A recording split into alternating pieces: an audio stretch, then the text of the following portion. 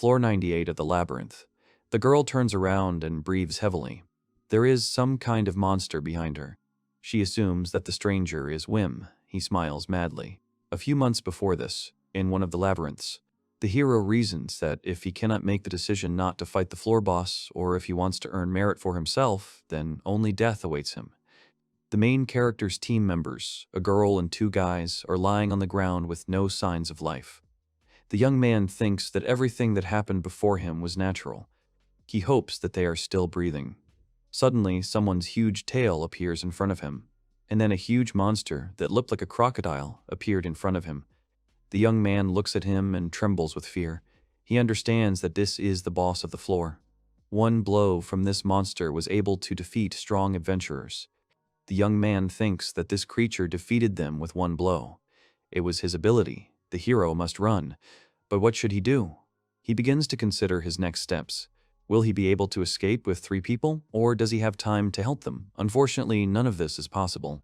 There is only one way. Mentally, Wim Strauss prepares himself for this. He decides to cast the spell, Puppeteer. He finally finished with it, saying that it was over, he just wanted to run away. It was the first time he had a choice. He remembers his comrades discussing how the dragon's wings made one of them a companion, and the other owes them 5 times as much for it. The guy smiled slyly and laughed. The monster growled, and the hero thought that it was time to live, and he was a little proud of himself at that moment. Someone's house is near the forest. Standing in the living room, 3 people surrounded the main character. He laughed nervously and asked what was going on. He thought that something strange was definitely going on. Someone stuck a sword next to his head. The young man looked questioningly. The stranger warned that he would not repeat it a second time. Kronos, the leader of the Dragon Wing, told him to leave. Nikra, the priest, said that he turned pale. Melis, the magician, added that he should have been destroyed on the spot. Nikra said that he clearly got something mixed up and asked why he was pretending to be a hero. Kronos explained that they had cornered the boss with his sword and Melis's magic. Did he really want to take all the advantages for himself? Wim said that he hadn't planned anything like that. He hadn't even thought about it. He had miraculously defeated the boss. It was definitely an accident. Then he thought he would earn the praise of others. Kronos, Nikra, and Melis continued to scold the guy. In their opinion, the monster was almost defeated. They do not understand why he got involved. Wim realized that they only began to hate him more. The main character fell to his knees and said that he wanted to ask for forgiveness. He explained that he had nowhere else to go. No one but the Dragon Wing would take him. He would not cause them any more trouble. He asked them for permission to stay, because this was his place. Kronos looked at him. And then he decided to offer something. The hero felt hope. He handed the hero a sword and told him to fight him. If he won, he would forgive him. Wim thought that it was impossible. There was no way he could defeat Kronos. Unless a miracle happens again. The hero laughed nervously. This angered the leader. He asked what was funny. He grabbed the protagonist by the neck and lifted him up. Kronos called Wim a useless person who can only use entry-level enchantment techniques. How dare he laugh at his leader. Nikra asked the guy to calm down and not to overdo it. He let the hero go and added that he deserved it. Kronos doesn't understand why such an unlucky person like Wim was able to defeat the boss. The hero thinks that it was because he was risking his life. He just thought that he couldn't continue to cause trouble. He wanted to be useful to the Dragon Wing. And yet he still causes problems. The hero clutches his throat and tears well up in his eyes. Suddenly, someone appeared at the door. The hero raised his head to look at the one who had come. It was a girl who looked like an elf. The hero asked what she was like. Kronos said that this girl, Sophia, would take his place. And then he added that she would replace him perfectly, they wouldn't even notice. The man leaned towards the boy and repeated one last time. He said that the main character should leave because they don't need him anymore. Wim was full of despair. He was very sad. He was very sad. A small town in the middle of which stands a clock tower. Wilbrun is a city where the dreams and hopes of young adventurers are in the air. It is located near the labyrinth. A city thriving thanks to the bounty of the labyrinth and the people who come to explore it. At the market, a man shouts that he is selling scaly mackerel from the 35th floor. The labyrinth is a huge chest with inexhaustible treasures. The evil merchant tells the man that this magic stone is from the 60th floor. but in the walls live unseen creatures that have never set foot on the surface. It seems that the labyrinth is endless. Adventurers can get rich and achieve unprecedented heights by exploring the labyrinth. They unite in groups, become brothers in arms who cover each other's backs. They risk their lives to explore the secrets of the labyrinth. The hero wanders alone along the street. He was so sad that he even thought about dying. He thinks about applying to the Adventurers Guild and leaving an application there, but no one really knows him, and his class is not popular. It is unlikely that anyone will dare to take him into the group. He was already thinking about hunting for small fry of E rank. However, he overestimated himself. It is unlikely that he will be able to cope with someone above F rank. He reached some establishment. He reached into his pocket. He found 3 coins.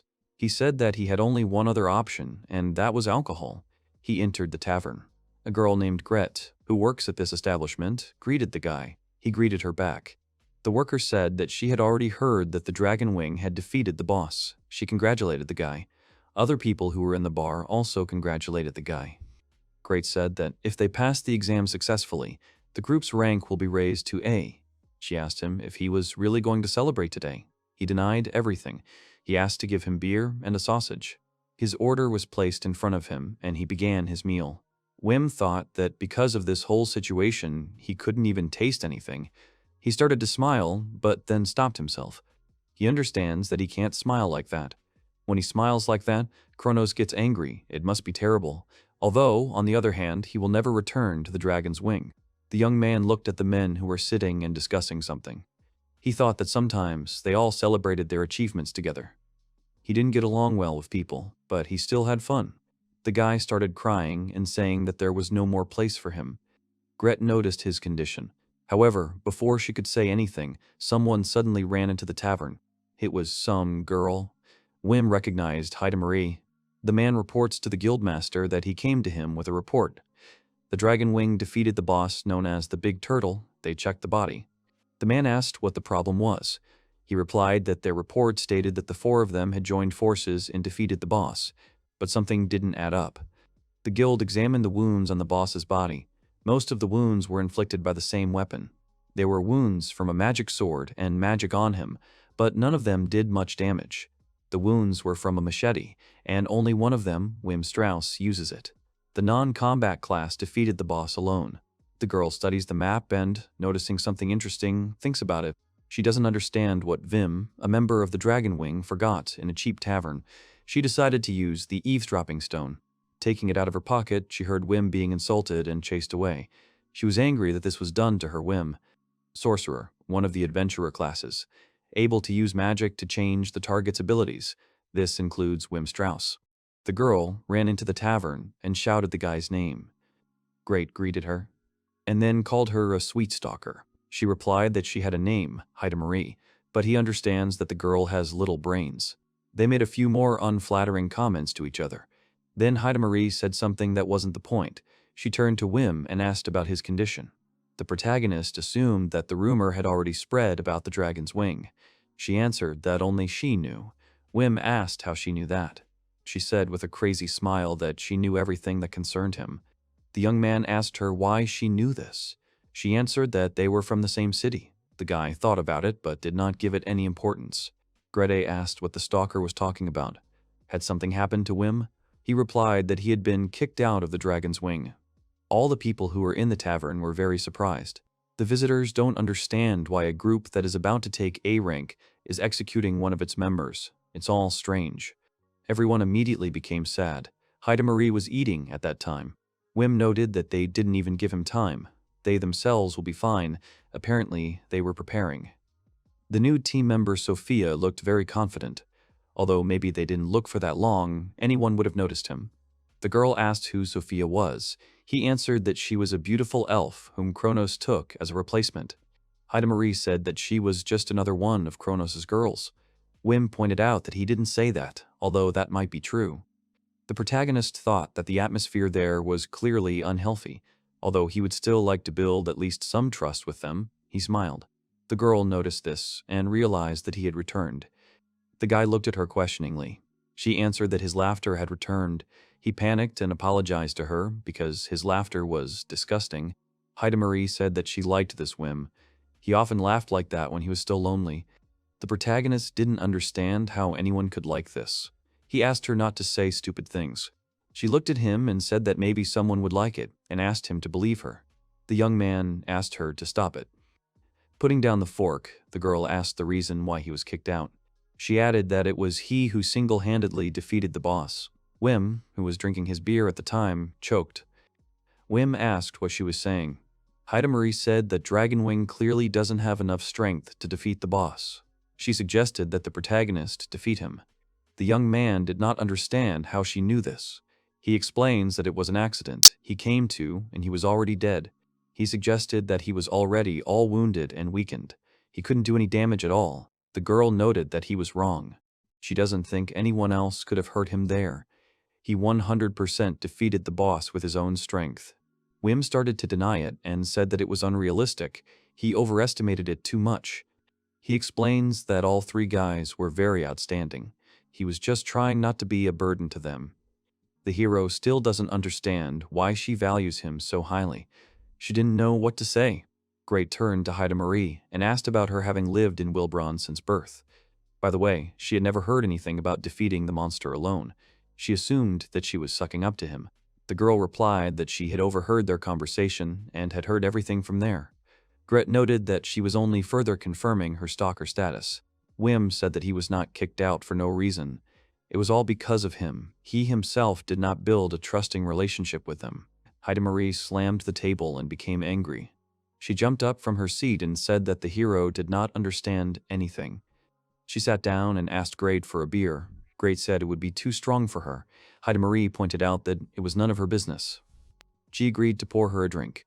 Wim watched this silently. A large mug of beer was placed in front of the girl. The hero thinks that when alcohol gets into Heidemarie's body, she starts talking a lot and for a long time. And then it passes out. That's exactly what happened. Gret asked if the girl would definitely have another glass of beer. She swore and told him to give her another beer. Wim suggested that she finish for today. The girl for some reason reached into her pocket. She took out her business card and handed it to Wim. It said, Night Dragonfly. Night Dragonfly is the best A-rank group in Wilbron. The fact that you belong to this group greatly raises your standing in people's eyes, but their entrance exam is also strict. Heidemarie was accepted into this group and she quickly showed them what she was capable of. The girl told the hero to take a business card and come to their group's house tomorrow. The guy didn't understand why he should do this. She explained that he would try to work with them and gain experience. The young man was shocked that this was possible. Heidemarie said that she has every right, because she has every right, because she is a candidate for the next leader. In the evening, the hero carried the girls on his back. He thanked Greta for the food. The employee asked if the hero would be able to carry it. It was heavy. She suggested using reinforcement. Wim laughed and said that sorcerers don't have very high physical strength, but he'll take her away. Everything's fine. Greet warned that there were a lot of drunken adventurers on the street and told the guy to be careful. A guy was walking down a dark alley with a girl on his back. He thought about Heidemarie's offer to join the Nightwing. He doubts anyone else would be in favor. He wrote that it was better for him not to interfere and not to make trouble for her, otherwise even more people would hate him. Suddenly, a bottle fell. Some men were trying to hit the target with bottles. The guy was walking not far from them at that time. Those people were shouting and drinking very loudly. The drunk man said that it was his turn. His friend pointed out that he would not get in. The main character tried to slip past them unnoticed, but alas, he was noticed. The men started calling him and trying to stop him. Wim asked what had happened. They asked who he was carrying on his back, and then they saw Heidemarie. They recognized her and said that she was that thief. The guy was surprised by such a statement.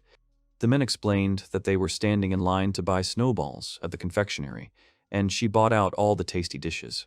Wim thinks that he feels sorry for them, but calling them thieves because of this is strange. The men tried to wake the girl up and demand an apology. The young man did not understand what to do. The men were irritated by this silence. They decided to wake the girl up themselves and reached out their hands to her. However, Wim used double boost and disappeared before the man could even touch Heidemarie. At first they were perplexed, but then they began to look around in search of the hero. The young man was at the top of the stairs. He apologized for Heidemarie and pointed out that she shouldn't buy everything, especially since she shared it with him. The men were very surprised. Wim realized that they were even more angry and decided to leave. The men stood in shock. They were surprised that it was Heidemarie from Night Dragonfly. They also discussed how the main character moved. One of them suggested that he was also from a Night Dragonfly. Wim was running down the street at this time. He said that he shouldn't have been drinking. He just ran past. It seems like they weren't following him. Then he noticed that the girl had woken up. He asked her if she could walk on her own. She answered negatively. The young man thought that anything can happen, and there is no need to take such people to heart. The boy still had doubts about the Night Dragonfly. Heidemarie is the next candidate for the leader. Even her rare sage class is rare. But he feels that he is too weak and does not fit in with them. He will cause more problems. Heidemarie patted the boy on the shoulder and told him to come. She explained that this was a great opportunity for him, and the Night Dragonfly would be able to reveal his potential. She looked into his eyes and told him that he should live the way he liked. Walking down the street, Wim thanked Heidemarie for coming to support him. She said so many nice things to him, but she is not obliged to do anything for him. She can easily forget about him. Heidemarie said that she doesn't feel like she has an obligation to help. She was surprised that he thought she was helping him just because they were from the same city. The young man asked her the real reason. She replied that he didn't understand anything. Parquet was surprised. She said that it would never reach him. The young man did not understand why. Heidemarie thought that she already knew everything that concerned him. Wilbrand's kitchen. Fat sausage, sausage full of meat. Juice flows out when the rind bursts. The secret of the taste is in the amount of fat and the way it is cooked. Usually served with beer and costs 0.5 merks. Beer Pilsner, light bottom fermented beer. The aroma and taste of hops are quite weak. It is very easy to drink. Snowball candies. A sweet made from long, thin text, rolled into the shape of snowballs, then fried in oil, and then sprinkled with powdered sugar. They also come in different flavors, such as chocolate or strawberry. Night Dragonfly. An A-rank group with over 100 members. They single-handedly defeated 30% of all killed bosses. There is a guard at the gate. He saw that Wim was hanging around the organization. The protagonist was torn between whether he should go in or not. The guard thought that he was suspicious. He decided to ask the young man what he wanted. He became nervous. He began to smile strangely and reached into his pocket. The guard thought it was a weapon, but the hero simply pulled out the business card Heidemarie had given him. The man was surprised that Wim was Heidemarie's friend. The young man understood why it sounded so strange. Listening stone. One of these is attached to Wim's jacket and listens in on his conversations, has a recording function, tracking emblem, a magical map with Wim marked on it, allowing you to track his location. Heidemarie met the boy and welcomed him to the Night Dragonfly. Once inside, the hero opened his mouth in surprise. It was a huge foyer with a luxurious chandelier, a flag, and a fountain. He thought it was amazing. Their house looked more like a mansion. The girl was giving him a tour at the time. Abel approached the guy and apologized for his mistrust. He said that he had heard about Wim, but had never seen him in person. The hero denied it and explained that he was the one who had behaved suspiciously. It was his fault. Heidemarie asked how he could have made such a mistake. He replied that she herself had described him to him as a handsome hero. The girl sharply told him to shut up and asked Wim not to listen to him. She pointed to the big doors and said to come here. The doors opened. Inside, there were many adventurers of different ranks and classes. Heidemarie turned to a girl named Camilla and said that she had brought him. The girl recognized the one Heidemarie was talking about. The protagonist recognized the leader of the Night Dragonfly. Her name is Camilla the Gray-Haired. She is one of the strongest in their city. Camilla said that he really is short, as she thought. She apologized to him and said that someone had told her that he was supposed to be a tall, handsome hero. Wim's friend told her to shut up. Camilla greeted Wim and the Night Dragonfly and introduced herself as its leader. The protagonist, in turn, also greeted and said that he used to be in the Dragon Wing, but was kicked out. He noted the girl's strong grip after shaking hands. She said that she had heard about him from Heidemarie, and then added that the Night Dragonfly needed capable people. She asked him what role he was doing in the Dragon Wing. He replied that he was doing ordinary things that did not require much effort from him. Finding the enemy was a decoy, and also paperwork. Heidemarie didn't understand why he was telling so many details. It would have been better if he had just said that he had left. He asked whether it wasn't better to tell the truth to 198. Camilla said that they have an order in the labyrinth right now. She leaves the search for the enemy to him. Wim was very surprised. He turned to Heidemarie and asked about this situation. There are so many people here, and they will all go. He did not understand why so suddenly. The girl told him that everything would be fine and told him to follow her. Wim was shaking. Labyrinth. Ahead you can see a staircase and mosquito-like monsters are flying. A crowd of adventurers entered the labyrinth. Camilla stood at a special device. She activated it and it began to glow. To teleport around the labyrinth, you can use the teleportation circles located on each floor. You can use the new teleport after defeating the floor boss. Depending on the type of teleport, you can teleport to several floors. The adventurers walk up the stairs, led by Camilla. Wim follows Heidemarie. One of the men looked at Heidemarie and nodded his head, indicating Wim. She looked back at him without emotion and turned to Wim. She asked him to put on a blindfold for a while. They hide their teleportation carefully, so it is impossible for him to see it, because he is just new. He put on the bandage and said that he understood everything, especially if their teleport allows them to jump over several floors. This is an important advantage over other groups. She told him to take her hand. He took it without hesitation. She was surprised that he took her hand so confidently in public. He immediately let go of her hand and said something he hadn't thought of. After that, they teleported several times and found themselves on the 97th floor. Wim couldn't believe they had descended so deep in just a few teleports. That's what an A-rank group is. The main character started to get worked up. He thought about what would happen if he was useless to them. He couldn't believe that he was given such an important role. He only worked in a small group, but this is a different scale. What if he gets in the way? Camilla and Heidemarie watch this. The leader asked him what he was muttering under his breath. She answered that he was just nervous. He was one of those people who constantly winds himself up and is very cautious. Camilla came up to him and hit him on the back. She told him that if he was so tense, how could they be calm? She reminded him that he had already gone down into the dungeons with the Dragon Wing. They were B rank, and they had defeated the local boss, so he didn't have to worry so much. She believed in him. The girl told him that their first task today was to make a map. She told him to do what he was already good at. He agreed and noted the kindness of this woman. Heidemarie said that in the Night Dragonfly all the people are good. He needs to cheer up. Suddenly, the hero felt something. Heidemarie asked him what had happened. He replied that he was not sure. She suggested that he sensed some kind of trap ahead and advised him to warn. He said he had a bad feeling about it, just in case he decided to study what was ahead. He used his skill and began to explore the dungeon. He noticed something. Heidemarie told him that if he found something, he'd better tell Camilla. The adventurers descended the stairs. Wim turned to Camilla. She asked him what had happened. He replied that a little ahead, about 45 meters away, there might be a trap with a rockfall. The girl asked if he was sure. The hero said that he was 89% sure. He also said that if they thought it was wrong, then he could be wrong. Camilla said that she understood and suggested that he report it over the airwaves. The young man thought that in small groups there is no such wave.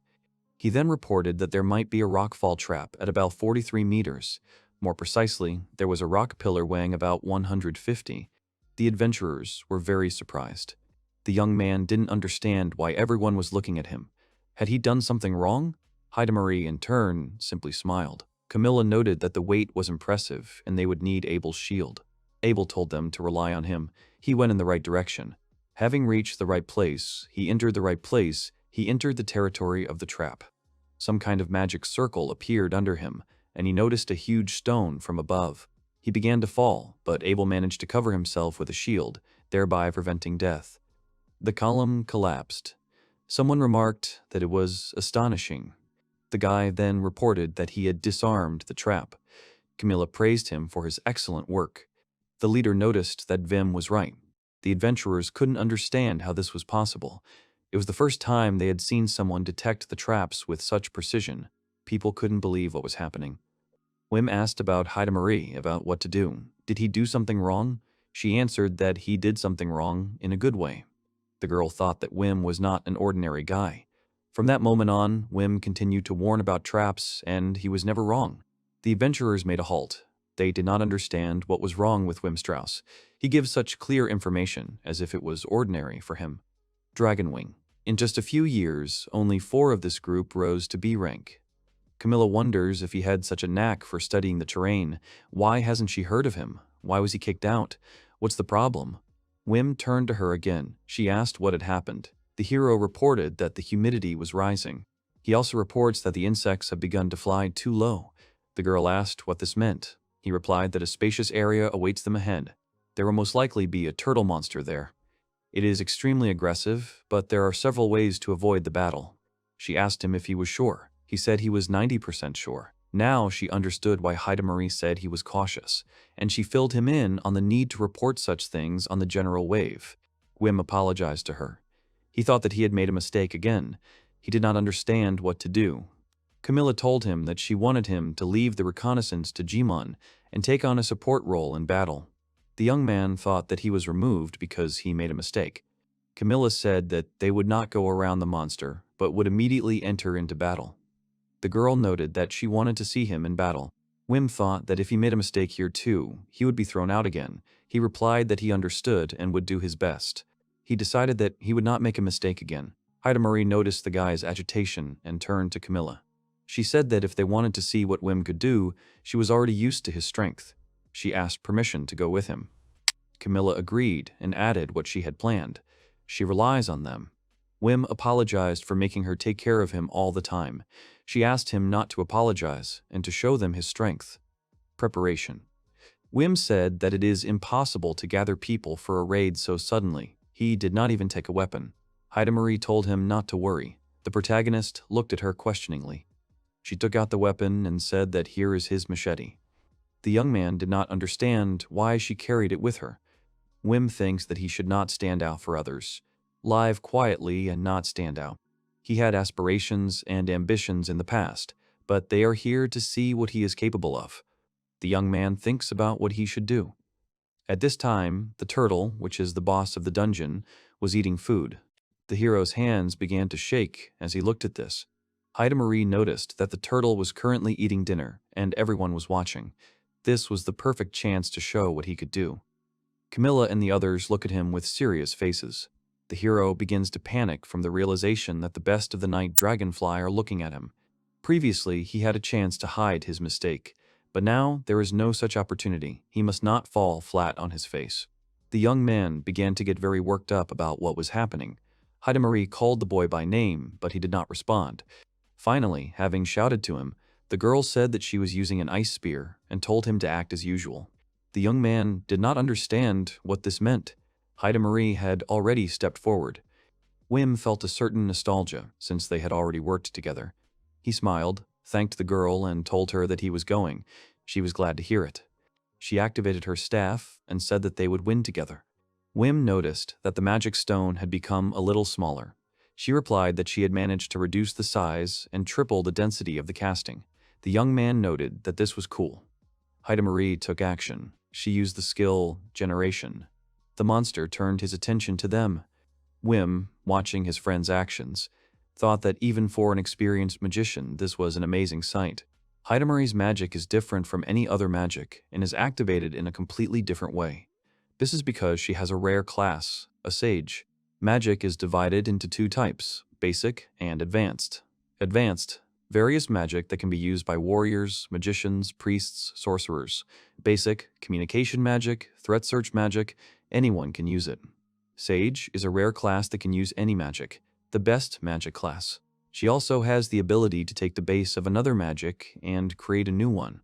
Heidemarie shouted at the boy to start acting. She said that she was giving him permission to use his magic on her. The guy agreed and started using the skills Power and Patience. Wim used his skills to release a target that wrapped around the device created by Heidemarie. The adventurers watched the events unfold. Camilla thinks that the sorcerer is able to strengthen spells. Wim used the skill Enchantment. The structure began to fall. The dungeon boss rushed towards the heroes. Heidemarie realizes that the turtle is attacking and yells at Wim to speed up. At the same time, Wim and Heidemarie shouted and used the skill Ice Spear. That, in turn, easily pierces the monster. All the adventurers stand with their mouths open. Camilla looks calm. The death of the monster raised the wind. This stream of icy wind mixed with dust reached the adventurers. They covered their eyes and faces, but the leader did not take her eyes off. The monster was defeated. Heidemarie says that it has become cold around. Wim says that he did not expect her spell to be so strong and apologizes to her. The girl told him not to apologize because they had a real demonstration. The girl turned to Camilla and asked her opinion. The leader's armor was covered in ice. She started shaking off the ice, and the young man thought that he was wrong again. He froze her armor. Camilla turned to the guy. She said that right now, Simon had found a wyvern and contacted it. She asked him to apply a boost to the shield. She added that she wanted to look at him again. The guy agreed. Heidemarie said that she liked Wim. He replied that it was not so. He was simply given another chance. He should try. The girl exhaled because she realized that the hero clearly had some problems and that this could not be fixed. She noted that it was good that at least the others noticed his coolness. However, the adventurers discussed Heidemarie's coolness and Wim's abnormality. She noticed this and asked about what they had just said. They immediately began to deny it. Abel greeted and introduced himself to Wim. He is a commander. The protagonist was surprised that this guy was already a commander, although he was about the same age as him. For some reason, Abel looked at the hero questioningly. He tensed up and thought that he was not used to talking to strangers. Words won't come out of his mouth. He started trying to say something. The commander thought he was feeling bad and asked about his condition. He replied that he was fine. However, the hero suddenly felt worse. If he was hated again, he was thrown to the side of the road again. Abel smiled and told him not to worry so much. Everything would be fine. The young man was surprised. He thought that this guy was kind and handsome. The commander added that he had been told that Wim should strengthen his defense. Unfortunately, he had no experience with sorcerers before. The protagonist was surprised that there were no sorcerers in the Night Dragonfly. Abel heard that in the past there was one sorcerer, and that was it. Wim thought that it was expected, because the class was not very popular. The main character said that he can tell about everything. The magic of sorcerers is able to change the essence of things by the power of consciousness. For example, the physical abilities of the human body, or magic can be used to enhance the acuity of human feelings. Also, the boost won't work unless the target is ready to receive it. Someone stopped the guy. Some adventurer said that he didn't like his buff. The man introduced himself as Mark. He apologized to Wim and decided to explain what he meant. The adventurer says that he has worked with the sorcerer before. When the enhancement is applied, he feels changes in his body, and to such an extent that it is difficult to move normally. And when his weapon is enhanced by some element, it is a complete nightmare. Wim said that he does not use the magic of novice sorcerers, including elemental enhancement. He uses more complex combinations of spells. He assures the man that he has nothing to worry about. Mark looked at the guy with displeasure. The hero was perplexed. The adventurer said that he had basic knowledge of magic and demanded to find out more. Wim started to wind himself up again. He thought about how he had angered the man. He didn't know what to do in the situation. At this point, Abel intervened. He said that they might not have much experience, but they were willing to learn. He would also like to learn as much as possible. Wim thought about them being adventurers from the Night Dragonfly. It would be strange if they didn't know about other classes. He decided to ask again if they were sure. He didn't mind telling everything in detail. Mark exhaled. The young man looked at him with bewilderment. The man said to tell them everything, and asked whether the hero could strengthen at all. The hero asked again if they really wanted him to tell them everything. He told them everything about where the sorcerer shines. Mark confirmed it. The young man was glad, because no one asked him to explain everything. Wim explains that many do not like to work together with sorcerers because most sorcerers use magic by casting spells. And this method of magic is quite long and does not allow for flexibility. A skilled sorcerer can adapt to others. Abel summed up that the sorcerer can adjust spells for different people. That is, he does not throw a bunch of enhancements into one pile. The young man confirmed the thought and added that by accident, a person's bones can be broken. He thought that people from the Dragonfly are amazing after all. He did not know that anyone could understand him. The hero then goes on to say that he has developed spells of varying power for each of the 600 muscles, for each bone in the human body. In addition, he can work with any type of weapon and even knows how to properly enhance any of the legendary divine weapons. Here he stopped and apologized for such a large amount of information. The adventurers said that everything was fine. The young man continued to explain that the most common enhancement he uses consists of 7 combinations of defense enhancement spells and 25 different sense enhancement spells. Suddenly, Mark shouted and asked the guy to stop. The young man thought that he had gone too far. The man said that he was surprised. In other words, his magic is different from other sorcerers, and can also enhance several of their abilities at once. Wim briefly explained that his spells are completely different and feel different. In simpler terms, he uses combinations of small magical enhancements. Mark asked if there would definitely not be any strange sensations. Wim replied that it should be something like, "I feel better than usual." The adventurer gave his permission for Wim to use his charms on him. The hero was surprised. Mark explained that the young man had told him everything in such detail, and he saw that he had constantly improved himself and worked hard. He trusted such people. Wim was glad that they trusted him. He thanked the man. Then he said that he would give it his all. His magic wrapped around the man. Then the hero used the skill, enchantment. The man first tensed up and then thought about it. Abel and Mark stand opposite each other. They have both been enhanced by Wim's magic. They look at each other, and suddenly, one of them decides to join the fight. It was Mark. He tried to strike the commander, but he managed to dodge. Abel decided not to hesitate and raised his leg to strike, but the blow was stopped by Mark's hand. The men continued to strike each other with lightning speed. Wim stood and watched what was happening.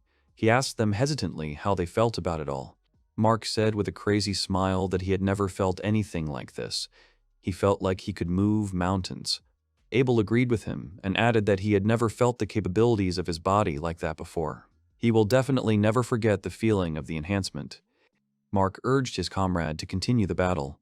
Meanwhile, Wim breathed a sigh of relief. The other adventurers turned to Wim and said that they wanted to try it too. He agreed. The heroes had to fight a wyvern. A crowd of adventurers stands at the entrance, waiting for the monster. Wim's hands are shaking. He said that she was approaching. Camilla agreed with him. She noticed that he was shaking all over. He explained that this was always the case with him when a strong opponent was approaching. Suddenly, they heard the flapping of someone's wings. Camilla told everyone to get ready, because the enemy was already close. A terrible monster appeared in the passage. It had many eyes. It roared. The adventurers stood and watched. Camilla realized that she was attacking with her breath and ordered the shields to be raised. The men obeyed. A huge fireball flew towards the adventurers. The hero's shield formed a barrier. When the ball hit this barrier, it bounced off and headed towards the wyvern. Wim realized that it was a reflection. He noticed that the shield bearers of the Night Dragonfly were on a different level. Mark was shocked. He asked Abel if it was really their reflection. He confirmed everything. The commander said that it was definitely not a coincidence, and another guy noted that this was the first time they had done something like this. Mark wanted to say something about the sorcerer, but Camilla interrupted him. She ordered the adventurers who were responsible for long-range combat to begin the attack. They prepared to attack, Heidemarie among them. They used Ice Lightning Spear to defeat the wyvern. However, she survived such a powerful attack. The man standing next to Camilla noted that this was not enough. She agreed with him. Wim thinks that she has some kind of protection from magic on her body, and she also has different eyes that are different from other individuals. The young man assumed that this is a unique individual. Camilla noted that the creature was accustomed to magical attacks. Wim confirmed this. She looked at the hero with a smile. He did not understand the meaning of this look. Camilla ordered everyone to disperse. She decided to join the fight herself. The shields ran towards the leader.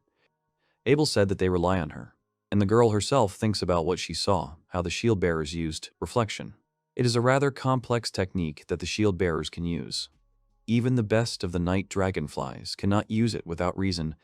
She thinks about how, under Wim's power, they were able to.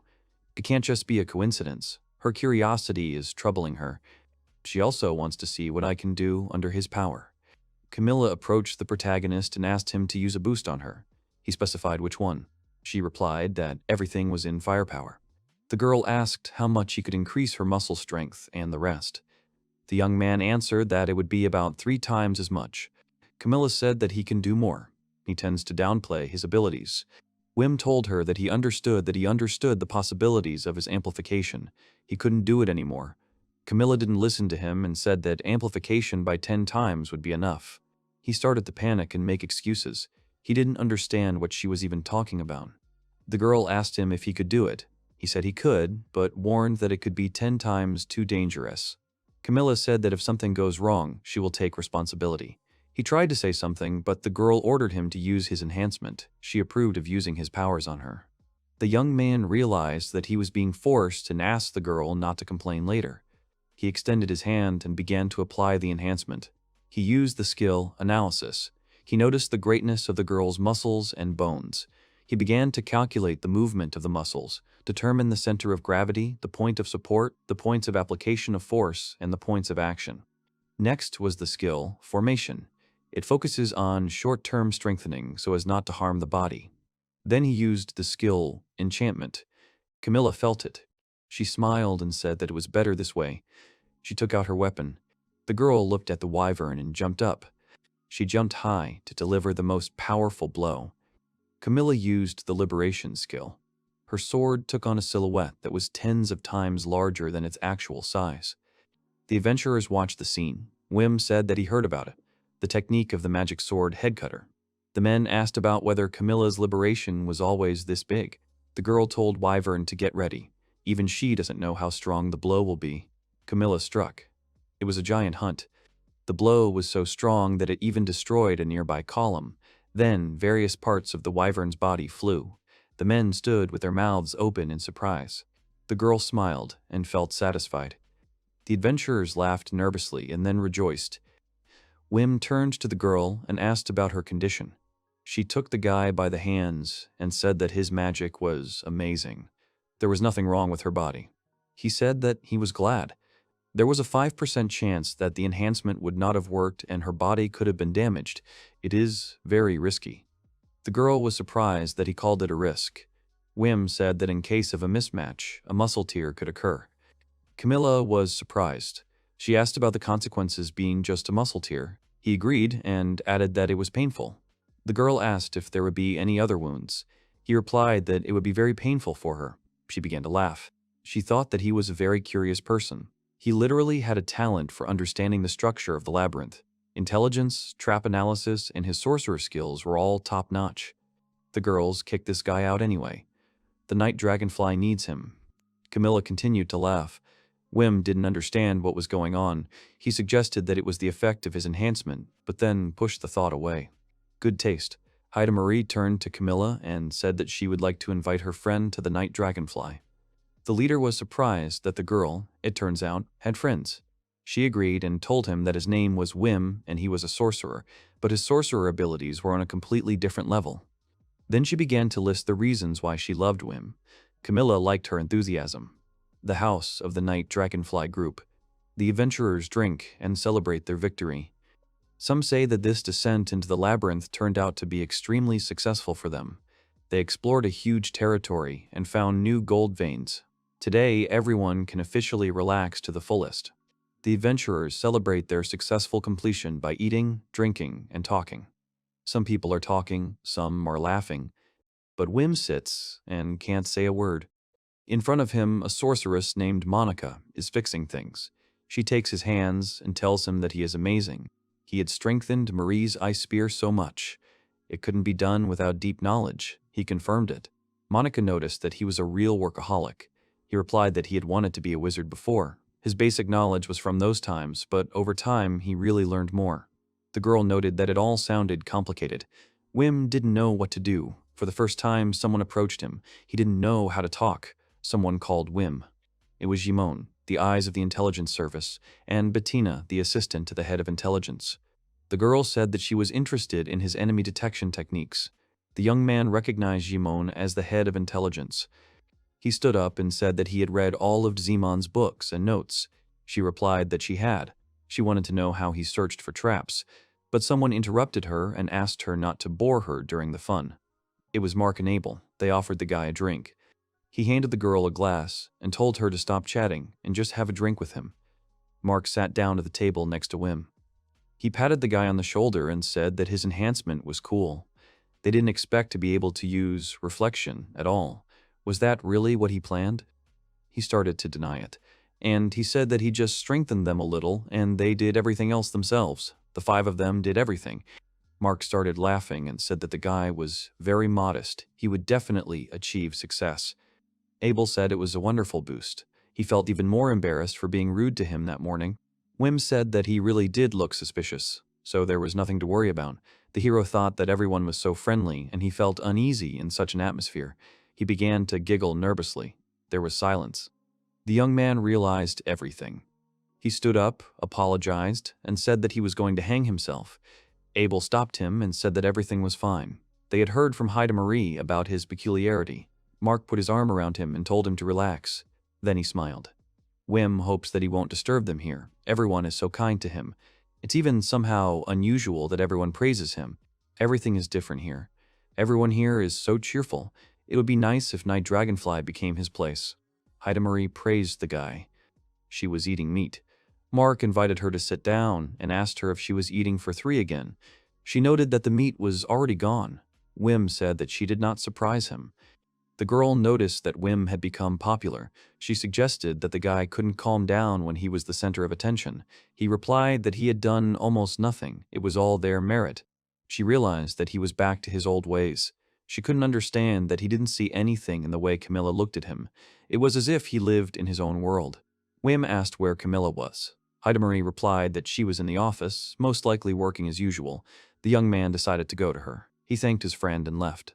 Camilla is sitting in her office and typing something on a typewriter. She finished her sentence, took a piece of paper out of the machine, and asked a rhetorical question about when this red tape would end. The girl exhaled and leaned her elbows on the chair. She thinks that today's descent into the labyrinth was very successful, literally thanks to Wim Strauss. And his effort was simply amazing. It was like wings had grown on his back, but it felt more natural, like he was simply improving on what he already had. It felt like he had surpassed his own limits. She hadn't expected to be able to squeeze out such power. She began to think about using his enhancement for training, so that she could more easily feel the strength she needed to strive for. She had long since reached her limit, but with his power she might be able to become stronger. Someone knocked on the door. Camilla allowed Wim to enter. The door opened, and Wim stood there. The girl asked why he was still in the doorway. The young man came in and handed her a stack of paper. He told her that he had brought a report for the guild. The leader was surprised. Wim said they had accomplished a lot during their foray, including finding several gold mines. He thought they would need a full report for convenience. Camilla thanked him. The girl thought that now she could do nothing and just send his report. She was glad that there was no more work for today. Camilla suggested that Wim had done such work for Dragonwing, which he confirmed. He added that he was mostly involved in all the bookkeeping, not the fighting. She asked again about all the bookkeeping. She realized that these were negotiations. She thought that he had brought the report to appease her. He had decided to show himself from an even better side in order to join the Night Dragonfly on favorable terms for him. From the very beginning he seemed insecure to her, but in fact he planned it all and did it on purpose. The girl decided to play with him and laughed. The guy did not understand the reason for her laughter. She offered him 500 mercs. The young man looked at her questioningly. She continued to say that the gold veins belonged to their entire group, so she could not pay with pure gold. But when he joined them, then she would pay him another 2,000. Wim asked about what she was talking about now. Camilla thought that he was pretending that he was not interested in the negotiations with such an innocent face, but she was sure that he was looking for an opportunity to get the best price. She noted that he was a cunning guy, but she couldn't let anyone else take this young man for themselves. She told him that she would pay him 3,000 once for joining, and in the future, we will pay 600 marks per month.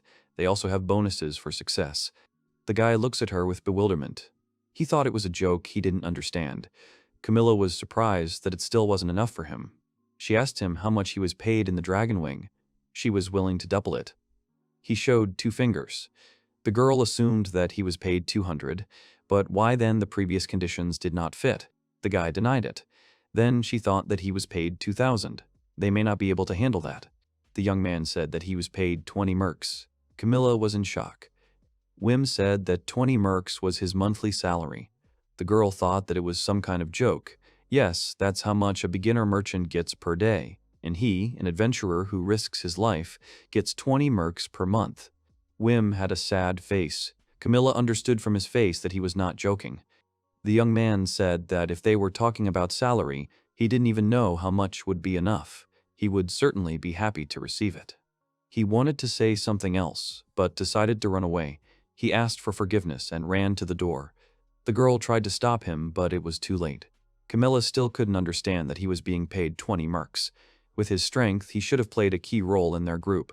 She wonders why he was paid so little, and why he was fired in the first place. She doesn't understand what kind of group Dragon's Wing is. 35th floor of the labyrinth. Adventurers are running from someone. They are being chased by a group of goblins. They thought that when he was gone, they would lose nothing and would only become stronger. After a good beating from the floor boss, they licked their wounds. They took a new member and were ready for new exploits. They thought that now that the bitterness of defeat had faded and their wounds had healed, they would be able to descend deeper. For an A-rank group, this was certainly an easy task. Kronos was wounded. He ordered Nikra to treat him. She began the treatment, but he said that it was too slow. The guy did not understand what was wrong and why they were not succeeding. The leader asked Milas when the barrier would come. She said that the fiery lines would never fail.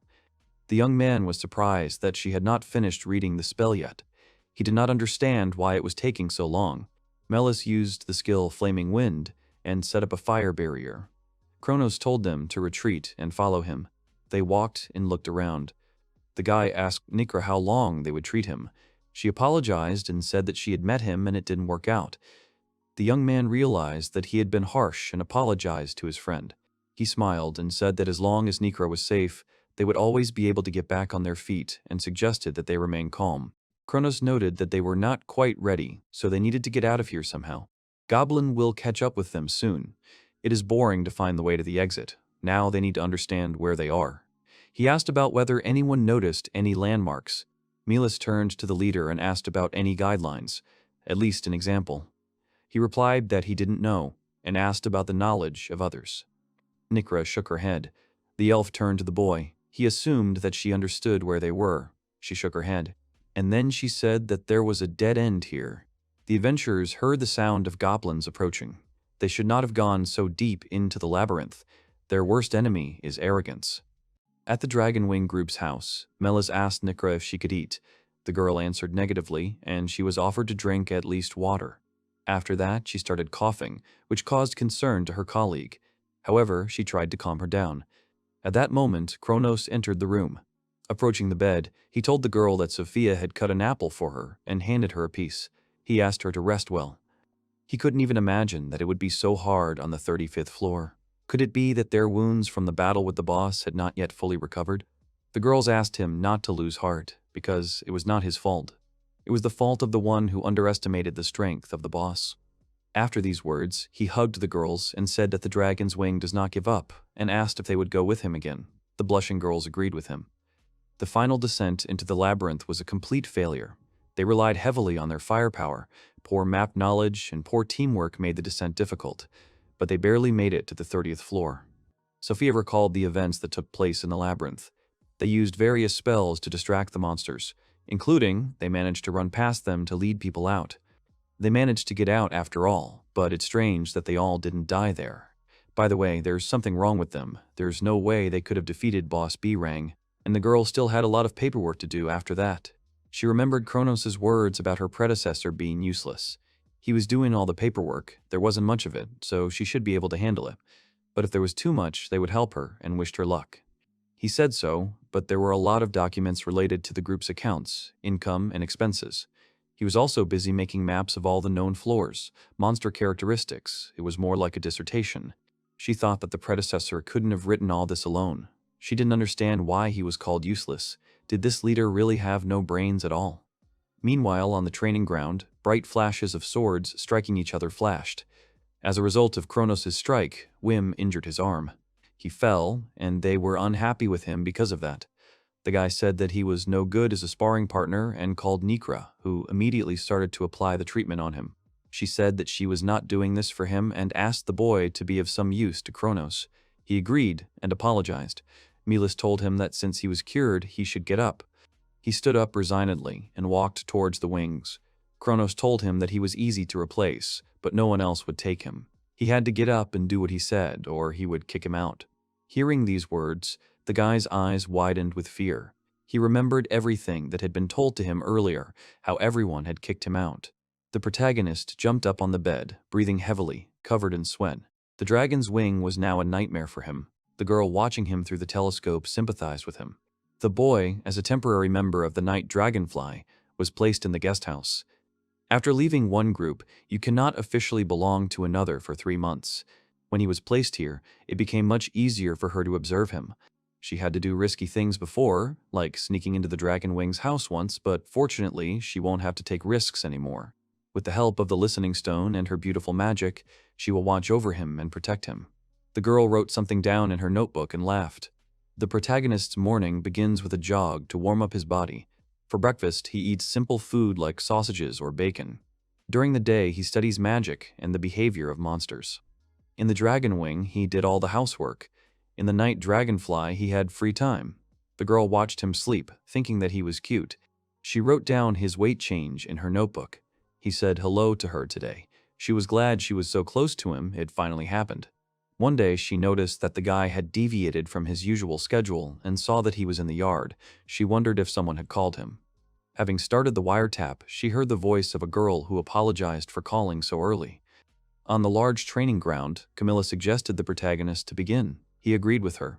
The girl continued to watch the shameful pipe, not understanding why she called him. Camilla used the charm from the protagonist. Heidemarie thought that she wanted to use Wim's power for training. Use the boost, little by little, to get her body used to the power, then memorize the movement, then try to repeat the movement she used before the boost. In this way, she plans to overcome her limitations. The girl watched as Camilla used her skills to create gusts of Westra. Wim watched her. Heidemarie thought she was a monster. In just an hour, she had achieved the same results as when she was enhanced. She was pleased with that. Camilla didn't understand why her hand was shaking. The protagonist replied that if he adjusted the friction in the joints a little, he thought that this shouldn't happen. Then it will no longer be an enhancement, but rather a strengthening. The girl was surprised that he could do this and suggested trying. She began swinging her big sword on the spot again. The protagonist asked her if everything was okay. Suddenly, Camilla came up to him and hugged the guy. Seeing this through the telescope, Heidemarie was shocked. She heard Camilla telling the boy that he was simply amazing. Watching what was happening, she was literally shaking with displeasure. She was outraged by what she was doing to her Wim. She decided to calm down. After all, it was Camilla. She just hugged him out of an excess of emotions and nothing more. However, seeing her flushed face, she doubted it. Camilla told Wim that next time she would invite Abel, so she suggested that they train like this every morning. Of course, they would pay him for it. He asked if she was sure about that. She smiled back. In the afternoon, Mark invited Wim to have a snack. Heidemarie thought it seemed natural, but it was all a trap by Camilla. She wanted to tie him up before he officially joined them. That evening, she thought about what she had seen today. She thought she wasn't going to chase him every second because she wasn't a stalker. She respected his privacy and understood that he had his own life. Now, he was in the middle of the night, in a city with only men. Han suggested welcoming the main character and drinking to him, becoming one of them. He raised his mug. Everyone was having a good time in the establishment. The girls were bringing them various treats. Heidemarie, who was watching all this, was very unhappy with his pastime. Seeing the guy looking at the girl, her teeth began to grind with anger. But she realized that there were too many people there, so it would be inconvenient to listen. Meanwhile, Wim was told that they had heard that he and Heidemarie were from the same city. He confirmed it. The man was surprised that he had decided to go so far from home. The protagonist replied that there was nothing to admire here. The man replied that he had read a fairy tale about a hero in his childhood, and that was why he was here. Mark said that Monica had told him that he had wanted to be a magician before. Wim agreed with him. Mark replied that he, too, always liked fairy tale wizards more than heroes. The guy replied that he liked one about a sorceress girl who could change her appearance. A fairy tale about a princess in sheep's clothing. The main character wondered if he was speaking normally now, if he was dreaming, or if he had learned to communicate. Everyone around him was laughing. The girl continued to watch him. Heidemarie was glad that he was having fun. Meanwhile, the men went outside and were about to go somewhere else, inviting the protagonist to go with them. The street was noisy. Everyone was discussing where to go. They wondered if they should invite the main character along. Mark asked the guy if he was dating Heidemarie. He protested, saying that they were just friends. They didn't understand how she felt about him. He said that she was very kind to him because she felt responsible for him. They didn't understand the meaning of his words. At that moment, she appeared behind them, which surprised them greatly. They were curious as to how she had got there. She asked where they were going to take him next. Wim greeted her, and she offered to go with him. Little by little, the main character becomes part of the Night Dragonfly. He said he had had a very busy day. She said she knew. He added that everyone in the Night Dragonfly was very kind to him and accepted him, something he had not felt in the Dragon Wing. For the first time, he found his place in a group of people. That's how he felt, but he thinks he's wrong. The girl said he was right. Wim asked her how she knew about his day. The girl replied that she had already said many times that she knew everything about him. She was sure that his life had changed for the better. Meanwhile, the man was outraged that he was not invited to dinner with the main character. Mark replied that he did not like it there. He said that the food there was delicious, and he wanted to recommend a couple of dishes. It was a great chance to get closer. Mark apologized to Abel, thinking that he was too emotional. Adventurers Guild investigation team member Dominic stood before Camilla, who asked what he wanted. He replied that they wanted her support in their secret investigation. She asked him what he meant. Without showing any emotion, he replied that it was about Vim, a former member of the Dragon Wing. The girl looked at him silently with a serious face. She said it was nonsense. He said he understood why it surprised her so much. She said she just couldn't believe it, that he could defeat the boss of the 97th floor on his own. It was hard to even imagine. He added that the only wounds found on the boss's body were machete wounds. They say that Kronos, the leader of the group, used Vim's machete to stab the boss. The main character's report states everything exactly the same, but they don't have the opportunity to conduct a full investigation. Camilla asked if he meant to say that this was another mystery of the labyrinth, an affair that had taken place within the walls of the labyrinth and that could not be solved due to lack of evidence. It wouldn't be like that if the investigation committee did their job. He said that for now, they have postponed the promotion of the Dragon Wing to the A-rank group, but they still haven't found any evidence. Now their people can march those who could not even scratch the boss. The girl replied that she had never heard of anyone being able to defeat the boss alone. He will start that this is precisely why it is only a theory. He has personally reviewed the report several times. Everything is perfect there, except for one nuance. There is nothing about him there. In all the reports, there is not a word written about his own achievements. The girl thought that it could very well be because of his character. He replied that it was possible. She said that she wanted to believe in it. So she agrees to cooperate. They also wanted to know, so she offers to study his abilities in battle. Later, they went underground with various adventurers and moved through intricate passages. The protagonist reported that there was a potential trap 50 meters ahead. Camilla understood him and decided to go around. Wim was pleased that he was able to communicate via the general radio. It's been a few months since he entered the Night Dragonfly. His main role is between the vanguard and the rearguard. Depending on the situation, he must strengthen one or the other. Surprisingly, they had stopped hiding the teleport points from him lately. It seemed that the Night Dragonfly had begun to trust him. He was pleased that even someone like him had found a use. Camilla called him and he asked what had happened. She suggested that he show what he could do in a fight. He replied that he had not fought in a large group, to which she told him that he would be alone. If he uses the enhancement on himself, he can fight, and he said that he has already fought with all sorts of small things. He tried to argue that he is weak. She replied that the next descent into the labyrinth was planned to be large-scale, for which she needed to accurately understand its power. If he could stand up for himself and fight alone, she wouldn't worry about him. Wim replied that he understood. The group member reported that there was one large golem about 140 meters away. Camilla thought that this was not the easiest opponent to fight alone. She suggested sending Heidemarie to help him. He said he could handle it. He reached the stairs, caught his breath, and collected his thoughts. Right in front of him, in the middle of tall columns, stood a giant golem whose arms reached down to the floor, and there were clouds of dust around him. Wim was scared when Heidemarie approached and touched him. She told him to relax. He replied that he could lose his life here. She added that it would not be easy. The guy took his machete and prepared to attack. Looking at him, the adventurer said that he understood that he was special, but it was difficult for a sorcerer to defeat a golem. A B-rank warrior would hardly be able to cope with him. Camilla said she knew, but his charms were special. He could strengthen and enhance every bone, every muscle. It was a fine piece of work. By covering weak points one with another, combining a bunch of little things, he creates a boost that is many times superior to any other sorcerer. The man doubted whether he could defeat the golem. She replied that it was quite possible, and he thought that she believed in him. To become an adventurer, you need to perform a ritual where you determine your class. After the ritual, the adventurer gets a body 10 times stronger than a human. However, the sorcerer's power is barely greater than that of a normal human, a difficult class to work with. A sorcerer is unlikely to become stronger than other classes. They have only one advantage. Immediately after receiving the class, you do not need to get used to a new body, because there are almost no changes. Looking at the approaching golem's hand, the protagonist used an instant double boost, preparing the machete. When he uses the enhancement on himself, there is one plus. He does not need permission to cast the enhancement charm. It is much easier for him to understand what exactly needs to be strengthened, and, in general, it is easier to regulate. Strengthening can usually be used only once, but he can use it twice for his own business. But such a boost consumes a lot of mana, so you can't fight like this for long. The fight needs to be finished quickly.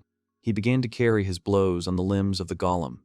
The observers were amazed by what was happening, and the protagonist was able to cut off his hand, landing on a column.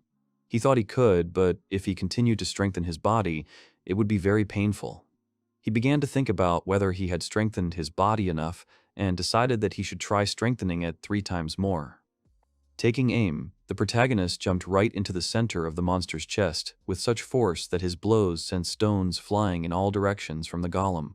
Blow after blow, he destroyed the fallen monster, looking at it carefully, and in the end, he was able to find the core deep inside. His finishing blow sent the monster flying. Everyone watching silently looked at him. The protagonist was heading towards them, having stuck the golem core in his machete. Eventually, the core shattered into pieces, falling off the weapon, and at the same time, the monster began to crumble into pieces. Those present could not contain their amazement at the fact that he was able to do this in just a couple of movements.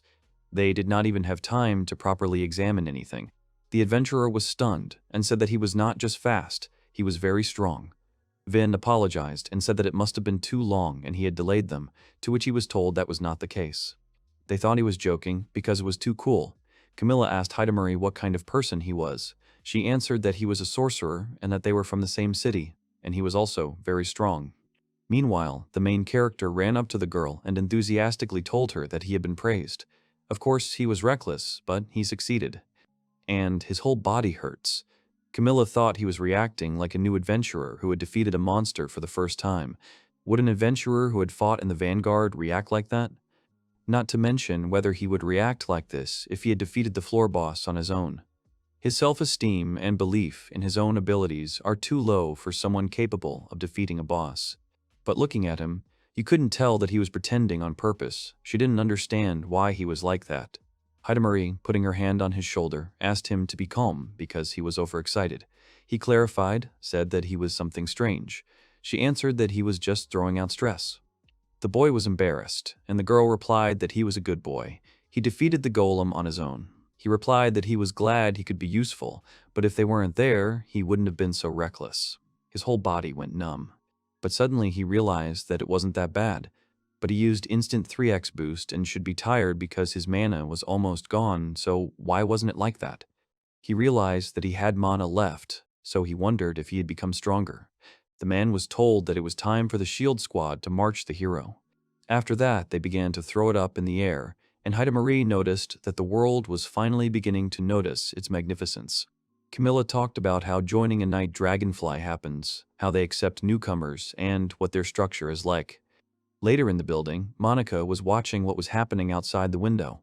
An adventurer approached her and asked what she was looking at. Pointing out the window, the girl called him to see what was happening there. At this time, Camilla and Abel were fighting, using the main character's enhancement on themselves.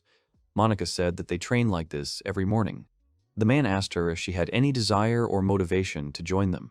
She replied that she would only disturb them, but that he said that it was logical because she was too noisy, which offended the girl. Meanwhile, on the training field, Abel fell, and Camilla said that was enough for today. He tried to argue that he could continue.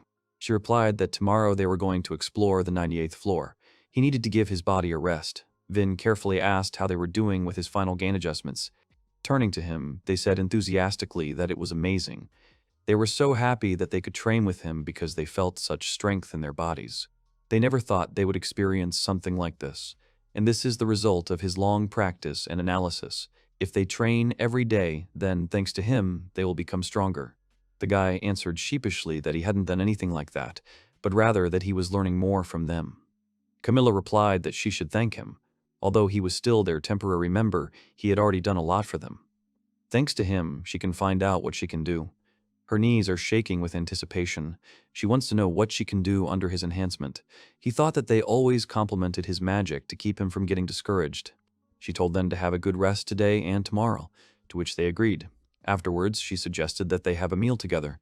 Abel happily agreed, adding that he knew where they cooked delicious steaks. However, Vin was skeptical. He said that he had to meet with the intelligence department because they had a meeting. The girl understood what he was talking about and added that if it was important, then no big deal. Next time they would eat together at my place. As he left, the guy bowed and apologized to them again. They watched him go. The girl smiled and realized that she had been rejected.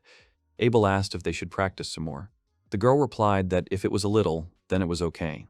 Later, she walked along the corridors, realizing that they had gotten too carried away. Now she would have to drink a healing potion. She noticed people chatting cheerfully in the office.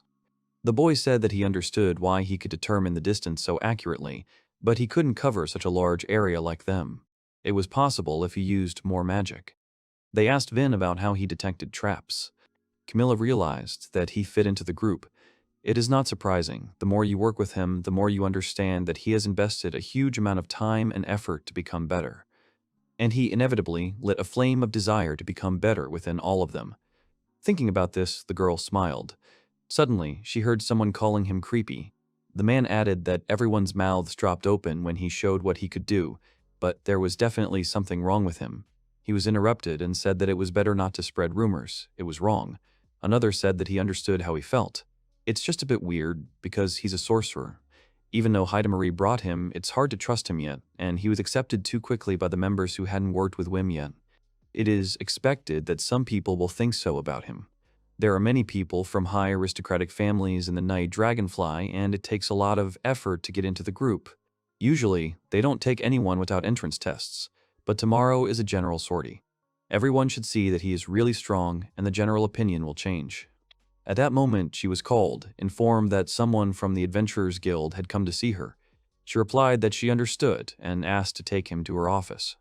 While reading the report, sitting on the couch, Dominic was amazed that the main character was able to defeat the golem single-handedly. Camilla replied that it was amazing. He was curious to know what she would say. How did she think he could defeat the floor boss on his own? She paused for a moment, then replied in the negative. His speed was really high. She could say with confidence that she had never seen such wizards. Camilla said that if you take into account the overall combat capability, then he is equal in strength to the leaders of the Night Dragonfly. The guy thought about it, and the girl added that if he has not yet given his all, then this is a completely different conversation. Dominic asked if she thought he hadn't reached his potential yet. She said she just wanted to tell him he was special. The guy mentioned that they were going on a full-scale foray to the 98th floor tomorrow. If he was hiding something, they could try to uncover it tomorrow. She agreed with him, adding that if they returned safe and sound. That evening, Heidemarie was having dinner at the tavern and was happily talking about how it seemed like Wim no longer had nightmares. His sleeping face was no longer marred by anything, although he sometimes spoke in his sleep. The girl at the bar devastatedly agreed with her. Heidemarie asked her what had happened to her.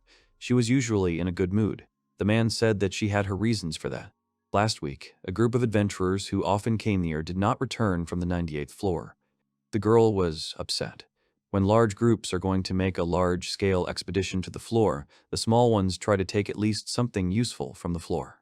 But this is not a studied floor at all. Obviously, if something goes wrong, the group will disappear without a trace. If their remains are found, that will be good. Adventurers are always on the edge. And that goes for everyone, even the local regulars. You just have to accept it. The girl answered sadly that she understood. Heidemarie shouted that she could buy a drink on her account. She would spoil her. She replied that it was amazing. Heidemarie added that it was a gift from the best sage of the Night Dragonfly. He took a large glass. The girl thanked her. Seeing the volume of the glass, the sage cried out, "Is it too much?" She replied that it was only one mug. Heidemarie replied that she did not mind, but when she heard the price, she realized that it was 5 times more expensive. They began to squabble, discussing who was trying to deceive whom.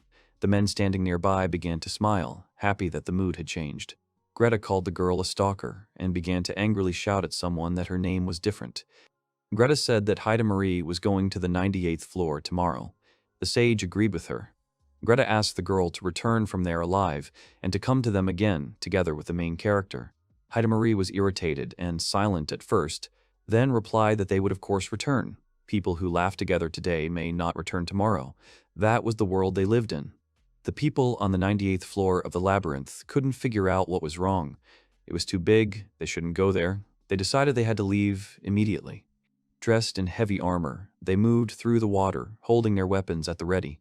Suddenly, one of them grabbed his necklace. He heard screams behind him, but when he turned around, he saw that none of the people who were with him were left. Grasping his sword tighter, he apologized to his child. Next to him was a giant monster head, which bared its mouth. He shouted for it to attack. He would show what an adventurer is capable of. After that, he could see what was next to him. A column of armed men moved along the city streets past the clock tower. People from the windows and along the edges of the road watched them. The man walking in front had a banner of a Night Dragonfly. The people present supported them, telling them not to show it and everything they could. Watching this, the protagonist realized that they were very popular. It was like a holiday here. They were looking at him too, and just recently he was in the dragon's wing. He realized that he hadn't heard from them lately. Had they been nursing their wounds all this time? He shook his head and realized that he was in a different place now and had to put them out of his mind. He moved further forward. One of the watching men noticed that, this time, 122 people from the Night Dragonfly were being launched into the labyrinth. Another answered him that this was all at once, only excellent results should be expected from them. One of them asked if they had heard anything about the new temporary member. He was a sorcerer who had been kicked out of the dragon's wing. The man was surprised by his words, and the other added that he was very talented. He was now on the lips of many adventurers. They were curious about his name. The group that uses the floor first takes the biggest risk, as they are entering unknown territory. They are more likely to run into traps and encounter floor bosses more often than other groups. Only the most experienced and strongest groups take such a risk. Camilla shouted at everyone to listen carefully. In a wide square, among walls with tall stained glass windows, a large number of adventurers gathered, ready to set out on their journey. The girl told them that today they will follow an unknown to anyone 98th floor. She tells them directly that this is a very dangerous mission. They must be ready for anything and muster up determination. They must value the life of a comrade more than the treasures they might find. The Night Dragonfly must not lose a single man. They will all return victorious. The people supported her cry, raising their weapons. Wim tried it too, but it was very weak. Heidemarie noticed that he was not a fan of it. The guy was surprised that it was so noticeable. He lowered his gaze. The first floor of the labyrinth was located directly below the guild. From there, the group reached the 98th floor by the safest route. Looking at the high stone walls on which small bushes of plants grew, the main character thought that he did not see the ceiling, as if it were the sky. His role was to buff the vanguard, and if he had mana he could afford to spend, he was supposed to spot traps ahead. They had a huge responsibility in front of them. Whether they could cope or not depended on him too. Abel asked him if he was nervous. The guy answered that he had already collected his thoughts. Suddenly, he fell down, saying that his stomach was hurting. The man realized that he didn't look like he was going to pull himself together. Wim apologized and said that everything was fine. He should calm down because everything had already been explained to him. First, you have to move carefully to save energy because they don't know how big the floor is and what you can give up ahead. Secondly, if there are any questions or if they find anything, I have to contact them and explain everything as it is. They all work like one big, well-coordinated machine. Abel replied that everything would be fine. He had shown himself to be excellent in training. He added that they believed in him, so he should believe in them too. He would protect him. He was even ready to fight the boss. The main character blushed at his words. Abel laughed and apologized because he got too carried away. He trained with the guy every day, tried to seem cool, and from time to time, they just talked.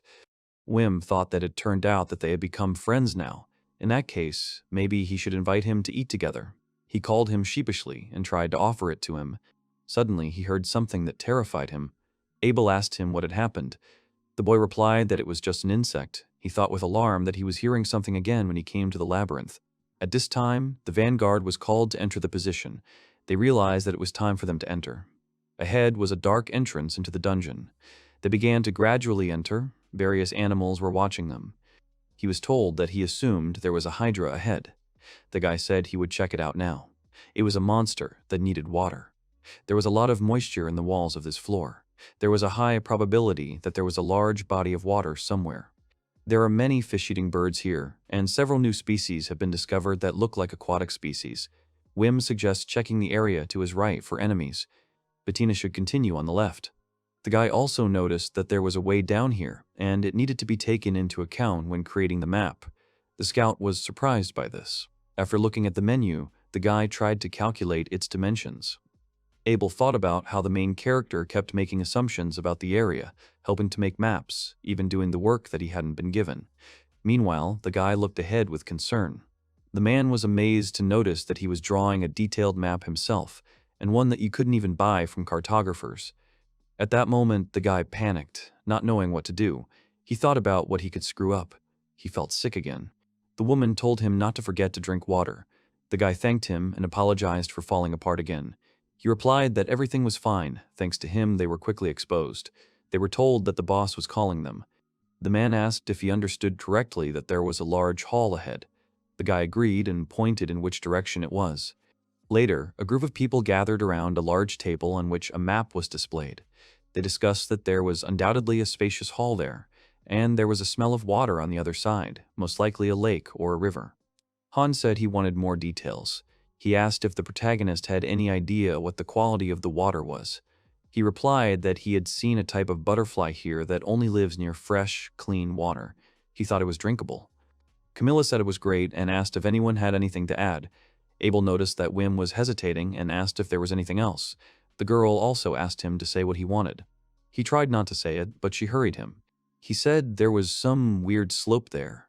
They had been going down all the time, but there would be a sharp climb. Camilla said that going down towards the water source was normal. She thought about how it was entirely possible that there might be a trap ahead that they hadn't encountered on the other floors yet. It would be easy to drop a boulder on them, or worse, a torrent of water, to drown them. Wim agreed with her and added that the worst-case scenario would be if something were waiting for them after the climb. There would be nothing behind them except water. They wouldn't be able to retreat quickly, which meant that if the floor boss was waiting for them ahead, it would be bad. Everyone was silent, so the guy quickly apologized, saying that it was just his assumption. Camilla looked at him with displeasure. He apologized again. She said that it was not about that and did not understand how many times she had to repeat it. His analytical and calculating abilities are very useful, so he should not keep silent if he has any thoughts. She told him with a smile to always say what was on his mind. The protagonist blushed at her words and thanked her. They didn't encounter any big monsters after that. Everything went smoothly. Along the way, they dealt with various small creatures. But several gold veins were discovered, but almost no problems arose. Everything was going too well, as if the labyrinth was inviting them to go further. Because of this, the protagonist could not calm down. He looked back anxiously.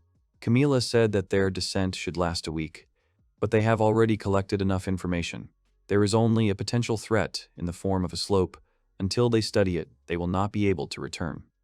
The girl confirmed her words, adding that they are a night dragonfly. They are not the kind of people who will run from danger. The man agreed with her and added that they cannot leave an unexplored piece of territory, otherwise they will create dark maps. The dark card is the dark side of the adventurer's life. One person with communication magic is sent to potentially dangerous areas to study until he disappears. He will give all the information. The adventurer is forced to do this, which allows the creation of a complete map, and such maps are worth a fortune.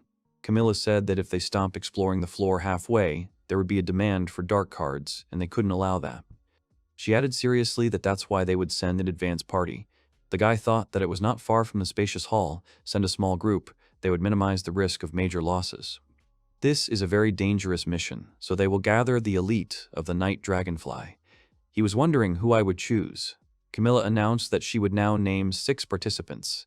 For the mission, she chose Deputy Leader Hans, Shield Master Commander Abel, Assistant Mage Commander Monica, Assistant Search Squad Leader Bettina, Leader Candidate Heidemarie, and Temporary Member Wim. Hearing his name, the guy was shocked, because he did not understand why he was chosen. Heidemarie praised him in response. It is rare for a temporary member to be chosen for such a thing. The guy thought he was needed to balance the group and decided it was too much responsibility. They were ordered to get ready. The guy dejectedly agreed and wondered what to do. The Night Dragonfly went to the 98th floor of the labyrinth to study potential water resources. A squad of 6 people was assembled, and the main character was among them. When everyone was ready, the boy cast a spell on them. His magic spread to everyone present, making them feel amazing. Monica started jumping, happy that her body had become very light. The guy said that for the spacious place he had increased their running abilities, and in battle, mobility would also come in handy. The girl said that it was amazing. She wanted him to always strengthen her because she was so impressed. The guy was embarrassed by her words, but at that moment, Heidemarie pushed her away, saying that she should keep her distance. The girl answered her that she was very angry. After that, they started to quarrel with each other. Monica said offendedly that they were friends with her. She replied that she was not her friend at all. At that moment, Hans told the girls to live in peace and clapped his hands. It was the first time they had worked together like this, but he believed in them. He asked Bettina to plot their route. The guy agreed and said that they would try to avoid fights as much as possible. Hans asked Wim if he had enough strength to help him find the enemies. The guy agreed, and after that he felt sick. Abel brought him water again. Looking at all this, Hans said that he felt like a teacher with a crowd of schoolchildren. Bettina remarked that it was impossible to say it more accurately. Later, they moved along the hills, jumping from one to another. They moved easily and quickly. The deputy commander realized that this was how the reinforcement worked. He can run at this speed and not get tired. This way, they will quickly reach the hall. Bettina said that they need to change course. He specified whether the monster or the one in front. The guy replied that there was a trap there. Hans thought about what he said, that he learned this method of reconnaissance from the main character, and he looks for traps and enemies. He remembered the guy's words about how when Wim brought all the information about his method, he couldn't believe his eyes. It was literally a whole mountain of papers. He has an interesting theory. He divides traps into types. By studying the statistics of the floor, you can predict possible traps. The deputy thought, and the guy shouted to him that there was a monster ahead, and they would have to fight. Hans grabbed his balls that were behind his back and headed straight towards the approaching monster. He started attacking all over its body. Hans realized that he had not dealt with the monster in one go. Monica readied her staff, announcing that she would finish. She looked back at the protagonist, who yelled at her to let him power it up. Grandfather agreed with him and waved her staff in front of her, using a download that caused creatures to appear in the air in the form of flashes. She said that she allowed the sorcerer Wim to use his spells on her. Having studied magic, the protagonist decided to adjust the speed of spell creation and accuracy. After that, he cast a spell on her. The girl began to use her magic, creating electric bullets, which she aimed straight at the monster. Each of them hit their target, and he screamed. The girl was surprised that all the attacks hit. The guy replied that he had adjusted the accuracy, which delighted her. The deputy asked to enchant his weapon as well. The guy agreed with him. After that, the swordsman allowed him to use the charm. Wim increased the strength and power as much as possible, without increasing the weight. After that, the swords shone brightly, and it was time for the swordsman to hunt the monster. He used the crucifixion skill on the lizard-like monster. He used his swords to strike the monster's head in a cross shape. Jumping off it, he was amazed by it. It was so easy for him, as if he was just cutting a cake. The result was simply amazing. Now he understood how Camilla felt. The protagonist was also delighted by his actions. Bettina noticed another monster approaching them from above. Right above them, they saw the giant head of an aquatic creature. The guy used instant boost 3 times. After that, he jumped straight towards him, hitting him all over his body. He jumped off it, and it fell. Those present praised him for his excellent work, and he thanked them and said that he could handle the small fish too. The deputy was surprised at what he called this monster. Looking at it more closely, he saw that it was some new species. Something shiny fell from its fang.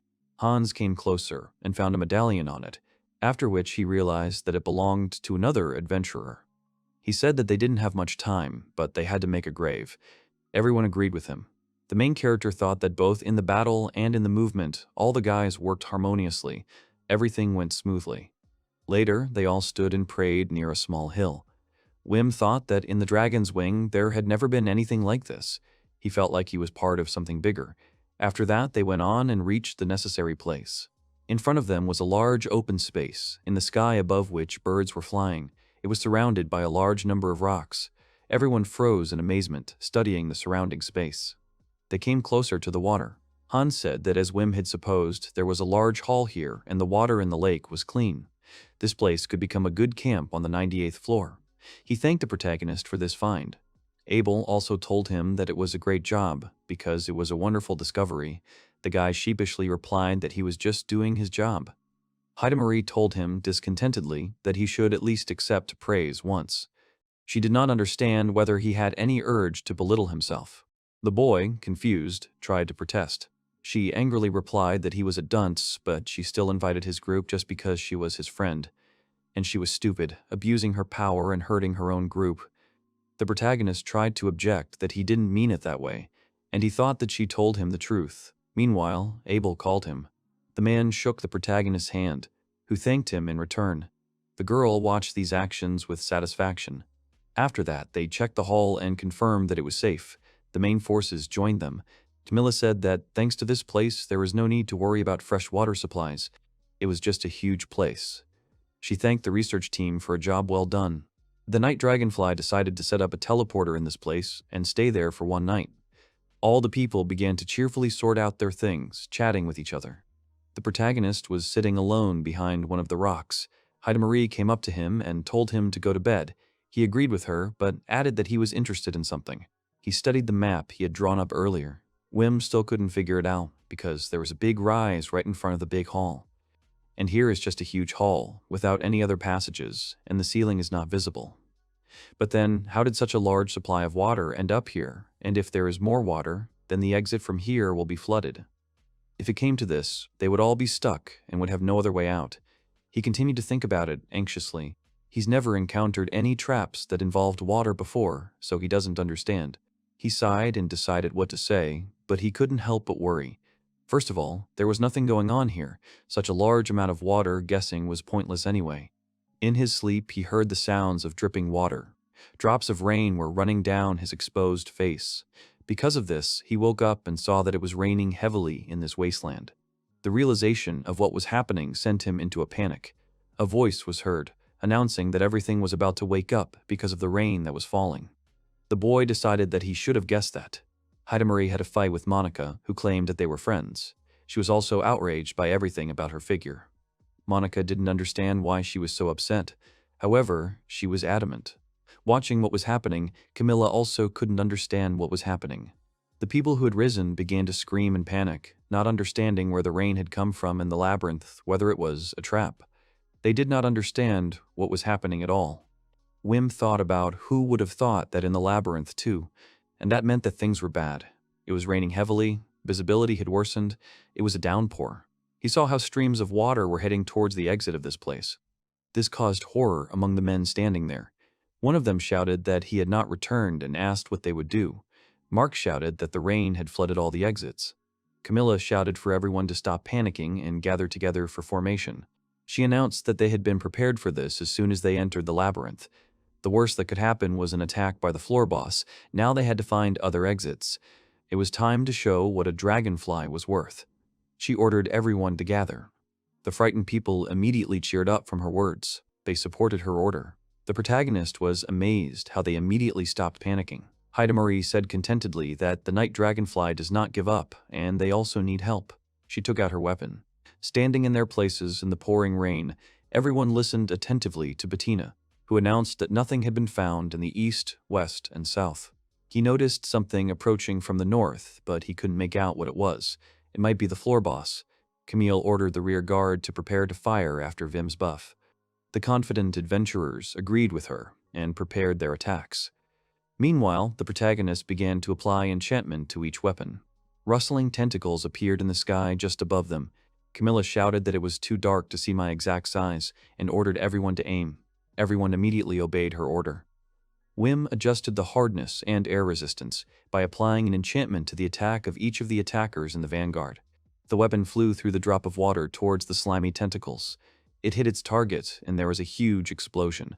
Everyone watched the result. Bettina announced that there was a hit. He also noticed that it was moving. After that, he realized that the tentacles were wriggling and attacking them. The shield bearers immediately prepared to repel the attack, and the main character applied an enchantment to their shields.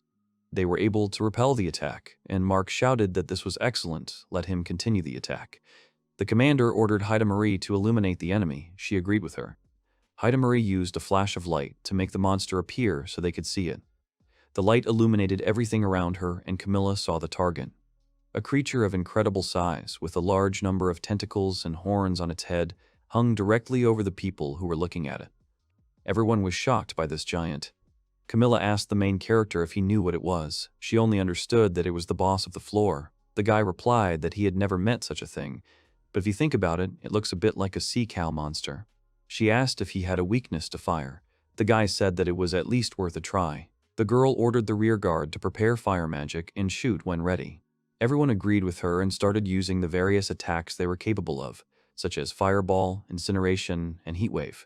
Each of the attacks went straight for the face of the monster that was looking at them. They managed to hit it, causing it to scream. The people were happy that it worked. The commander said that even if the tentacles attacked, she would still take damage.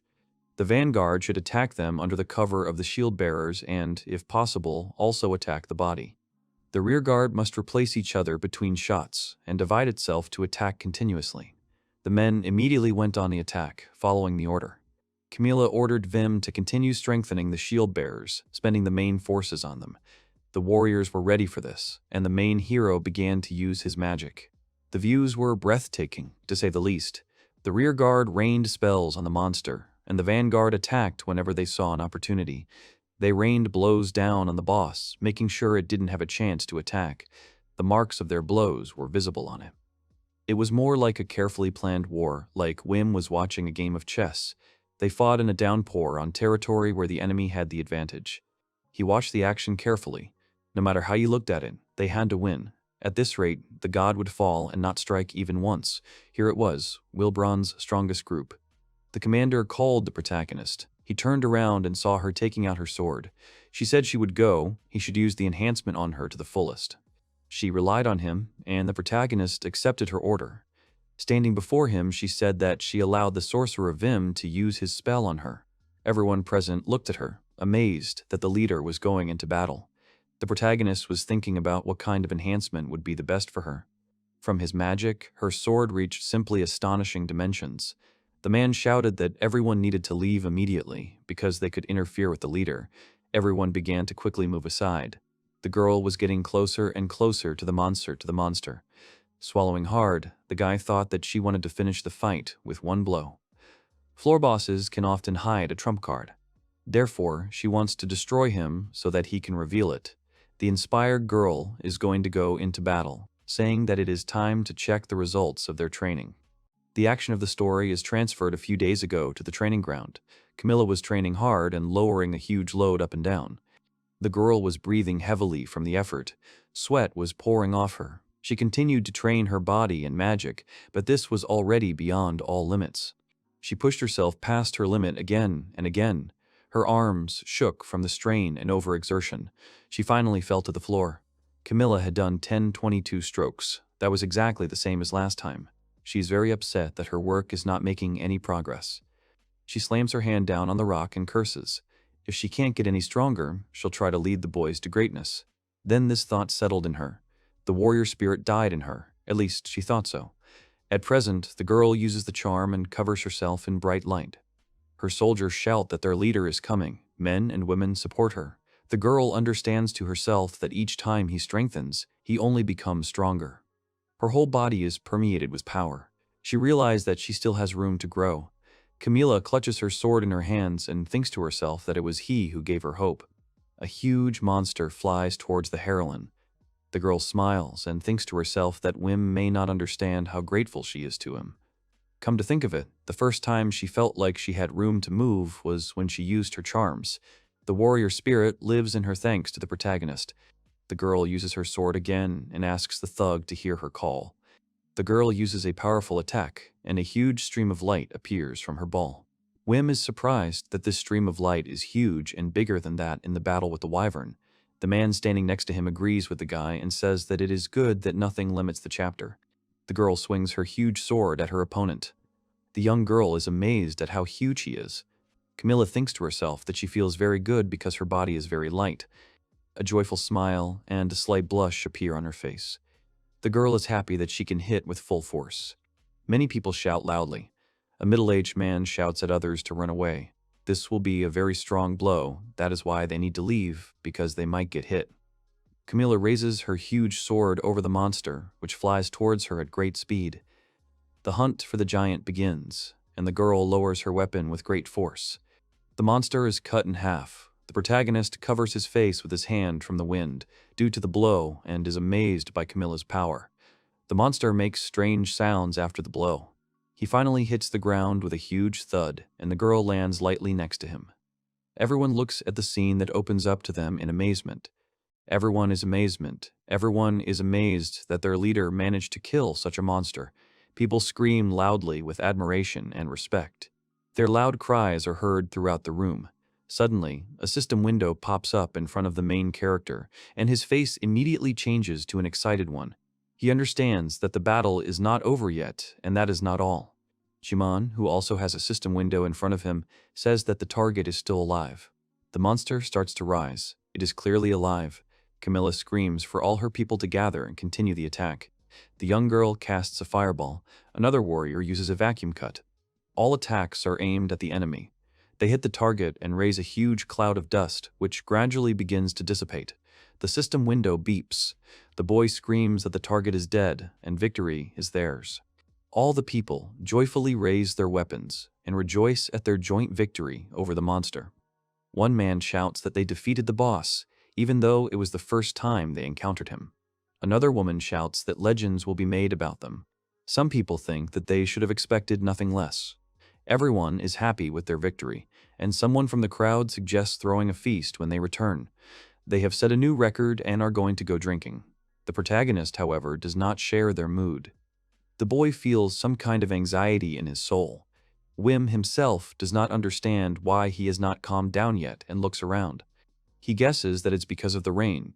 It's pouring down, or maybe it's because the floor boss died so easily. However, he quickly catches himself and says that it's not that. They just killed him before he could do anything. He thinks to himself that, starting with only 4-1 because of good teamwork, but he senses something is wrong. Suddenly a man comes up and calls his name. The protagonist turns to Abel with a surprised face and suddenly loses coordination in his movements, falling to one side. The man says that the water level is rising due to the rain, and he must be careful. The protagonist on his knees suddenly freezes. The man asks the guy what his problem is. The protagonist reflects on how the floor boss appeared as soon as it started raining. He attacked them. The guy feels like he's missing something. Abel doesn't understand what's happening to him. The protagonist assumes that it's the rain, the floor boss's ability, and wonders why it doesn't end. The protagonist shakes his head. It's useless to make assumptions. It's important to find a way out now. A system window appears in front of him and beeps. He sends a message to Camilla. She doesn't understand what's going on and what he wants from her. The guy says that the water level continues to rise due to the rain, and the monster may become active at this time. He suspects that they can move quickly in the water. The girl suggests that they have not won yet. He agrees with her. Camilla thanks him for warning her and says she needs to catch her breath a little. Someone says that the floor boss has been defeated and that's it. They need to leave. The woman asks him if the guy has a plan to get out of here. The protagonist answers her question positively and says that there is a narrow passage to the northwest. He thinks that the water probably hasn't reached there yet, and if they move now, they might make it. Wim looks at his hand and doesn't understand why he's still shaking. Suddenly, there is a deafening noise. The protagonist and Abel turn towards the sound. They are almost swept away by new waves of water. The people in armor do not understand what this sound is and where the new waves of water came from. They suddenly notice that the monster is starting to rise gradually. People are amazed and can't believe it. Before them appears a completely intact monster, which has become even larger in size. It was at this moment that everyone realized that the real boss of the floor was in front of them. All the people were in a panic and very afraid. They look around and realize that there are more and different smaller monsters around them. They are surrounded. The adventurers realize that these monsters are similar to the first monster. The protagonist realizes that these are the minions of the floor boss. His face reflects panic and fear.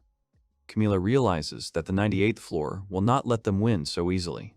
Some dark matter starts to come out of the head of the boss of the 98th floor. No one understands what it is. They don't even know what to do with it because the floor boss looks too huge. The boy shouts that visibility is 0 in the rain and they cannot count the exact number of enemies.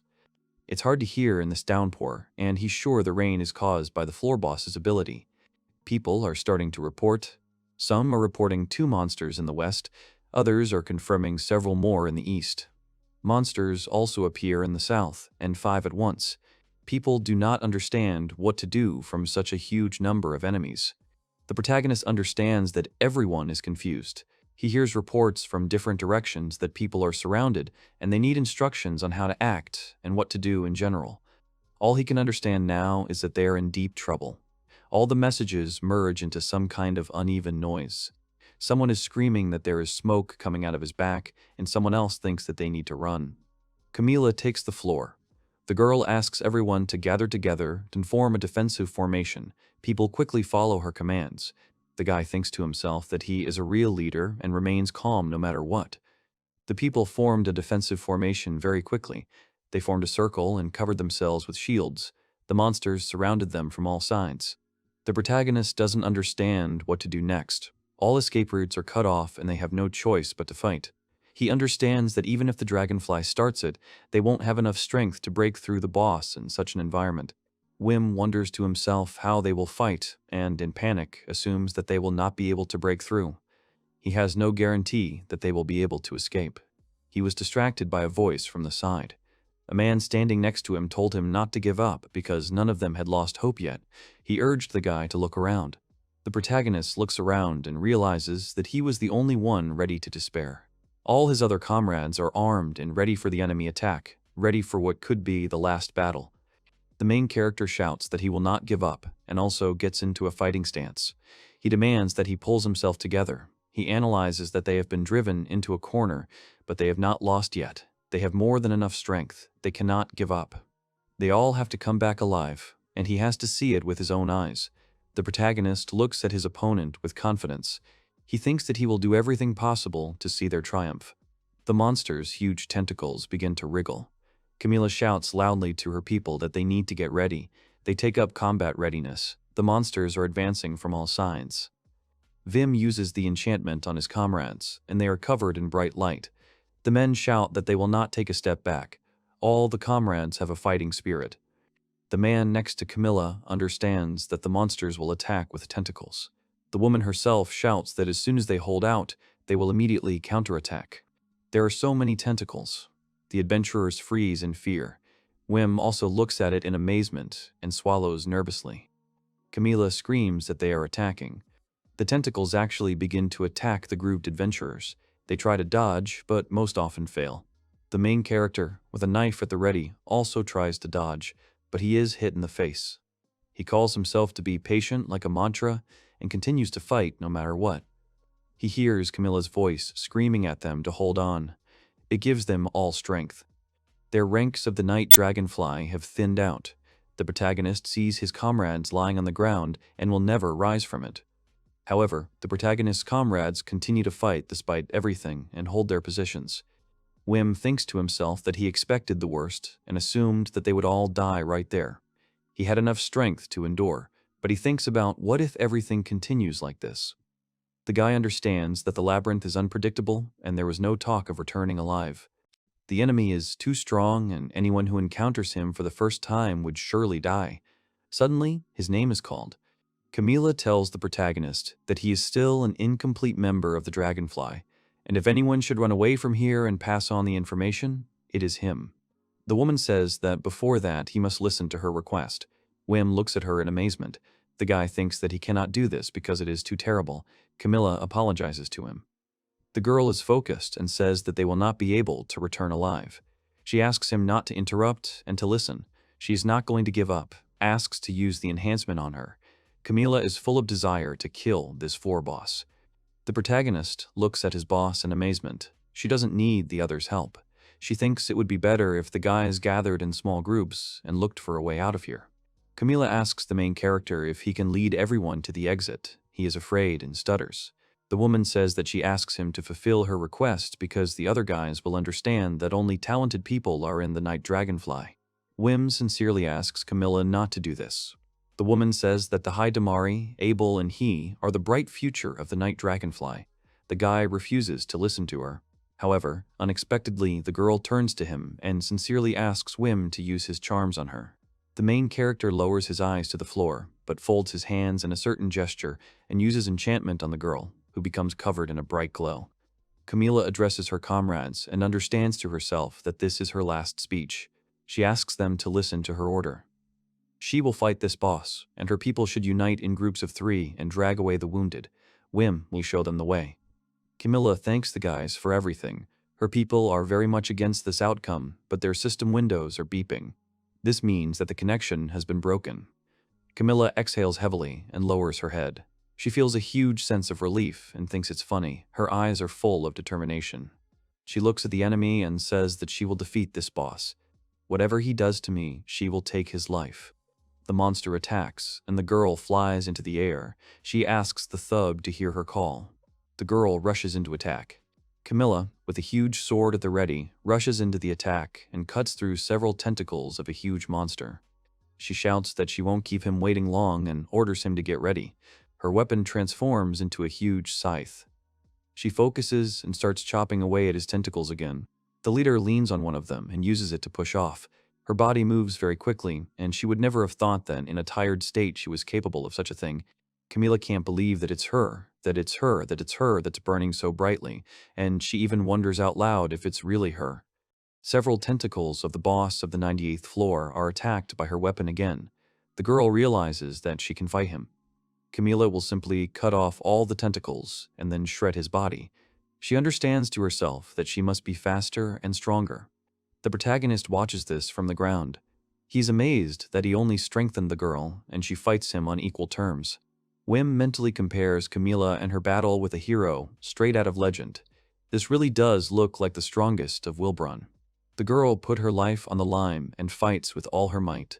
The protagonist understands that he cannot waste the time that Camilla is buying for them. He will follow her orders. It is the guy who must save everyone. He keeps repeating to himself that he must do this. The boy runs to his comrades. The young girl heals the man. He thanks her. Wim turns to the girl. She says that she was waiting for him. He asks if the situation has improved here. Heidemarie explains to him that Hans is fine, but the situation in the neighboring group is terrible. She goes to the side and calls the guy to follow her. The main character goes forward, but unexpectedly takes him on the spot. The girl stops and turns to him with a worried look. The protagonist realizes that something is wrong. His body is very heavy. He wonders why and assumes that it is because he is tired, but he also rejects his theory and notices that his legs seem to be dragging. Suddenly, he understands. The protagonist is immersed in memories of the past, from the dragon's wing, and remembers a young man who told him that he was nobody here and that he should listen to what the leader says. He pulls himself up and doesn't understand what he's even thinking about at this time, because he can't hesitate. Heidemarie calls out to him. Wim remembers how Camilla told him that he was too tense, that he should do what he was good at. The girl also said that his magic was amazing and that there was nothing wrong with her body. The guy can't shake these thoughts. This never happened before. Camilla told him that he was amazing, that she wanted to know what she was capable of under his power. The girl asked if he wanted to have a bite to eat together. Wim asks himself to pull himself together and just follow orders. He counts to 3 and says that after that he will stop thinking about it. He must follow the orders of the Camilla and not interfere where they ask. Heidemarie calls out to him again and extends her hand to him. She tugs at his shoulder and shouts at her friend to wake up. He doesn't understand what she's talking about. The girl says that he should see his face now. Yes, his face is stuck in a half-smile grimace like when he was in the dragon's wing. That's the face he makes when he's depressed. The guy screams that he doesn't understand. Heidemarie screams for him not to run away and to think carefully. Wim screams that he doesn't understand anything. The girl tells him that he is lost now. Wim only remains silent in response to this. Meanwhile, Camilla cuts another tentacle. Her people shout that she, their leader, must cope. This helps their spirit not to fall. They continue to fight again. Camilla cuts off one tentacle after another, sparing no effort. The girl jumps up again and again to deliver another blow. Camilla doesn't understand why the boss of the floor has stopped attacking her. Suddenly, she realizes that this is her chance. Her eyes widen. She can't miss it. Camilla gets a better grip on the sword and prepares to deliver her most powerful attack. The boss is hit by a giant hunt and makes a rustling sound as he dodges. The girl is shocked that he dodged and can't believe it. Everyone else also froze and watched the situation. Suddenly, the monster counterattacks. His tentacles fly right to the target on the Camilla. The protagonist watches this in shock. He shouts her name loudly and uses instant threefold power-up. The girl falls to the ground quickly. The protagonist hurries to her and calls out to Abel. The one who is completely amazed watches. At the last moment, the protagonist catches Camilla's body right before the ground. Abel makes it in time and uses reflection, protecting the hero and Camilla. The man shouts that he will cover him. Wim sincerely thanks him. Camilla coughs up blood. The protagonist asks if she is okay and if she can hear him. He understands that the leader has fractures all over his body and bleeding, and there is also damage to internal organs. Camille asks the guy if there is anyone left. The protagonist sadly tells her that everyone is still here and no one ran away. The girl sighs sadly. Wim immediately tries to calm her down and say that no one has died yet and they will all return alive. Camilla calls him young. The girl tells him to leave her here earlier, and it is better for the young and energetic to run. The protagonist is against her plan. The woman gets up from her seat. She says that under his reinforcement she can hold out a little longer. Wim thinks that this is not right. The woman watches her subordinates desperately fighting against the tentacles of the huge monsters. She says that she cannot give up now. Camilla asks Wim to use his charm on her again. The protagonist understands that he has already wasted a lot of precious time, and Camilla will now give her life in vain. Many comrades will die, and half of the group will die. A happy memory of a Night Dragonfly flashes before the protagonist's eyes. This is the group that accepted him, and she will die here. Suddenly, Wim's eyes change to determined ones. He was always called a talentless person. He was just trying not to stand out, blending in with the crowd. He remembered the rules that he had to not talk to people, not stand out, not push forward, and so on. But he must protect both Camilla and the Night Dragonfly boys, even if he has to die for it. They have been very kind to him. The protagonist uses magic. These wonderful people have accepted him. Wim appeals to the boys with magic. He sees only one way out. The protagonist asks them for forgiveness, but says that he is obeying the order. This is the best right choice. There simply can't be another. He has to do it. The guy says he will stop the boss with his own hands and asks his comrades to leave as soon as they see the opportunity. Camille doesn't understand what he's going to do and goes to him. However, the protagonist uses the pause. The girl immediately falls to the ground. The guy explains to her that this is a reverse enhancement and apologizes to her. Wim says in a serious tone that he will kill this boss. The girl understands that he really was hiding something. The protagonist hoped he wouldn't have to go back to that. It's very unpleasant to use something like that regularly. He folds his hands into a sign. Memories flash through his mind of the Heidemarie and Camilla telling him that he should live as he wished. They told him so much about it. The main character goes into the puppeteer stage and makes a sign. The protagonist goes into the distance. His girlfriend calls out to him. The Heidemarie ask him if he has finally lost it. He answers positively. The girl is happy and says that he's become much braver. However, he immediately pulls himself together. He was always strong. Even when he was hesitant, he still did crazy things. The main character turns around and thanks his girlfriend for everything with a smile on his face. The girl asks him to do without it somehow, and says with confidence that he will win. The guy thinks that she is too bossy and that the situation is completely different and he may not cope. The boss is much stronger than the previous one. He giggles nervously and immediately covers his mouth. The guy calls himself weird and says that stress sometimes makes him giggle. The guy says that even his knees find it funny. Well, he also assumes that he is afraid. His knees are shaking. The protagonist says that he is afraid because he is risking his life again. Heidemarie looks at him sadly. She understands his fear. Wim says that he needs to go because there is little time left. His friend agrees with him and wishes him luck. She understands that he does not yet fully understand himself, so she knows him much better. The day will come when he will know that he is the best in the world, and then she wants him to teach her a lot. Although she said that she knows him much better, there is still much she doesn't know about him. She looks sadly at her friend's back. The girl does not understand why he is still smiling at such a moment. There is a creepy smile on the main character's face. The floor boss begins to stir and grow tentacles. People realize that all the injuries they got earlier have healed and they have to start all over again. Wim notices that the water level continues to rise. The protagonist realizes that if he doesn't finish quickly, the water level will be so high that he won't be able to move at all.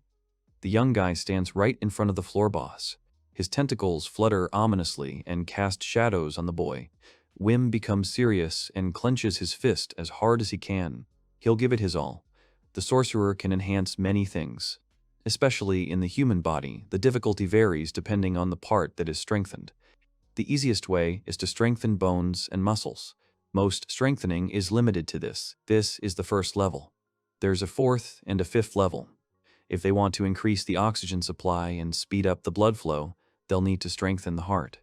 Since the heart is not so easy to reach, only a few sorcerers are capable of this. But the heart is not the last part that can be strengthened. There is another organ that is taboo. The main character doesn't know what level it is, but the brain can also be strengthened. The guy remembers himself in the past. He read many books and found very little written about brain enhancement. He sees that there are several attempts documented in the book, but it is difficult to implement. The organ that controls consciousness. If you increase its speed of information processing, then you also increase its combat power, but this is very dangerous. Firstly, it is not a fact that it will work to strengthen the brain, and if the sorcerer is initially weak, then there will be no point in such strengthening either. The protagonist says that no one wants to be a guinea pig. He scratches his head and remembers the words of a former comrade that he can't even handle small things. The guy apologizes to him.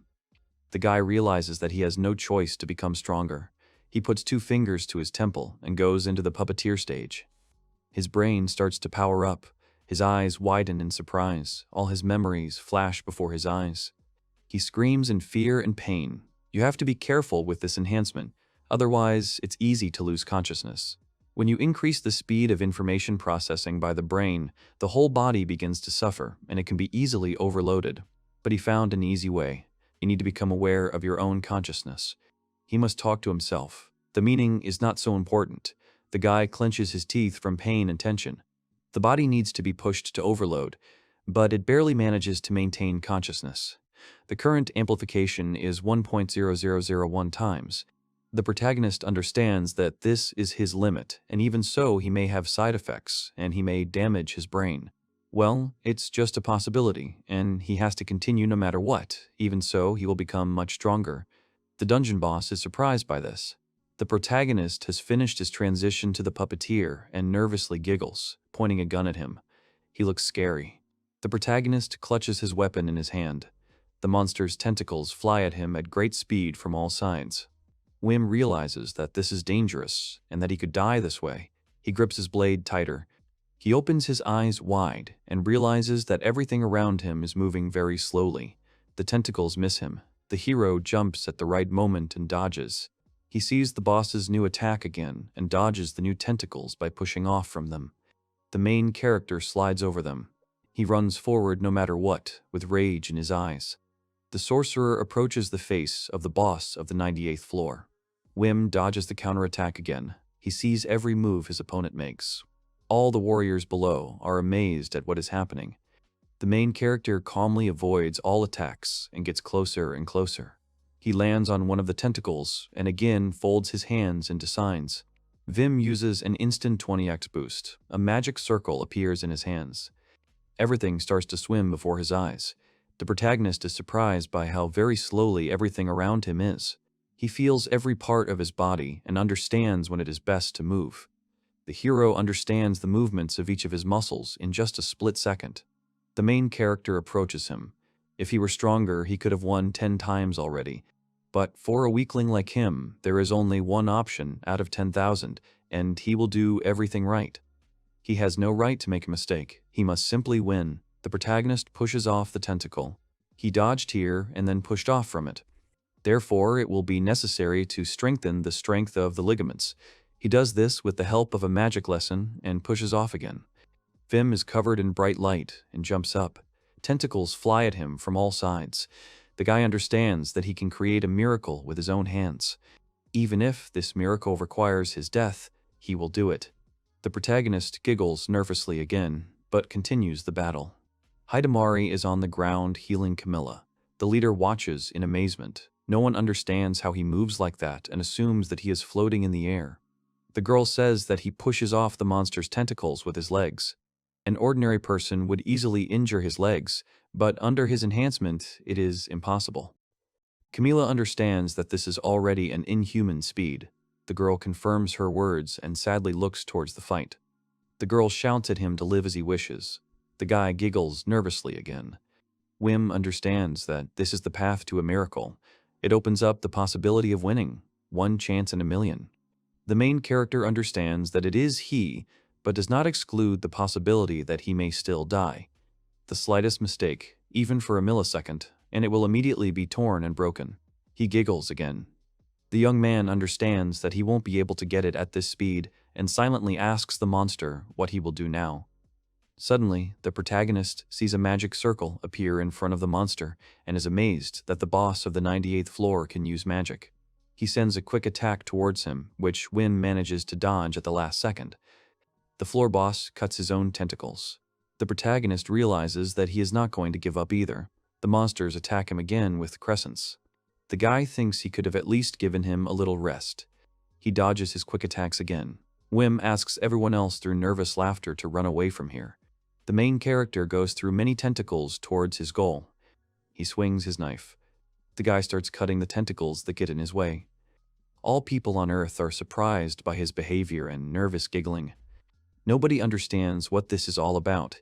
Everyone understood how impossible it was. He fought alone, one sorcerer against a damn strong floor boss, at such a speed that it was hard to catch the eye. One of the men exclaims that this is simply amazing and opens his mouth in surprise. The monster, meanwhile, continues its magical attacks and deals even more blows. However, the main character successfully evades them all. The boss's attacks hit his own comrades. The main character runs along his tentacle towards him again. He prepares an attack, but suddenly he notices the movement of the monster and memories of the past appear in his head. The main character understands that now the boss will try to dodge by dashing with a stream of water. Everything happens as he thought. The monster goes to the left. His huge body flies into the air for a second. Wim catches him in his mistakes and immediately lands next to him. He flies below him and surprises himself, not understanding how he did it. Well, his body and mind act simultaneously. He only has to think and his body reacts. The speed amazes him. The main character cuts the boss's flesh. The guy understands that he needs to cut him before he lands, because if he doesn't make it, he'll crush him.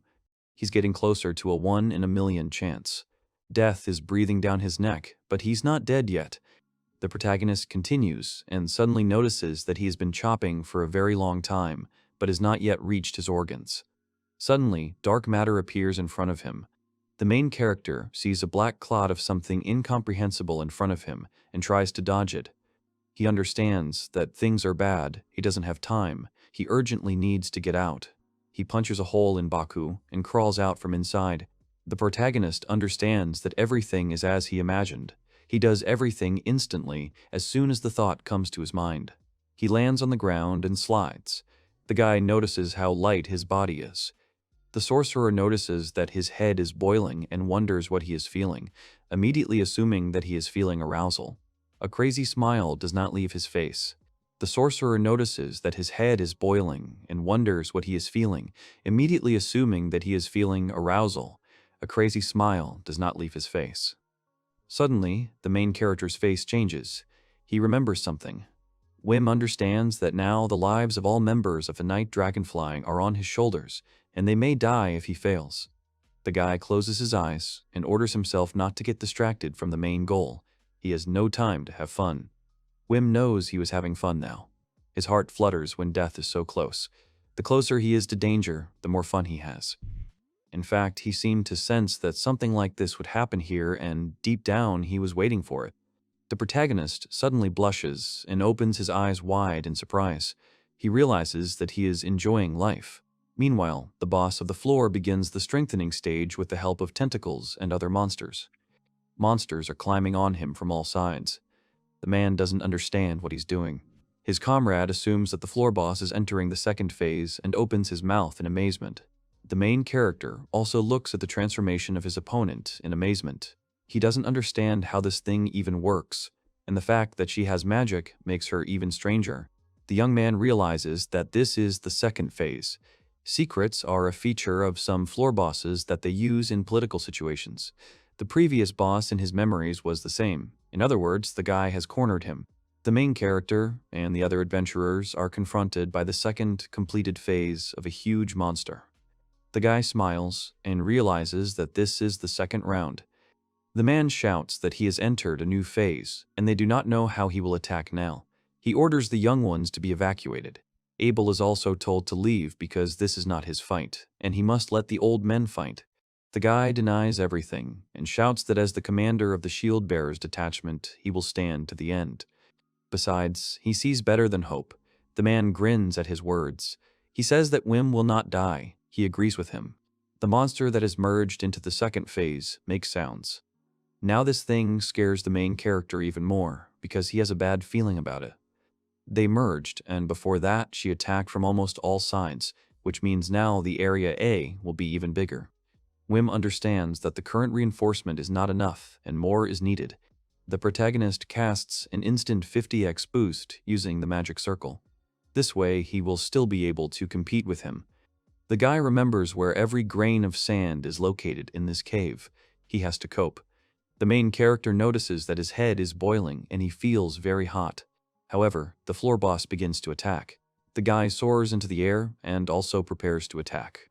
A huge number of tentacles begin to attack him from all sides, but he dodges each of them with great precision. The main character giggles nervously and continues to fight no matter what. He sees absolutely all enemy attacks. Tentacle shadows and water arrow shadows are reflected in the water, even attacks from a blind spot. Tentacles 377, blades 490, arrows 555, shots 1022. Nothing escapes his sight. The main character widens his eyes in surprise and realizes that he can also predict the flight path. Wim dodges again and makes a strikeout line on one of the tentacles. He laughs and thinks that he expected this from the floor boss. None of them were wasted. The main character understands that it is very funny, and he seems to see everything at 360 degrees. He feels omnipotent. Everything is going according to plan, and he feels very good. One calm understands perfectly well that if he stumbles even once, he will immediately finish him off. One eye search finger passes dangerously close to his head and touches his ear. The guy feels that it is impossible to defeat such a creature alone, but this only motivates him. He cannot stop and moves forward. The main character wonders if this has always been in him. Wim is having a blast.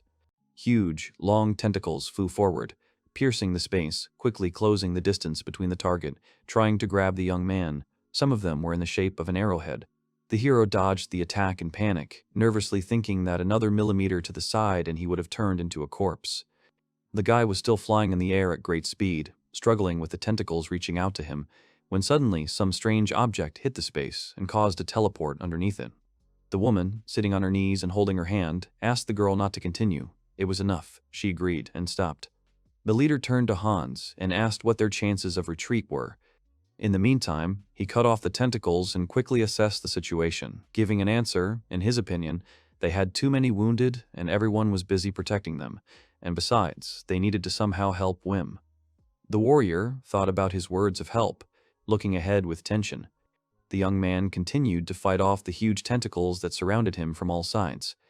Camilla decided that at such a speed, no one would help him and would only become a hindrance. However, they still needed to immediately get away as far as possible. The girl herself would cover their backs. She held out her hand, making a gesture of calling for the thug to hear her call. A flash of bright light appeared next to her. The woman held her hand tensely.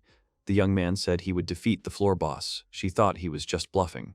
At the same time, an image of a young man confidently declaring his victory appeared in her memory. Watching the hero fight in the distance, she couldn't help but think that he was fighting on equal terms, and maybe even had his opponent cornered. She couldn't believe it. She and the others were too far from his level and therefore were unable to help, so the woman urged Wim to fight and win. The young man, meanwhile, was spinning between the tentacles. He himself was very surprised that he had such a side that would allow him to fight easily. It was also surprising that he would enjoy chopping and slicing so much, looking death in the eye. With a satisfied look and excitement, he continued his work. From such powerful swings, mountains in the area collapsed, huge boulders flew in all directions, but the guy thought about the fact that he was hardly moving forward, while there was absolutely no possibility of killing the enemy. His expression changed. The young man began to get nervous. If this continued, he would get tired and lose. He needed to think of something. Scrolling through his memory of everything he had noticed, the hero remembered the black fog. It became a clue. Somewhere this monster had to have a weak spot. Perhaps its core or internal organs were in that fog. If he managed to get there, victory would be his. Unexpectedly, Vum himself calculated the shortest path to the monster's body, which surprised him greatly because he himself did not really understand how he did it. That's what his brain was capable of. From all the possible scenarios, he chose the one that could lead to victory. The hero decided that if he did everything right, then the enemy would soon be finished, but the chance of failure if he stumbled was still great. His hands began to tremble, and he remembered his childhood, where he always did this. However, despite all this, he saw the light of victory and the path that would lead to success. The hand in which he held the weapon began to tremble more strongly. The young man believed that his chance of dying was 99%, but the confidence that he would rush forward was unshakable. The hero, sweating, grinned at his decision, because no matter how you look at it, it was very dangerous, but he wanted to feel the drive. His speed began to increase. He was rapidly moving closer to the monster, and the monster, in turn, put obstacles in his way in the form of its tentacles. The young man was getting closer to his goal. Hans was watching him from the side. He was surprised when Wim suddenly disappeared. The hero was in free flight in the empty space around him. He realized that the rain had stopped dripping, but then he realized that he had simply risen higher, and below him he could already see a black fog. The tentacles reached up after him, and the young man thought about how, now that he was so close, he could use the height to accelerate. He headed down, but out of the corner of his ear he noticed something strange that made his eyes widen. There was no sound around. It seemed to him that it was so quiet, as if in that space around the monster, he was alone. The hero involuntarily felt like a master. 2 seals appeared above the monster, and a barrier formed around it. One flew straight towards him, but suddenly noticed a defense formed around the enemy. This surprised him, but the guy managed to break the barrier. The monster was shocked by what happened. The young man approached the target without slowing down. He decided to concentrate all the strengthening on the strength of the body. The monster extended its tentacles forward, forming a ring of them on the first line. But the hero flew into the very middle. He continued accelerating. His desire was to pierce through. He was already inside the enemy's body.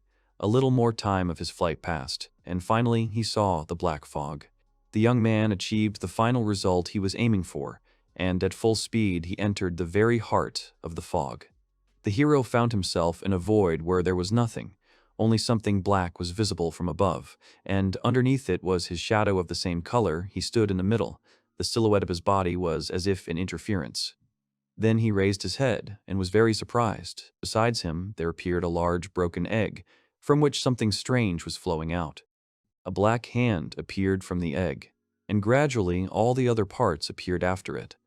The young man looked at this spectacle with bewilderment. In front of him, the entire body had already formed. The creature was black and very unusual. The young man's eyes widened greatly. His face darkened. The creature approached him, making a strange clicking sound. It came very close to the guy. It leaned towards the hero's face and began to say something in an incomprehensible language. Wum couldn't understand a word, but he also didn't feel anything bad from it. Suddenly, the guy began to fall closer to the ground with a splashing sound. He began to sigh heavily. His face showed an expression of pain and great tension, and the young man was covered in sweat. His condition worsened, and due to lack of air, he opened his mouth and tried to inhale through it. There was a noise behind him, and he turned towards the monster's tentacles. From there, his friends approached him. They managed to cope and come to his aid. They shouted something to him, but he didn't hear it, and at the same time he remembered something. The last thought in his fading consciousness was that he was fighting to protect others, and he barely had time to think that before he fell to the ground, face down. His friends called him by name. The hero opened his eye, and in front of him he saw his frightened comrades, but he also noticed that the rain had stopped. The sheet contained a short biographies of Abel, Monica, Bettina, and Lorenz. On the 50th floor, there was a staircase leading upwards. On either side of it stood 2 columns in the form of toothy square snakes, and a live frog appeared nearby. Suddenly the frog became large in size. It struck its tongue with force, trying to hit the man, but he dodged, jumping into the air. Because of this, its tongue destroyed the stone floor. The man called Nikra for help. The girl, hearing his call, swung her weapon. Using her item, she caused an explosion and hit the monster. The man then cast a spell of vines and entangled the toad creature, and next it was Milas's turn. She summoned a stream of flame, and the monster was engulfed in flames. Then the sword came into play, but the monster was still burning. The guy thrust his weapon into the monster, and with one movement, split it into several pieces. He turned and looked towards the defeated creature, and the sounds of dripping liquid could be heard nearby. Kronos chuckled in displeasure and wiped a drop of blood from his cheek. His comrades began to praise him. One of them considered the man cool, and someone a genius. The girl thought that what she saw was truly amazing, and as soon as Nikra's wounds healed, they went into the labyrinth. She imagined her comrades, how they all began to work more harmoniously. Even she herself began to cope much better with reconnaissance, and with all other tasks too, for example, in laying out a route and writing reports. She was also amazed at how her predecessor managed to do everything when they were weaker. The friends surrounded Kronos, continuing to rejoice with admiration, and the girl continued her thoughts about how they had to probe their hidden abilities in order to be at least on the 50th floor. They were all talented and also brave, as if they were on the verge of recklessness, but more often than not it turned out for the best. Her thoughts led to a sad conclusion. Even in spite of everything, she did not see a bright future. In the girl's opinion, a group of such a size was not capable of accomplishments. The old dragon wing that deserved glory was no longer there. The elf didn't think that her group could defeat the floor boss, although it was not nice to say that about friends, but they were all weak. Later, the group arrived at their headquarters, called the Dragon's House. A hot lunch was already waiting there. All the comrades relaxed, sitting at the table and enjoying the food. Each of them was thinking about something of their own, but no one said a word. Melise was the first to break the silence. She indignantly shouted that this time it was Nikra's turn to cook, but there was only carrot tops on the table. The girl began to hastily apologize, and Kronos joked that Nikra was so clumsy. Then he turned to the one who was the first to complain, and said in defense of the cook that the tops could also be very useful, but the girl did not agree with him. For her it tasted terrible. The man laughed, and the girls sank into silence. Sophia decided that the situation in the group was not getting any better, and she wanted to fall through the ground every time. Kronos wanted to pull the dishes towards himself by the handle, but suddenly remembered something. He approached all the friends at the table with a proposal to find more comrades for their group. He was interested in their opinion. Everyone looked at him in bewilderment. The guy continued to say that before that they were recovering, so there was no search, but they were still an A-rank group. Thanks to this, they will be able to easily find newcomers and will again start going into the labyrinths in the first rows. Nikra asked him how many people they would be able to recruit. Kronos thought, resting his chin on his hand, for them the more the better, perhaps a few dozen would be just right. The girls were silent and tense. However, the man was hesitant. He didn't know who to take into the group. There were only girls there now, and he didn't want to come across some guy who would start beating them. He asked Melis's opinion on this matter. The girl was taken aback. She did not know what to say and just looked away. The young man with a sly expression smiled. He kept quiet about the fact that he liked to recruit people he could control. Melise, after thinking, still answered his question. She didn't want some man to come to the group. While there were only Kronos and the girls in the group, she felt safe. Sophia came to the conclusion in her head that there was another problem in their group. A love triangle formed in their company, and Melis and Nikra had feelings for the man, but it was not enough for him to choose only one girl as a partner. Nikra looked thoughtful, and Sophia continued to think about what would happen if another girl came to them, because then Kronos, with his loving nature, would switch his attention to the new girl. She exhaled heavily, which was exactly why all her friends were so tense. Then the elf turned to the man, and he immediately paid attention to her. She explained that they had to be careful about expanding the group. They didn't have enough money to recruit many people. The man sank into silence with a sullen look, and the others did not add anything either. After coming to his senses a little and thinking about the financial issue, Kronos came to the conclusion that they shouldn't give up on the idea of recruiting people because they won't know until they try. Sophia couldn't contain her emotions and raised her voice at the guy. She knew the man didn't understand anything, but he only added to the money problem that after defeating the floor boss, they should have enough funds. Now the elf herself began to get nervous because she had already explained this and included it in the report. The man was pleased that he had cornered her and offered to tell him everything in his room. She waved him off. They hadn't received confirmation of the boss's kill yet. There was still some work to be done in the notes she'd received from Wim. Suddenly, she was grabbed by the arm with force. The girl became scared and cursed. Kronos' face darkened with anger, and he warned them not to mention the hero's name again. Sophia's expression darkened. She apologized and clarified that she simply used her predecessor's notes to send everything to the guild. But for some reason, the answer from the guild never came, and along with it the money. Melis assumed that the predecessor could have screwed up somewhere. The elf didn't think that was the problem. Usually, within that amount of time, a response from the guild should have already arrived. That's why they had to wait a little longer. Suddenly, a bottle of wine standing on the table fell, breaking a plate, and all the contents spilled. It turned out that this did not happen by accident. Kronos deliberately hit her with his hand in a fit of rage, after which he stood up from his place. He growled angrily at the hero. He again considered him to be to blame for everything. The man was overcome with shivers. He continued to swear. He was worried about how much longer that guy would bother them, and his friends tried to calm the young man down, saying that it was not his fault, because the Dragon Wing had defeated the boss of the 97th floor, and that was a fact. No one would argue with that. Sophia looked dejected. She had nothing to say.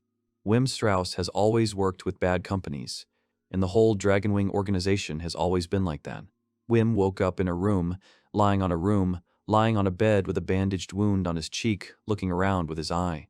There was a girl sitting on a chair next to him. She was happy when she noticed that the guy had come to his senses. The young man panicked, and his companion wished him good morning.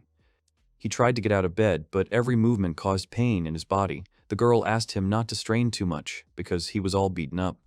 The guy suddenly had an idea. He remembered everything that had happened to him recently, the battle with the monster and the rescue of the girl. He jumped up from his bed and screamed in fear. He was worried about what had happened to the guys who were with him. He felt pain again from the sudden movements, and his friend scolded him again.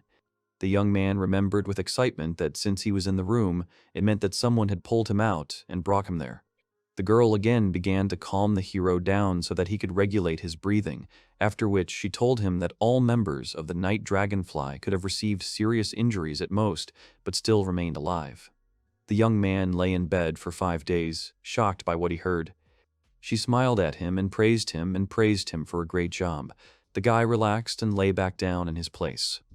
The hero was very happy that he had not risked his life in vain. His friend also told him that Camilla asked him to call her when the young man woke up. Then she asked if she could do it, to which he agreed. Before leaving, the girl decided to ask Wim if he had fun during the fight. The young man felt awkward because, at some point, this was indeed the case. My friend smiled sweetly again. Everything was clear to her. A loud scream was heard in the room. Someone was calling Wim. A woman, fully dressed in armor, came up to him and bowed her head before the hero. Wim asked her to raise her head, since he had done nothing wrong, but the woman interrupted him with gratitude. Camilla continued to stand with her head bowed.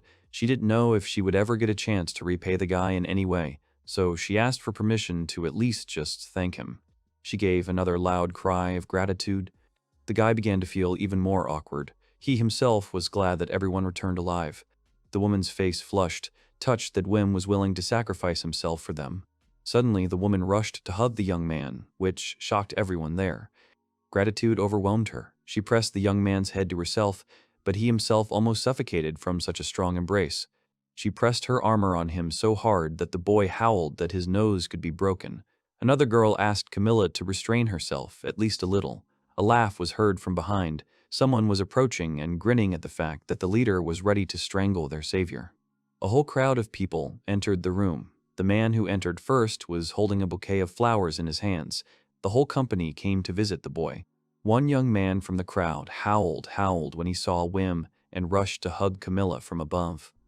The girl who looked after the hero while he was unconscious began to scold Abel, and Wim lamented that he would definitely die. Monica thought it was unfair and wanted to repeat what the other person did, but she was also reprimanded and told to stand in her place. The girls continued to argue with each other, and the tall young man turned to the head because she was already going too far. Camilla turned and looked at him with a puzzled expression. Later, she came to her senses and addressed everyone present there. Her request was not to disturb Wim, since he had not yet fully recovered, so it was impossible to put much pressure on him, at most a short handshake. Friends were confused by her words. Barthold was indignant in response to the head. It was funny that she contradicted her own words, but the woman asked him again, was she really wrong? But the man had nothing to object to. Camilla invited them to come up one by one. Max approached the hero, and, with tears in his eyes, thanked him from the bottom of his heart.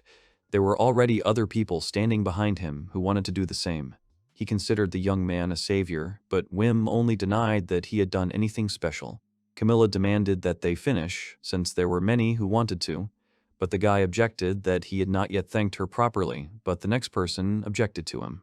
Then the next person who wanted to come to the hero also approached, then another one. But suddenly the head noticed something strange. One person in the crowd was repeated. It was Abel. He stood with his face covered by a newspaper, but she still made a remark to him. The guy decided to deceive the woman by saying that she imagined it, but she objected that it was wrong to do that. Camilla proudly declared that they should follow her example, but the young man did not agree with her, because it was she who had gone too far so much that she almost strangled Wim. A friend stood up for Abel, arguing with the leader that he was right and that she was actually interfering with everyone else. He reminded the woman that her body had not fully recovered either and asked her to return to her room. At the end, she once again told everyone to move strictly one at a time. Wim closed his eyes and laughed good-naturedly. And finally, a moment of peace came for the hero and his nurse. She told him to rest because he had not yet recovered. The young man thanked the girl. Left alone, the boy remembered those who came to visit him. One of them had never seen anyone fight like a hero. Others simply generously thanked the young man. The hero sat on his hospital bed. He was confused by the fact that for the first time so many people thanked him. It filled his heart with a warm feeling, and the guy liked it very much. Because of this, he tightly clutched his clothes to his chest. Everything that had happened meant that he would soon be accepted as an official member of the Night Dragonfly, although Camilla could vouch for the guy before that, so there should be no reason to worry. Some people still approached the ward, but they were not allowed in, and the young man continued to think about the fact that he understood perfectly well that not everyone trusted him before and not everyone wanted to see him. Such thoughts made him sad. There were already many people in the group. However, among those who came to express their feelings, there were also those who once did not trust the hero. The guy clutched his clothes even tighter. Things were bad. He couldn't stop thinking about something. Even though all the team members were kind to him, he couldn't suppress a certain feeling within himself. The young man tried to calm himself down. He shouldn't have thought in that direction. He sadly lowered his head. After all the reflections, the guy lay down on the bed and turned away. The nurse was standing behind the door the whole time. Late at night, a man entered the office with a report. He said that Wim Strauss had woken up. He also added that the official report had not yet been sent, but the Night Dragonfly group had already returned from the 98th floor, and everyone knew about their victory over the boss. According to some people, the boss was defeated thanks to the sorcerer, but the man himself was skeptical about this. His interlocutor replied that the guild's job was to check everything. The interlocutor clarified that it was not often that the man could be seen so pleased. Then it was decided that the two of them would go to the hospital. It was time for the guildmaster to go personally. He wanted to ask the hero about the dragon's wing and the boss of the 97th floor. The young man was dressed in street clothes, ready to go outside, but a nurse approached him and asked him to promise her something. Turning to him, she fervently asked the guy never to forget her and to remember her at least sometimes. He did not expect this from the girl. In the middle of the huge stone hall, there was a stele with an inscription asking how it was possible to prove that labyrinths exist, since the only thing that connects the floors in the labyrinth are teleports. On the paper was written, "There is no reason to believe that the floors of the labyrinth are located one under the other." This letter was addressed to fellow countrymen with love from Dr. Heinkes. Wim leafed through the book. He was always interested in reading Dr. Heinkes' research. The young man literally felt the warmth that emanated from his works, but for some reason they did not publish them in scientific journals. After all, his hypotheses always aroused interest. But then the guy was torn out of the book. It turned out that he had already been called several times. Camilla stood in front of him, amazed that he dared to ignore her. The young man began to apologize hastily. The woman calmed him down, because she was just joking, then asked if he was reading something interesting. The guy enthusiastically answered yes. He would never have thought that he would be able to get a copy of his favorite labyrinth. The head was happy for him. He finally started spending money on himself. The hero thanked the woman and began to tell her everything he knew about the work, since this work could not be found in scientific journals, and even bookstores did not always sell it. Camilla interrupted his remark. Since he liked the work so much, it meant it was worth the money. Wim hugged the book to himself and thought regretfully about how unfortunate it was that there were so few among the adventurers who were interested in scientific research. He also wondered if there was anyone in the group who might be interested in such research. His thoughts were interrupted by a chapter that reported that a guest had come to the hero and asked him to come out to him. The young man agreed. He barely got out of bed. Leaning on crutches and with Camilla's support, she held him tightly, checking at the same time if everything was okay with him. The boy thanked her kindly for her help, thinking that he was tired of lying in bed all the time anyway. It seems that the hero reached his limit in that battle. The doctor advised him not to do something so risky again. The woman asked the guy if they should have changed the meeting place, but he didn't need it. But then it turned out that the inconvenience could have arisen for the guest himself. The woman said that their guest might not have made it through the door. The guy nervously asked who their guest was. She just looked at him with a strange look. The guildmaster wanted to meet with him. He was already waiting for him on the street, not far from the fountain. A man and a child were sitting next to the fountain. They were scared. A dog was barking nearby. The escort asked the guildmaster not to scare the people around him too much. A man of enormous height was walking down the street. He brushed off his subordinate's reproaches, saying that he was simply taking a stroll. He looked at the dog with displeasure, and it tucked its tail in horror. The man exhaled. A journalist approached the man from behind and explained that the guidemaster had come to the hospital to talk to Wim and wanted to ask him a few questions about it. The master thought about it, but in the end he refused. He didn't want to talk. The journalist followed behind, continuing to insist on his own. It seemed strange to him that a sorcerer could single-handedly defeat the floor boss. But the master was not at all in the mood for conversation. They had nothing to talk about. The journalist made a sly expression and suggested doing something else, for example, making a donation to the guild fund. The man turned a stern look at him. The guildmaster literally loomed over the reporter with his ominous figure. He was angered by such a statement. Was he really offered a bribe? The journalist hastened to justify himself, and the assistant understood that nothing good would happen. The man panicked. The master clenched his fist. This guy seemed completely incorrigible to him. The assistant wanted to stop the master, but laughter was heard, and the master only clapped his hands. He clapped his hands right in front of the journalist's face, causing a strong stream of air to hit him. The guy fell to the ground. He didn't understand what just happened. The master decided to explain his story to him even before he became the guildmaster. The master's face was still as serious as ever. He had always hated corruption. He squatted down next to the man lying on the ground and warned him that he just wanted to open his eyes.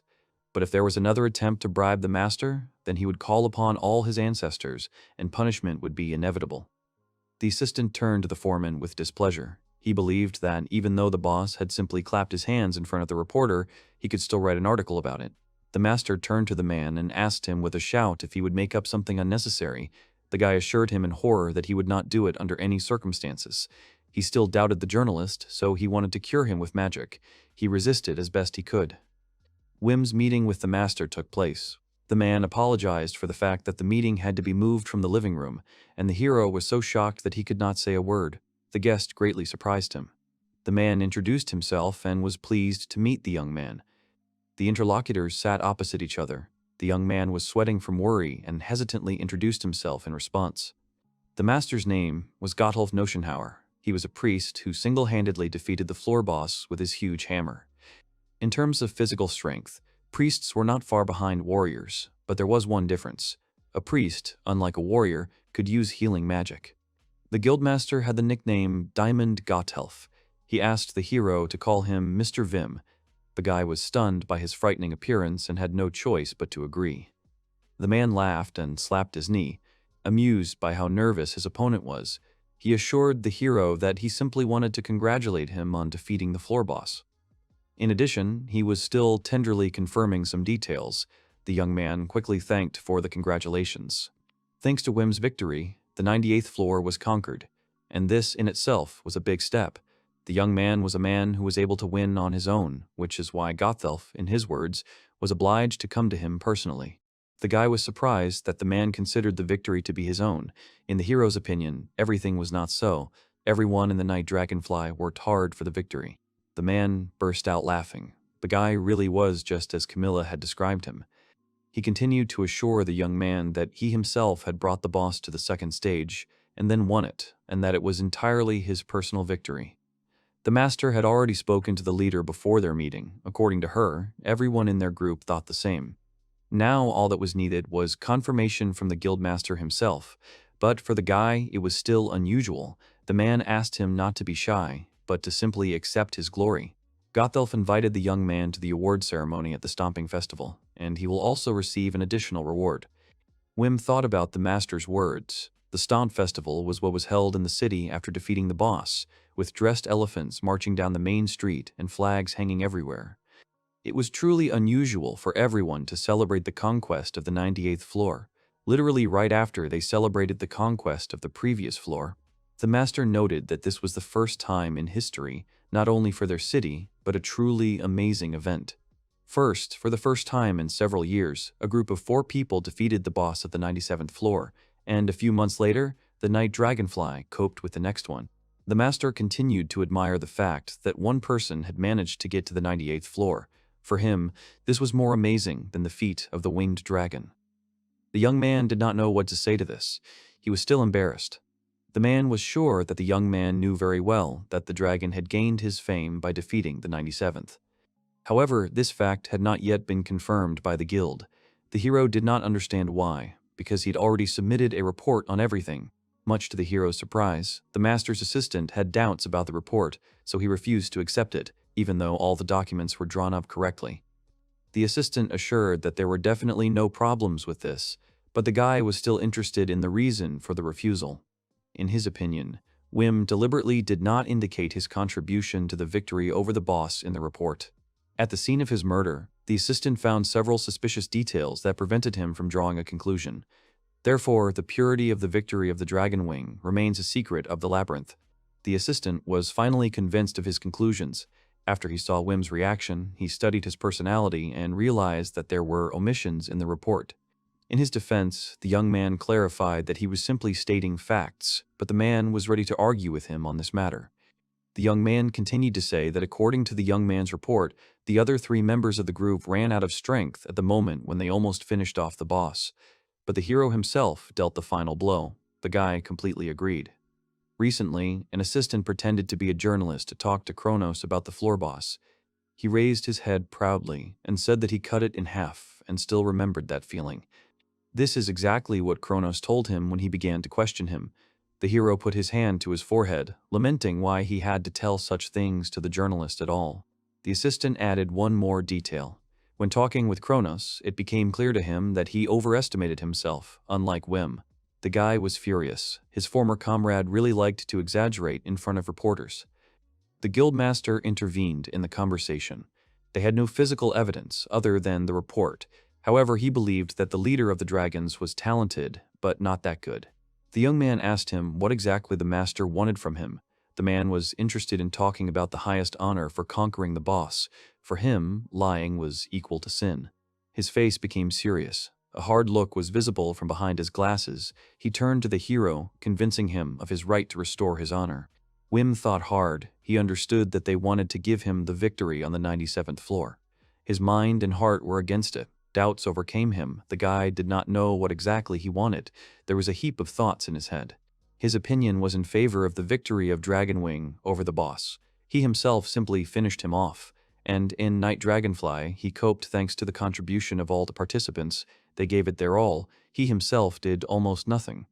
The young man sat there, darker than a cloud, trying to understand where the mistake had been. His interlocutors looked at him with incomprehension. The guy came to his senses and decided to clarify that on that floor his comrades had made the main contribution, and he was in despair. Gothelf was clearly not satisfied with his answer, so he offered to accept honors at least for the 98th. In the corridor, he ran into Camilla. She asked how everything went. In response, she only heard that it was strange. The man asked her with disbelief if she was really sure that the guy could win on his own, while she understood that there were facts and a lot of witnesses. As soon as the master saw the hero, many doubts arose inside him. To him, he looked like an ordinary boy. The woman began to protect the young man, because when he became serious, he could surpass anyone in strength. The head asked to spend some time with the guy to understand everything. She believed that no one in the world was able to pay him enough. Camilla praised the young man as much as she could. Even after her words, the master had a hard time believing that his assistant shared his opinion. The woman was worried that the case with the 97th floor would not move forward, but to her regret, the man confirmed her guess. He continued his way home. The only thing that made him suspicious were the guy's last words. Namely, when Wim said out loud about the mistake. Gothelf was uneasy about the young man's expression at that moment. He saw in it a glimmer of something dark. It was unknown what the young man had to go through. Abel came to visit the hero. He brought him a change of clothes, and often asked if he needed anything else. Wim didn't need anything. In fact, he thought he had already received too much, but the young man continued to visit the ward every day. Even though Abel himself had a lot of work, he volunteered to look after the hero, taking this opportunity away from others. The guy was grateful to Wim from the bottom of his heart. He was ready to talk about it constantly, and, of course, it gave him a lot of strength. The hero himself was only embarrassed by this attitude. He was constantly made to blush. The next time, everything repeated itself again, and these constant visits already seemed like a daily routine to the guy. And yet, others who wanted to visit the ward sometimes managed to get inside. Some brought him flowers, others brought him oils of their own production. He was not left without attention. One guest brought him a novel to read, the latest bestseller. Another lady was grateful for saving her husband, and finally they even brought him a baby so that he could nurse it. The young man was lying in his bed, and the whole room was littered with gifts. He sighed from so many different things, but suddenly noticed one of the surprises. He wondered who it could be from. He strained to remember, but there were 122 people in the Night Dragonfly, and the boy had a problem that had haunted him since childhood. He had a hard time remembering faces. There was another man who was happy to meet him, one of the younger leaders of the Dragonfly. His name was Gregor. He came to the young man to convey greetings not only from the fighters, but also from the entire secondary department.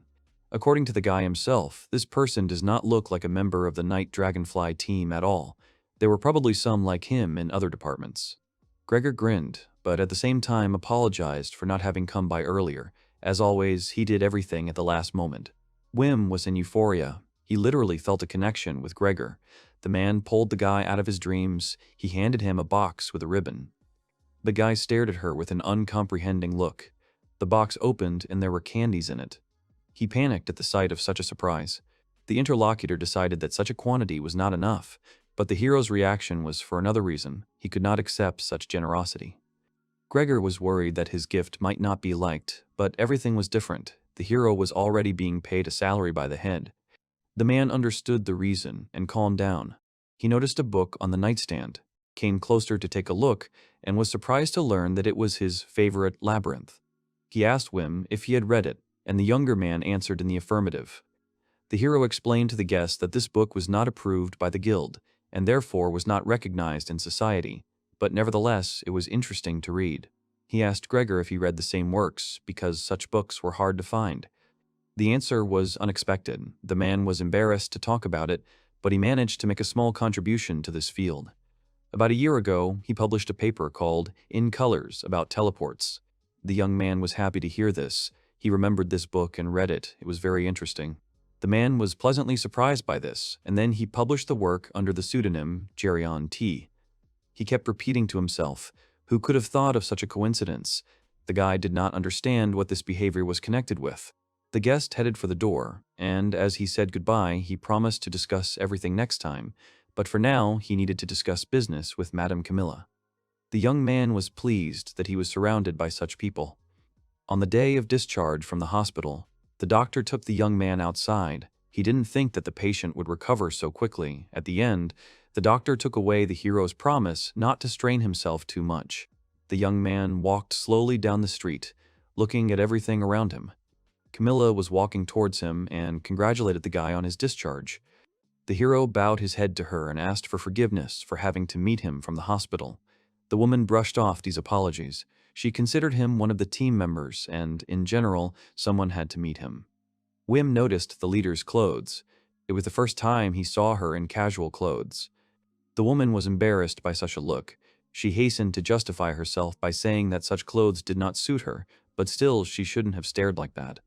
The guy nervously interrupted her, giving her a compliment because the clothes suited her very well. The chief was not very comfortable in this form. It wasn't surprising. She wore armor almost all the time, Camilla agreed. In the last few years, she really only wore it. But this time, Hans did not allow her to go and meet the young man in armor. The hero wondered if she took off her armor while sleeping. The woman suggested walking, and they moved on. Enough time has passed since Wim left the previous group, and now the leader has offered to become a member of the Night Dragonfly. She was sure that he would receive offers to join from all sides, but her group could provide him with a good salary of 10 to 15,000 mercs. The young man literally darkened from such a statement. Would he really have to pay for joining himself, and not they him? Camilla's face became serious. If someone offered him more, she would give 20,000, if even more, then they would add 1,000 on top. The guy didn't expect to be so generously appreciated by the team. The woman thought differently. For her, even this was not enough. Wim was of course proud of his result, but it still seemed like a simple coincidence to him. He might have been quite satisfied with a one-time payment of this size, but he was not prepared to receive such a large sum on an ongoing basis. The head looked at him with a slight smile. The guy turned out to be modest, since he defeated the boss on his own and continued to consider it a coincidence. He thought after her words, maybe she was right, and he really did manage on his own. The young man was tormented by doubts. He was glad that the head highly appreciated his work, but he himself did not particularly trust himself. It was impossible to convince him otherwise. The woman did not ask for an answer immediately. She understood that the young man was now famous throughout the city, and for this reason he would receive many offers. However, her offer still stood. The Night Dragonfly would undoubtedly provide better conditions. The young man was grateful for this. The head decided to warn him and give him some advice. A noise was heard from the side. The woman turned her attention anxiously. The boy asked her what it could be, but there was no answer. Only in her thoughts, she decided that it was just her imagination. She wanted the young man to be careful, because there were plenty of bad companies in the world, and there was a great risk of falling into Wilburg's dark side, and there was no place for a hero among failed people. The guy realized that they were talking about black groups. Such groups earned their fame through illegal business. Such groups exploited loopholes in the law or traded in illegal drugs and other illicit items. Despite the fact that the city was large, the criminals were concentrated mainly in only one group. The head asked the guy if he was familiar with the name Twilight Owl. He answered negatively. Camilla felt relieved by his words. It was very good that he did not have to deal with them, but it is better to remember for the future. The members of that group were considered the darkness itself. If they suddenly find out that the hero has not heard anything about them, they will immediately think of something bad. The darkness has a peculiarity of coming out when the target is most vulnerable. The chief feared that they might have attacked the boy during his discharge from the hospital, but most likely, she was wrong. The young man's face darkened, and he decided to remember this name.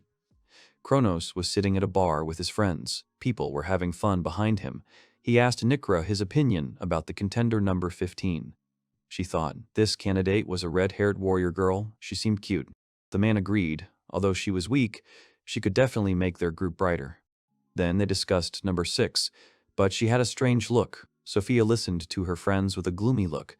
Things weren't going well. At this rate, they might not find a suitable person at all. Even if she intervened, Kronos would only get angry and nothing would change, like last time. Behind her, she heard someone talking about the Night Dragonfly killing the floor boss. 2 visitors to the establishment were discussing the situation that had happened to the group. It was astonishing for them to learn that the Dragonfly had destroyed a completely new floor on its first visit. Kronos stood up from his seat, asking in surprise what the name of the group was. He approached the men to confirm what he had heard. They recognized the guy and then greeted him, but the guy's face did not express friendliness.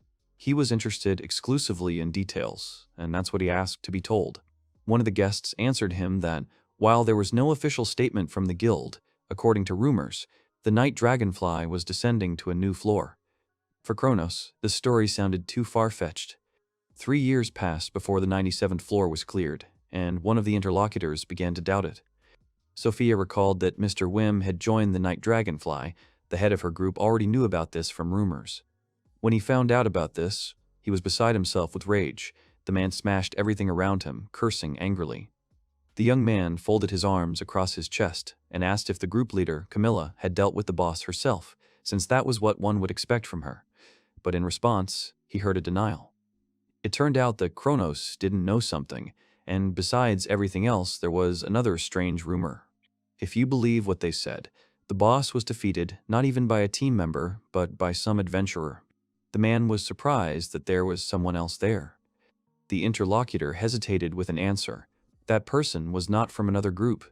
He believed that the credit went to the temporary member of the group who handled everything himself. The guy was indignant. How could he have managed it on his own? Even though it sounded like nonsense, it turned out to be true. He thought about the question. It was unclear who could possibly have the strength to do something like this. Suddenly, an image of Wim appeared before his eyes, causing the young man to open his eyes wide. The man was struck by an idea and bared his teeth. He couldn't believe that this could be a hero. It sounded like absolute nonsense. His whole body began to tremble with anger. The interlocutor was frightened by such a sight. Kronos grabbed him and shouted in his face that no one could win alone. He shouldn't have lied. The man lifted his interlocutor off the ground with one hand, and with the other, he hastened to calm him down, because these were just rumors. The elf intervened. She asked her comrade to calm down. Everyone around was looking at him. Kronos turned his attention to the sides. People around him were indeed staring at him. He let the man go, and in his defense, he only said that he lost his temper, while the man coughed and tried to catch his breath. The leader of the Dragon Wing exhaled heavily. He had been in a bad mood lately. Another guest spoke up. He also didn't believe that someone there alone killed the boss, but the same thing applied to the conquest of the 97th floor by a small group. He heard that the guild had not yet given an official confirmation. The people were alarmed. The conversation was led by the Iron Fist, Daz, who had recently been promoted to B rank in the group. Daz himself, he defeated the golem with his bare hands. Kronos chuckled in displeasure in response to his remark. The guild had problems with paperwork. That's why confirmation took so long. They made fun of him, sarcastically repeating the words about the papers, then asked if the class of the temporary member of the Night Dragonfly group was known. It turned out that he was a sorcerer, but the man did not understand what they wanted to tell him. Daz pointed out to him the hint that he didn't have much longer to live happily ever after. Their group had no place in A rank. Kronos reminded the man that he had been in a bad mood lately. A fight was about to break out between them, and curious visitors did not want to miss such a spectacle. Iron Fist challenged him to sparring practice, calling him senior. He accepted his challenge, offering to go out and teach him how to keep his mouth shut. The rest enthusiastically supported their idea. Some were on Daz's side, since they disliked Kronos even more. Sophia, Melis, and Nikra stood aside. They understood that this could have a bad effect on their rank. The crowd was outraged by the fight. Apparently they overestimated their opponents. Daz was badly beaten. He got it hard from Kronos. He asked the man to stop. He didn't have the strength to continue fighting. But the young man was serious. His opponent still had not learned his lesson. Sophia stopped her friend by wrapping his hand in a spell. The steel fist could not fight. The enemy remained lying on the ground, completely exhausted, and the man looked down at him with displeasure. The audience made comments about the guy. Could there really be anyone left among them who didn't believe in the power of the group leader who defeated the boss? He was not to be trifled with. Later, Kronos apologized to his girlfriends for his actions. He got carried away. He believed that they should no longer believe the rumors, because even greater glory awaited them, so there was no point in paying attention. Nikra anxiously asked the man not to strain himself too much.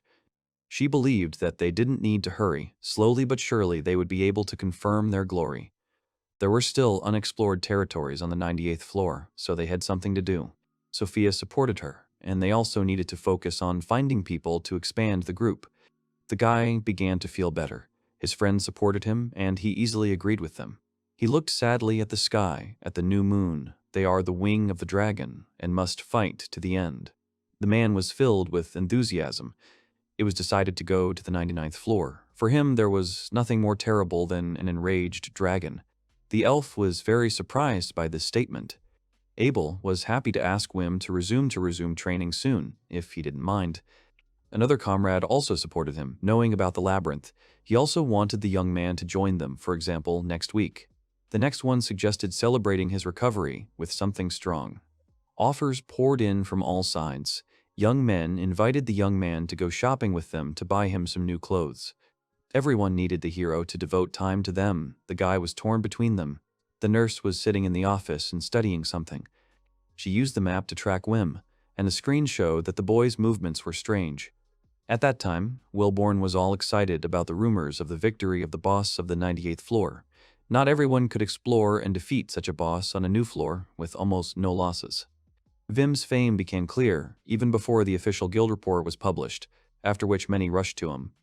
The nurse was indignant. While she was doing work for the Association of Sages, the young man walked around the city from one place to another. This aroused her suspicions. She began to get angry. Doubts were penetrating deeper and deeper into her mind. The hero walked the streets in a hood, hiding and looking around. The girl began to follow him. The month X and day X came. He left the building. This time he was not wearing his usual clothes, she concluded to herself.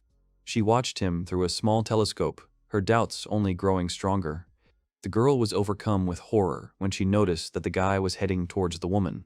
She was jealous of the hero to the point that she wanted him to have no friends other than her. However, she became quite close to many of the group members, especially Abel. The nurse was very angry with them, in her opinion. They all wanted to take Wim away from her.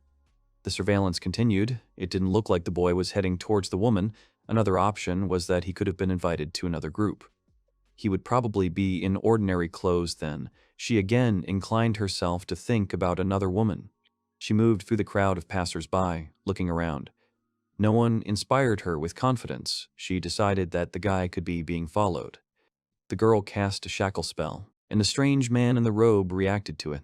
The spell worked, and the passerby was grabbed by the leg by the fetters. The nurse rushed to run towards him. At speed, she jumped on top of the person, placing a long object against him. She bombarded the captive with questions. She was interested in what group the man was from and what he wanted from the guy. She threatened punishment for stalking the man. But the man responded with her name. The hood flew off his head, and the girl saw her pursuer. It was Abel. Heidemarie asked him why he was following their friend, and the young man began to stutter. She loomed over him menacingly. Abel replied that he was trying to imitate the hero. His friend fought alone and managed to defeat the boss. This could not help but motivate him. Abel wanted to become like him, smart and strong. The girl nodded understandingly. She also thought that Wim was really cool. However, this did not answer the question of why he began to follow the guy. But everything turned out to be simple. The young man simply wanted to copy his habits. It seemed to him that Wim was different from them and saw the world differently, and he watched him to learn something new and brilliant. She again agreed understandingly, and Abel was surprised by this. Heidemarie pulled the guy by his clothes after her. He should change tactics and stop following. The guy resisted. He didn't know it was that bad and asked to forgive him for the first time. The girl exhaled, closing her eyes. She was about to say something in response. With a cold expression, she warned that she didn't care who else he would stalk, as long as it wasn't a hero. She began to seem terrible in anger. The girl could not tolerate encroachment on what she considered hers. Abel chuckled. The girl didn't understand what that was, what funny thing she could have said. It was not typical for him to do such things, but the young man's reaction was quite conscious. It was his first time imitating Wim. Heidemarie screamed at him to stop. The first time she forgave him, hoping that there would be no other time, she left the young man and went on about her business. Abel wondered why she was following the hero at all, if she noticed him too. The girl was stunned, but then quickly came up with an excuse that it was Camilla who asked her to keep an eye on him. The young man didn't really believe her words, and she immediately became defensive towards him in order to hide her emotions. Heidemarie only came to her senses when she noticed that she had lost sight of Wim. The hero was sitting alone at a table waiting. Someone's voice was heard. The person was asking him if he had to wait long, but the guy himself had only just arrived and had already managed to place an order.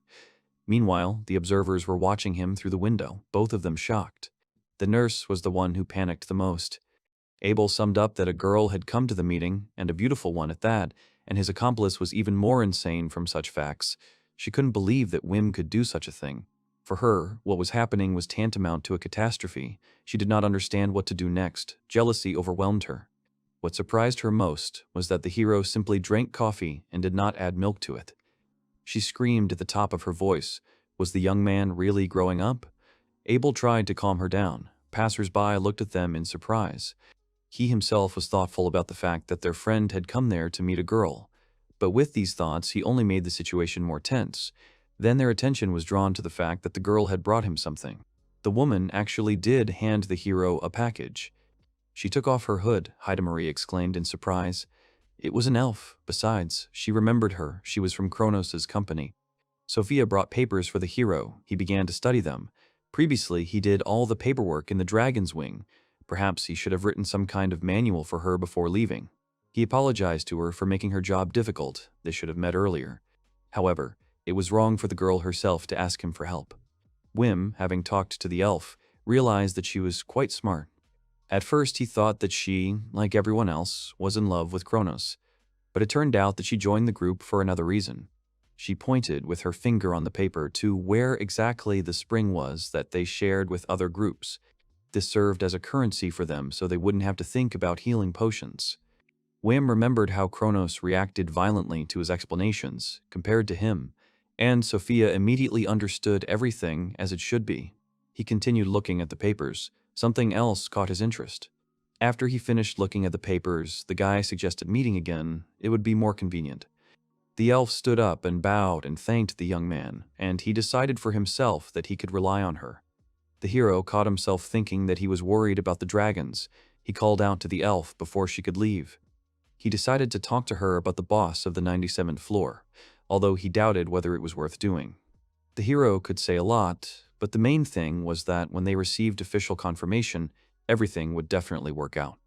By his calculations, they should have enough money to survive until the official confirmation, if they didn't do anything foolish.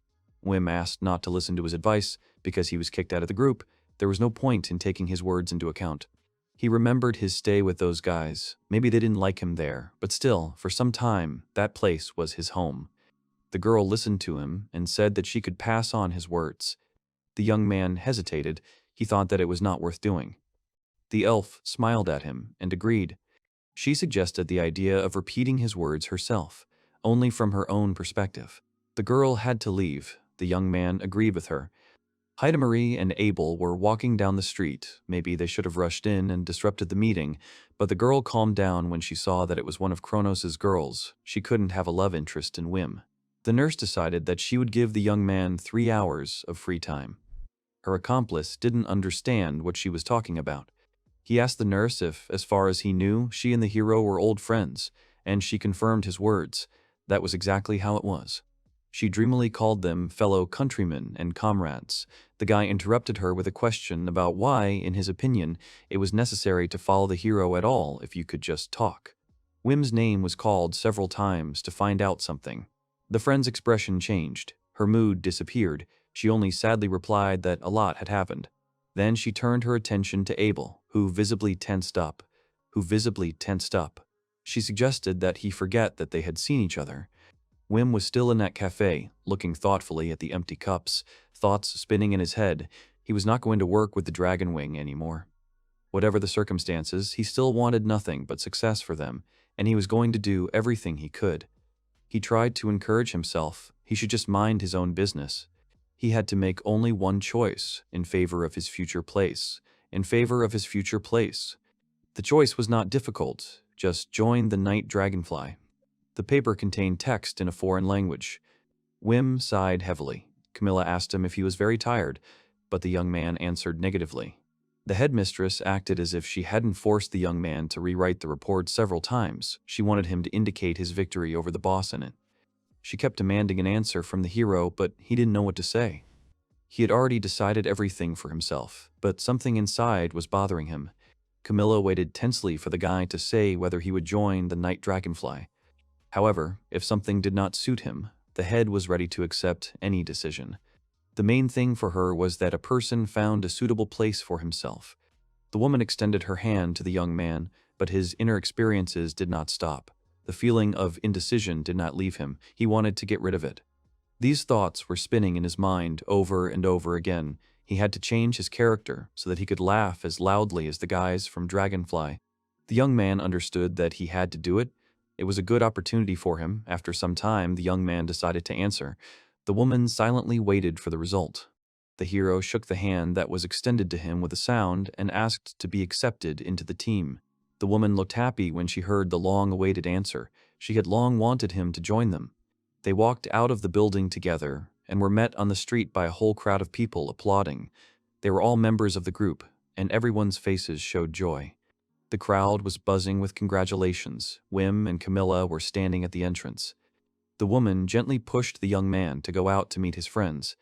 The hero was embarrassed, but still decided to go on stage because all those people had gathered there for him. He plucked up his courage and said a loud greeting. He was glad to see all the people present there. From now on, they would have to work together. He asked them to take care of him. The crowd roared with joyful cries.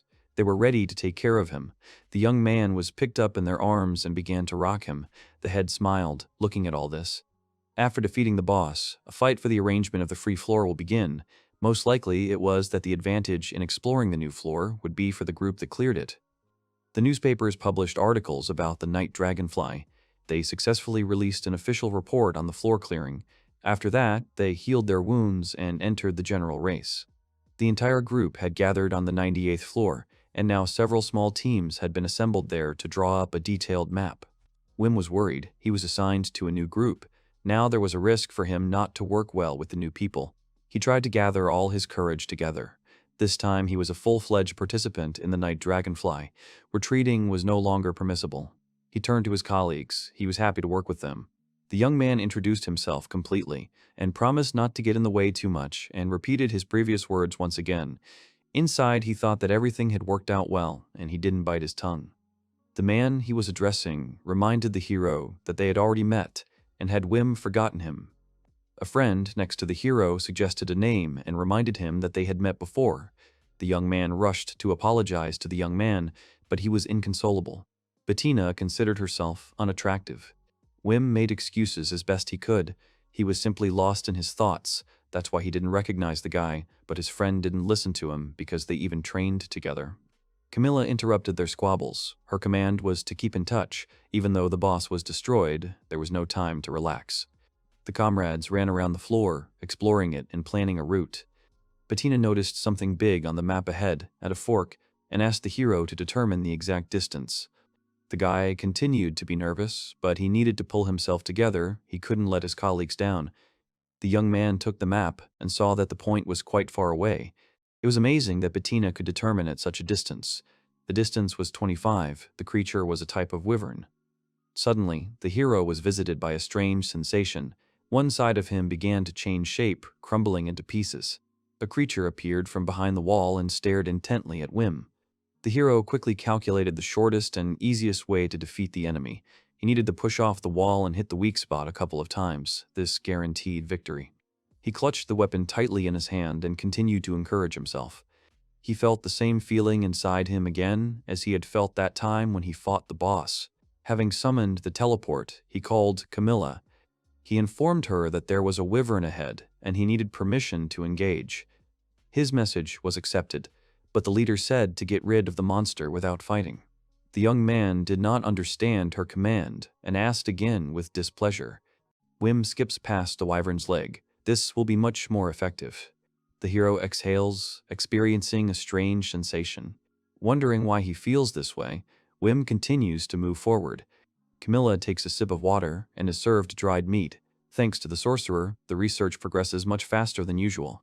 He is indeed strong, but that is why the guild leader does not know how to best use his talents and skills. Before Wim officially joined the Night Dragonfly, Camilla decided to ask him about the magic he used. She wanted to understand how exactly the guy fought during the boss fight and whether he could repeat it if necessary. The head clarified that she was not going to ask anyone to teach this. The hero agreed. When Wim started explaining how his magic worked, Camilla realized that he was a genius. The guy told in detail about his magic code and what it was based on. Then the head decided to clarify whether his explanation meant that, in fact, there was no real risk, and the most that could be expected was just muscle pain. She also wondered what would happen if she used the technique on herself. Wim replied that it depended on the type of enhancement. But, as a rule, the strengthened body part will be damaged one way or another. Camilla asked what he had enhanced in the fight with the boss. The guy answered that he had used the enhancement on the brain. That was why he was able to fight so well. The head was tense about this statement, and she decided to clarify. The guy confirmed that he was on the edge then. A little more, and he would have lost consciousness. And, of course, when asked about the safety of such technology, he answered that it cannot be called safe. Moreover, the fact that Wim is alive is just a lucky coincidence. However, such a miracle cannot be a simple coincidence. Perhaps, as always, he is simply underestimating himself again. And if it really is that dangerous, won't he continue to abuse his body? The chapter was pulled out of its gloomy reverie by an urgent message. Jibun says that there are 2 large enemies in front of them, and another one behind them. For now, they have the opportunity to retreat, but if they hesitate, they will undoubtedly be surrounded. Camilla orders a retreat and rejoins the main forces. She thinks that 3 opponents can be under Vim's power. She turns to the sorcerer. A monster appears, and the Silver Blizzard skill is immediately used on it. The monster falls to the ground with a howl. The adventurers receive a notification. The wyvern is dead. There is one more and a chimera left. Camilla asks Wim if he can handle it. The sorcerer looks at the monster and agrees. His hand trembles. The guy makes the transition. With great zeal, Wim rushes forward.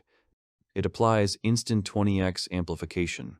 With incredible speed, the sorcerer deals multiple blows to both monsters at once, leaving them no chance to strike back. The guy asks himself why he used a puppeteer this time. After all, it would have been quite possible to cope here with ordinary forces. There was no need to use this skill. Wim could have easily won anyway. It seems he did it to get praised again, but it's better not to think about that now. Defeated monsters fall to the ground. The sorcerer's companions rejoice. Camilla approaches the guy and asks if he really used the same magic as he did on the boss that time. She apologizes and says that she didn't think Wim would use that particular skill. The guy says everything is fine and asks not to worry about it.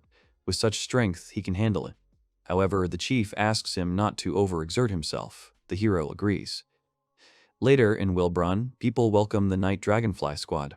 The crowd is abuzz. They are looking at Wim carefully and wondering if he really defeated the boss single-handedly. Someone suggests that they are discussing the wrong person and points to Abel, but he is immediately corrected. The sorcerer notices this discussion. The comments aren't very complimentary. People don't think he's impressive enough for his character. The guy concludes that the evil tongues are right in some ways and straightens his back. After all, he is now a member of the Night Dragonfly, so it is worth thinking about this too. Someone taps him on the shoulder. Wim turns around and sees Heidemarie. The girl congratulates him on the fact that they are now officially comrades in arms. The hero thanks her. Heidemarie notes that it was not worth leaving the hospital in a hurry. Wim, on the contrary, feels that he could have left earlier. The girl asks how things are with the puppeteer. He used him again, so maybe he got better at using him. The sorcerer is scared by such knowledge. Heidemarie says that this approach is clearly hurting the boy. She asks if he likes everything about Night Dragonfly. Wim answers in the affirmative. The girl says she is glad about it. Meanwhile, she is wondering whether it was worth inviting him to Night Dragonfly. For some reason, her heart still hurts from looking at the guy. Sophia holds the signed paper in her hands and says that now everything is official. The group finally received the document about the subordination of the boss of the 97th floor. This statement provokes a corresponding reaction. True, if the girls are relieved, then Kronos seems to still be annoyed. He says that it took too long. The atmosphere in the Dragon's Wing has been terrible lately, because all the people in town do is talk about Vime and the Night Dragonflies. It is well known that Vim was kicked out of Dragonwing, and with the recent events, many have begun to doubt the capabilities of this group. During the time the elf spent in this group, she realized something. These people do not have enough strength to defeat the boss, which means it all happened thanks to the exiled sorcerer. Sophia doesn't yet fully understand the extent of his contribution, but some things are clear. Without Wim, they couldn't defeat the boss. The elf says that the Dragon Wing has been given a reward of 500,000 mercs. However, this does not make the desired impression. The adventurers grumble that they could have given more. Sophia tells Kronos that she needs the leader's magical seal to collect the money he was given. The guy replies that she can take it herself and throws the key. The elf barely manages to catch him and wonders who would trust a newbie with such things. She stamps the seal, thinking that she is afraid of the future of this group. Kronos proudly proclaims that Dragonwing is now officially an A-rank group. The girl thinks hard about the fact that she had foreseen this. Kronos really isn't going to stop. She remembers the hero's words. The money they will pay for defeating the boss should be enough for a while. Wim thinks that the group will be better off sitting quietly for a while and not taking risks. Sophia addresses Kronos. She says they're not quite ready yet, and suggests they just explore the 98th floor first. This way, they could warm up and be better prepared for a more serious hike.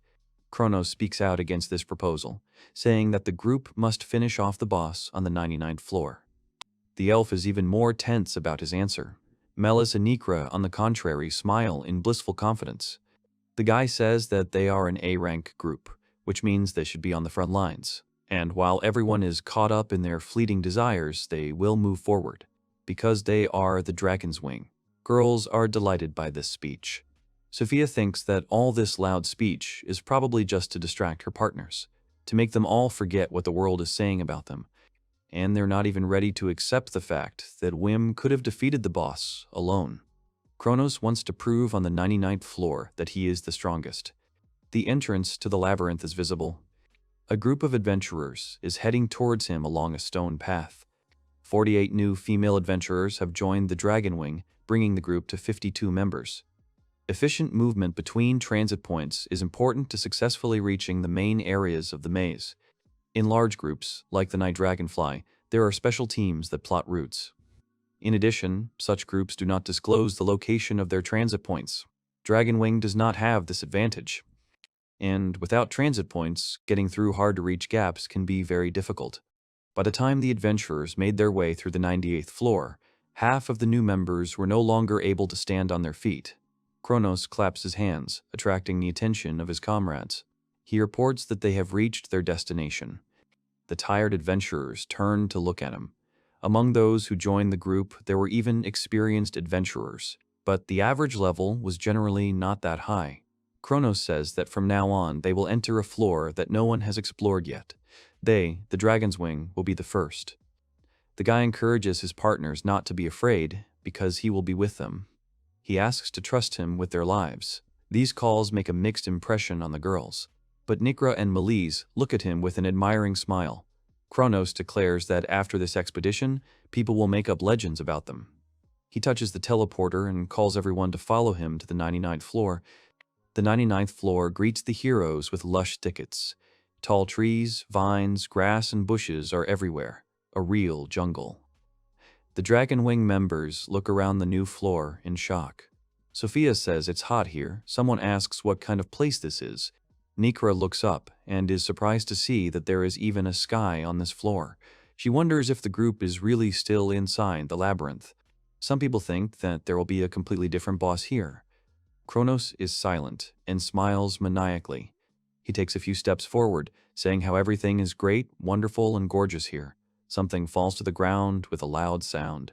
The guy goes a little further and climbs up a hill. He pompously proclaims that no human foot has ever set foot here, and here is a boss that no one has ever fought before. And they, the members of the Dragonwing group, will become legends. Looking down at his subordinates, he enthusiastically proclaims that they are now at the forefront of labyrinth exploration, and they will be the ones making history. And, most importantly, trust each other. Kronos suggests discussing all plans together. One of the adventurers has a question, and the guy is ready to listen to her. Having been given the floor, Rebecca says that she still doesn't understand how they can work as a team. No one in the group uses communication magic. Kronos replies that they don't need communication magic.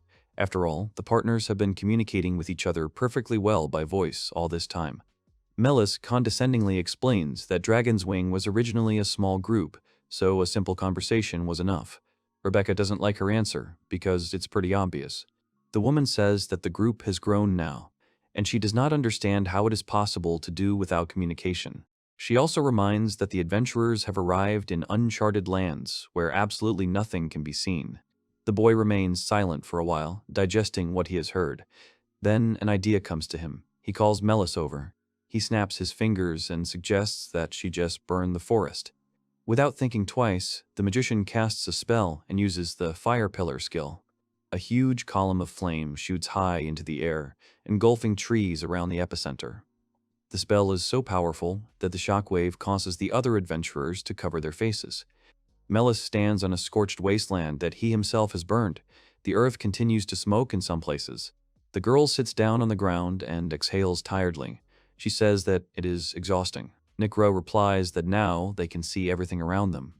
The unwitting spectators are quite impressed by what they see. The adventurers chat among themselves, noting how much magic they just used. It looks like something that would be appropriate for an A-rank group. Kronos states that they had to worry about oxygen on the previous floor, so they didn't use fire magic there. But there is a sky here, so there should be plenty of oxygen. He encourages the others to follow Melis's lead and burn down the forest. Rebecca winces. The mages obey the order, and the boys still egging them on to set the fire. He shouts that the animals are afraid of fire and will burn with the forest. The woman calls out to Sophia and says that she is going to leave.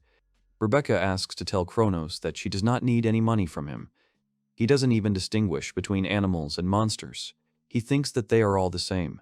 The elf understands that you can't argue with this adventurer. Small monsters are afraid of fire, but the stronger and smarter the monster, the better it understands how to fight this fire. A loud scream is heard from afar. Sophia looks around tensely. Rebecca points out the sound to the elf as a sign of someone approaching. She says that if she were Sophia, she would get out of this group, right now. The elf frowns. She can't leave the group yet. She has to live somehow. The cries of the companions notify that humanoid monsters are approaching the group. They are approaching very quickly. Their silhouettes are clearly visible even in the clouds of smoke from the burning trees. But because of the smoke from the fire, they can't really be seen. The screams get closer and closer, and the adventurers huddle together in terror, drawing their weapons. Almost immediately, people start looking around frantically and asking questions. And that's the worst part. They panic. Sophia shouts for the adventurers to watch each other's backs. They need to take a defensive position. Kronos takes up this thought and demands that everyone calm down. He promises to protect everyone. Finally, the group somehow gathers together, preparing to defend themselves. The elf anxiously thinks that it is too late to run. They are surrounded on all sides. The trees and vines around are filled with a multitude of monsters that look like monkeys. The chief notes that these monsters are probably a new species. Meanwhile, one of the monkeys hits the tree trunk. The others quickly pick up, and the burnt-out clearing is filled with the rhythmic sounds of blows. Sophia is taken aback. It's like music and a ceremony. It's impossible to believe in such rationality. Kronos is overjoyed that they are the first to see it. The huge monkey looks at people attentively. She walks along, dragging behind her the impressive carcass of some other animal. People are scared. Some instantly lose consciousness from this sight. Sophia notes that with this kind of pressure, it can only be one monster. There is no doubt about it. It looks like it's the floor boss, and Kronos notices it too. The monster lazily turns his gaze to the annoying man. The guy is extremely confident. He threatens to show his boss his power and activates the skill. The elf screams, demanding that he stop. Kronos lunges, but the monster seems not to notice him. Easily dodging, he continues to walk slowly and drag his prey. The guy is taken aback by this reaction. The boss exhales almost without malice, which makes the guy furious. He thinks that he's being laughed at. Meanwhile, the monster makes a slight movement of his finger, as if it were a normal gesture. A huge claw deals a crushing blow to the face, leaving behind a deep vertical scar that crosses the leader of the group's left eye. Kronos falls face down, a pool of blood starting to form beneath him. The boss gives him an indifferent look. Sophia watches the spectacle with dismay, clutching her staff. At that moment, she immediately realized one thing. They can't beat this boss. The monster yawns widely, showing impressive fangs, and gives a signal to the other monkeys. The horrible creatures grin happily and approach the group of adventurers. Something needs to be done. The monster's faces, distorted by terrible grimaces, are getting closer. Sophia screams for everyone to hide behind her. The forest is filled with the screams of monstrous monkeys, and the desperate cries of adventurers. Kronos wakes up in bed. His wounds are bandaged. The guy sits up in bed and tries to figure out where he is. Someone expresses joy that he finally woke up. Kronos asks the man who he is, and if they are really in the hospital. The man confirms that they are, and that he was the one who brought the boy here. The stranger's face is hidden by a hood. The man says that, unfortunately, most of the people who went to the 99th floor are either seriously injured or missing, and there are still quite a few dead. Kronos shudders and shouts that his interlocutor is lying. He can't believe this is possible and wonders what happened in the labyrinth. In desperation, he asks what happened to Nikra, Melis, and Sophia. The stranger hurries to calm him down and says that all 3 girls are alive. This calms the guy down a little. The man continues and says that the others are not so lucky. Such is the fate of those who are the first to descend to a new floor. And the leader of the group made a mistake when he promised that everyone would return alive from the 99th floor. He should have been wiser. The guy asks who he is talking to. The man replies that he is one of those who highly values Kronos. He asks permission to help the boy. The stranger says that no one argues that Kronos is a very talented adventurer. However, with such strength, he cannot compete with the new floors. And during his last visit to the labyrinth, the guy had to make sure of this once again. He clearly lacks strength. The stranger wants to make him a lucrative offer. He asks if Kronos wants to become stronger. The guy asks the interlocutor to continue. The stranger is ready to talk further. But first, he wants to introduce himself. The stranger calls himself Jellion and places his hand on his chest in a friendly gesture. On the back of his hand, you can see the emblem of the Twilight Owls. Jellion says they should get along. He laughs. It couldn't get any worse. A cloaked figure moves through the city streets. People call out to her, asking if she belongs to the Dragon's Wing. Without waiting for an answer, the people shout that the group is a liar and angrily throw a bottle at the fleeing girl. The offender tries to catch up with her, while his companion, on the contrary, thinks that this is too much. A quarrel ensues. Sophia, taking advantage of the moment, hurries to avoid contact. The girl runs, clutching a bag of groceries to her chest. Many members of the Dragon Wing died on the 99th floor. Even before this incident, there were rumors that Dragon Wing had failed to defeat the boss of the 97th floor. Now, people are even more furious. The elf enters the group's house. She is asked if everything is okay. Sophia says that nothing happened and puts the food on the table. She adds that this should be enough for them for the time being. The elf hopes that the rumors will die down soon. People are always happy or sad about what happens to adventurers, but this time they're furious. The other members of the group turn to the girl and ask what they should do now in this case. Sophia tries to decide what to say. Pieces of phrases escape her lips. Someone approaches the house. The girls are tensely discussing the fact that they will not be accepted into other groups now. They are all absolutely sure of this. The door opens with a creak. The elf turns around at the sound. Kronos stands in the doorway. He drops his bag on the floor. Nikra and Melis look at him with fear. A moment later, they rush to him. The girls shower the guy with questions, asking what's going on with the hospital. They are surprised that he's already been discharged. Sophia stands aside and watches the touching scene with great intensity. She thinks that what happened should now set the boss straight. Nikra cuddles up to Kronos' chest and cries. The guy strokes her head and apologizes to the girls. He himself understands that he scared them very much. The elf thinks that the boss has clearly shown the group the difference in abilities. Now, the leader must surrender. Kronos says he is very sorry that they lost so many good girls. But that's just because Dragonwing was unlucky. Such a presumptuous statement only makes Sophia's eyes widen. The guy continues his speech and says that if you look at it from the other side, then luck did take place. After all, everyone present in the room is alive. Kronos says that he didn't expect the group to encounter a boss at the very beginning. He claims that he didn't show his full potential. And this time, the guy will be ready. He will definitely cope. Kronos passionately urges the girls to trust him again. This time he will definitely succeed. He asks those present to go with him to the 99th floor again. Elfika cannot understand why the guy has not yet given up on this idea. Leaning against the wall, the tempter giggles meanly. The labyrinth is being actively explored. Well-prepared warriors are running along the cave corridors. They discuss their current capabilities. Vim's speed boost seems like a really good thing to them. A person with it feels like they're on a whole different level. and it's unlikely that anyone from the vanguard can argue with that. Dizemon asks his comrades not to relax. The enemy is waiting for them ahead. The expert contacts the chief to clarify the plan of action. Camilla orders 2 fighters to be sent there. Wim calls Heidemarie to attack. The girl agrees and uses Ice Spear on the monster. The spear crashes into the ground with monstrous force, smashing the monster into tiny pieces. The partners clap each other on the hand in a joyful gesture. The other members of the group, led by Camilla, rejoice and praise the young people for their excellent work. Heidemarie casually says that people think they look good together. The hero sheepishly replies that no one said that. 3 months have passed since defeating the boss of the 98th floor. There were no further problems with exploring this level.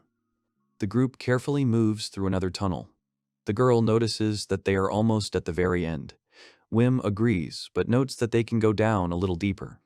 The sorcerer tries to understand how deep it is here. Mark asks him if something is wrong. The guy replies that everything is fine and explains what he was just wondering about.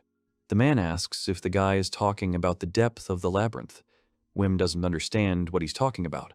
The man suddenly starts laughing. He notices that Wim is saying very interesting things. After all, no one knows anything about the labyrinth. The sorcerer agrees that he must be saying something strange.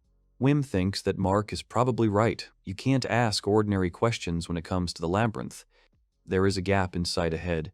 Camilla comes out onto the platform at the exit and says that they have arrived. A huge room with steep walls opens up before the adventurers. In the center of it is a pond from which rise impressive pillars decorated with crystals. At the opposite end is a passage. There are 2 teleportation stones in the hall. This suggests that the group was not mistaken in thinking that there was a treasure trove here. Camilla informs her companions that they have reached the treasure room, which causes a murmur of approval. The treasure room is a room that is unlocked after defeating the floor boss. They are said to hold the secrets of the labyrinth. One of the most important rewards for finding such a room is one of the teleporters to the floor above, and also a teleporter, which is a shortcut needed to get back out of the labyrinth. Wim looks down in admiration, noting that this is the first time he has seen the treasury. He tells Heidemarie that it is very beautiful. The girl's face expresses a state of indescribable delight. The hero looks at her in confusion. Mark laughs and tells Heidemarie that it is the first time he has seen her with the face of a happy child. This angers her. The girl indignantly replies that she is always like this. Wim also laughs. He thinks that he hadn't noticed it before, but Heidemarie has the spirit of a true adventurer. Camilla says that before sending a squad of messengers to the treasury, we must make sure that it is safe. Heidemarie grabs Wim's hand and pulls him along. She calls him to look at all this below and jumps, dragging the surprised and frightened guy with her into freefall. They fly down. Heidemarie still holds the hero's hand, pointing at something below. Her attention is drawn to the extremely beautiful crystals. The guy agrees with this and wants to add something, but at that moment the young people meet the surface of the lake with a loud splash. Wim surfaces and spits out water. He angrily demands that Heidemarie warn him about this next time. The girl only laughs cheerfully in response. She points her finger at something beautiful. Following the indicated direction, the guy looks up. The ceiling of the treasury looks like a starry sky. Heidemarie smiles. The boy smiles. The boy smiles back and agrees. Another splash is heard next. Abel wades through the water and shouts that you can't scare people like that and jump without warning. Mark, who came up next, put his arm around the guy's shoulders and said that he was a fool. He shouldn't have gotten involved in his conversation. With a loud cry of fear, Monica jumps off the cliff. She screams at Abel to catch her, and with a loud splash, she falls right next to the men. She is immediately reproached for this. The girl apologizes. Wim sits on the shore and laughs. Heidemarie has already risen to her feet and is carefully examining the surroundings of the treasury. The girl calls the hero. She found adamantite, and also mithril. There is a lot of it in the hall, and Heidemarie is genuinely surprised by this. The sorcerer laughingly tells the girl that he hasn't seen her like this for a long time. Heidemarie asks, confused, what's wrong with that? Having calmed down a bit, the girl notes that there is nothing surprising about this. After all, right now her dream is coming true.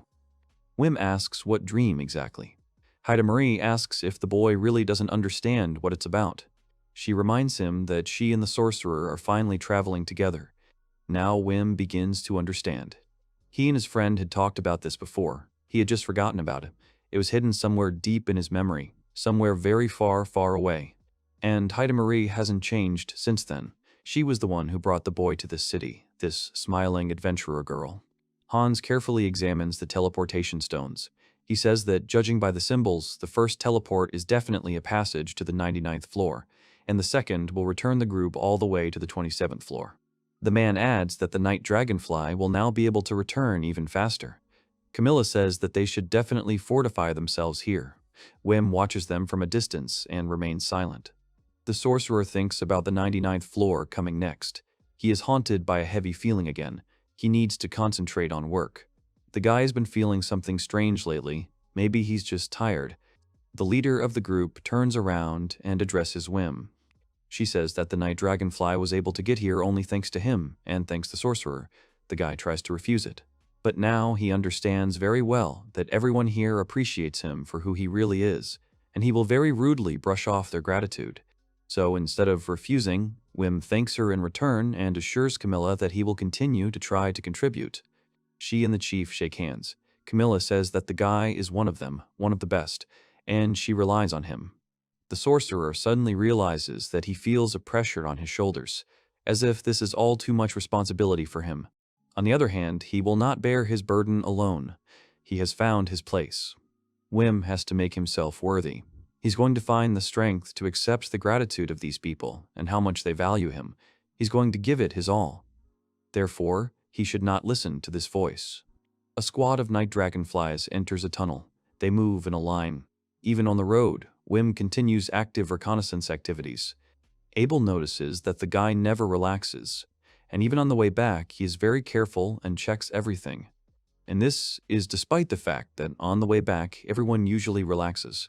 The hero replies that he is just a little paranoid. Abel's face takes on an unhealthy seriousness. He declares that he has understood everything and will not let his guard down now either. Wim smiles and says, no need, he's just trying to find new deposits or something. At this point, the panel goes off. The sorcerer looks scared. Abel tries to find out what happened. Wim calls out to Camilla. He tells them that there is a trap ahead. The leader does not understand how this happened. They are already going back, and how could they have missed it then? The hero replies that the trap is located right in the middle of the road, and the squad couldn't miss it. There's a hole there. However, they do return along the same path, and it doesn't look like the squad took a wrong turn anywhere. Camilla makes a logical conclusion for such a situation. This trap is man-made, and someone created it on purpose. Abel is surprised by this definition. He has never heard of man-made traps. Wim says that such traps can be created by other adventurers, for example, to get rid of competitors, or to sabotage due to a conflict of interest. However, it seems better to do this on shallow floors when the group is relaxed. Camilla asks if the hero sees anything else, to which he receives an honest answer that nothing is clear yet. The guy says that such traps are usually set by those who first found the treasure. In this way, they try to keep the location of the place a secret, but the treasure was not touched by anyone at all. The leader concludes that in that case, someone specifically targeted the Night Dragonfly. Wim asks again if she really thinks so. Camilla notes the fact that someone is always offended by the group. This is not uncommon. However, this has not happened for a long time. It seems that the leader knows the answer to this difficult question. The group is notified that a trap has been discovered ahead, which was most likely set by another group. And this means that the attackers are waiting for this particular squad, so everyone is told to stay in their places and wait for the command. The group makes a stop. Jibun notices something else strange on his panel. He sees many more dangers. It seems that someone has seriously prepared to deal with the Night Dragonfly squad. Wim, looking at his findings, thinks that whoever did all this has a really bad character. There are stakes in the pit, the tips of which are covered with poison. Someone even prepared for the victims to send a person to get rid of her, as if real killers were targeting them. His thoughts are interrupted by a roar from somewhere above. The sorcerer looks up in confusion. He asks Jibun to check what's under the ceiling. If possible, then all the way to the top, as far as his strength allows. The guy agrees. Jibun uses magic to scout out the situation from above. When he's done, he says that his guess was a good one. There's a trap on the ceiling with a falling rock, and if the group is prepared for it, they can handle it.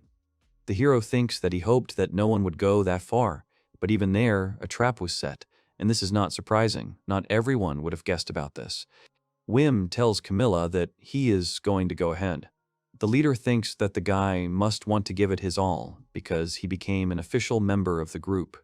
The leader agrees to let the sorcerer go, but asks him to be careful. Wim casts a buff on himself. He confidently rushes forward.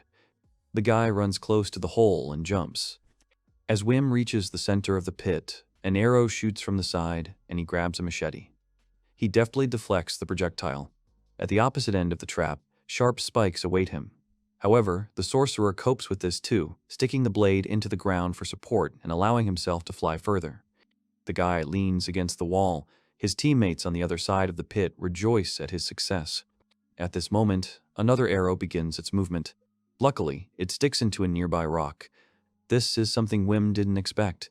It looks like a real professional was at work here. It is definitely impossible to allow any of the comrades to die.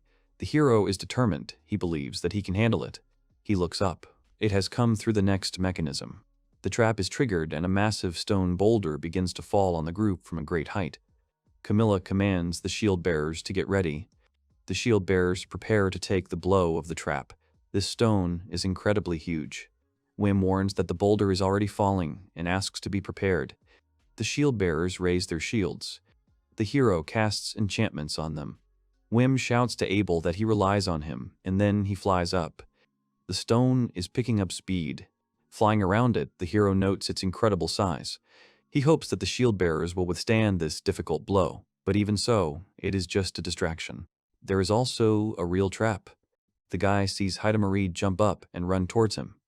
Wim thinks everything will be fine. He just needs to shift the trajectory a little. But something doesn't go as planned.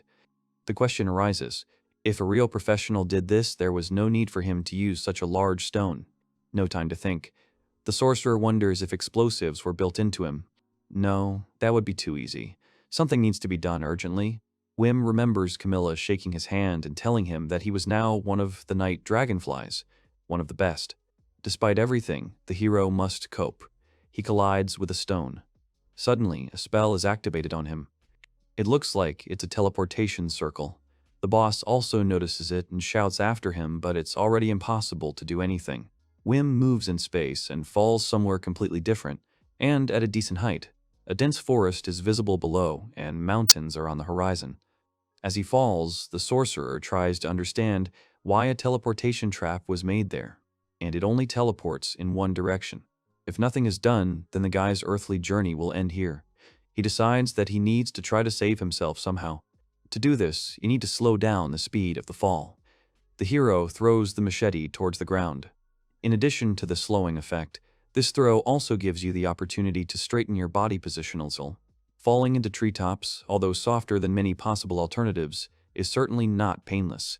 The impact with the ground raises clouds of dust. Wim lies on a pile of branches, apparently broken during the landing, trying to figure out where the one-way teleporter has taken him. The guy sees the sky above his head. This fact alone allows us to assume that he has been carried quite far. Looks like he's on the 99th floor. Finding yourself alone on a new floor is an extremely bad state of affairs. There is no point in waiting for a rescue team on the new floor. Besides, the dragonflies clearly have no idea where the sorcerer was teleported to. In other words, it was easier to consider Wim missing. This conclusion did not add optimism to the guy. The hero picks up the machete and wonders what the point of this trap was. He's lucky he was the only one caught in it. Wim decides it's worth trying to find a teleportation point here. He slowly walks further into the forest. Somewhere above, an owl winks at the traveler. The hero has been wandering for several days. The same forest all around. Insects are buzzing. Things aren't getting any better. Although Wim can't help but admit that he'd like to stop and explore the local ecosystem. The guy looks at the panel and sees the long-awaited notification. He found people. But then the hero's joy fades. He remembers that there are monsters that look like monkeys on this floor. In that case, what does he see? Perhaps Wim is thinking too much. He decides that only humans can move like that and rushes forward. Having made his way through the bushes, the sorcerer meets an extremely unusual company. They are still people, but it seems they are not happy to have a guest. Wim awkwardly tries to explain himself. He raises his hands and says he's trapped. asks permission to join in for a while. The sorcerer says that he is one of the Night Dragonflies and gives his name. The guy repeats that he was thrown to this floor by a trap, and he assumes that his comrades will not find him. The guy ends his speech with a request. For some reason, his name evokes a special reaction. Strange people look at each other and discuss Wim as if they saw a celebrity or a criminal. Someone says that in this case, the guy will face problems. A girl approaches Wim. He asks if he is dealing with the leader and receives an affirmative answer. She introduces herself as Lita Heinkes. Wim is informed that this is an investigation team sent by the guild, and here they have heard about him. The guy thinks that Lida is the head of the investigation team. But before the girl could start talking, her partners call out to her, and now they are happily examining rare beetles together. Lida shows the guy the guild badge. The girl says that this is proof that they are a guild investigation team. Wim thinks that she looks very much like a child. Out loud, he replies that he had no doubts from the beginning. Lida hesitantly asks if the guy has even seen her comrades and points her finger. Her partners, meanwhile, are enthusiastically exploring every corner of the forest, examining tree trunks, rustling, crawling in the grass. They are delighted by the plant they have found, and the contents of the hollow look like a treasure chest to them. The girl laughs and says that she has a far from ordinary group here. The hero smiles and tries to answer something politely, although, in fact, he even understands all these weirdos. Lida says she is glad to meet such a hero. It is a real honor for her. But at the same time, the girl apologizes. The group still has work to do here, and it won't be possible to take Wim home for now. The sorcerer says that he can easily return alone. The girl says that, unfortunately, she cannot tell him the way to the teleportation point. And it turns out that the guy will have to hang around with the group for a while. Wim says that there is nothing wrong with that. Lida tries to cheer him up and promises that it will be interesting, and the hero can get acquainted with what they are investigating here. True, they can be a bit noisy. The girl adds that there are so many interesting things in this forest that even with Wim, the group won't have enough time to see everything. The guy can only nod understandingly. He says that he also loves everything new. The girl says that she thought so, and that means they will get together. This statement sounds a little strange. Someone from the group calls Vima over for a second. The hero turns around. A tall man stands before him. So tall man stands before him, so tall that Wim himself is hopelessly lost against his background. The leader calls the giant Petros and says that the sorcerer will be interested in his research. He studies monsters and tries to understand them like any other living creature. Monsters are essentially animals that have magical powers, so it's no surprise that they look like some ordinary animals. Therefore, the thought arises about what would happen if monsters were not endowed with magical powers. Would they remain ordinary creatures? Petros says he studied the sketches of the 98th floor boss that Wim made, and he came to the conclusion that this monster has the features of a sea cow, and that is very crude. However, so far he has not been able to find anything suitable. The hero nods, thus expressing understanding. The researcher adds that he then thought that perhaps this boss is a long-extinct animal, and he even found a suitable candidate. In the far east of the city there is a port, and there once upon a time there lived a rain tiger or a plesia. The sorcerer is surprised. Petros happily declares that this is almost paleontology. After listening to Petros, the guy realized that he had not become a member of the investigation team for nothing. He was truly passionate about his work and was ready to talk about it for hours. Lida asks Wim what he thinks about Petros's words. Could this rain tiger be somehow connected to that boss? The hero replies that this is a very interesting theory. The researcher repeats the leader's question.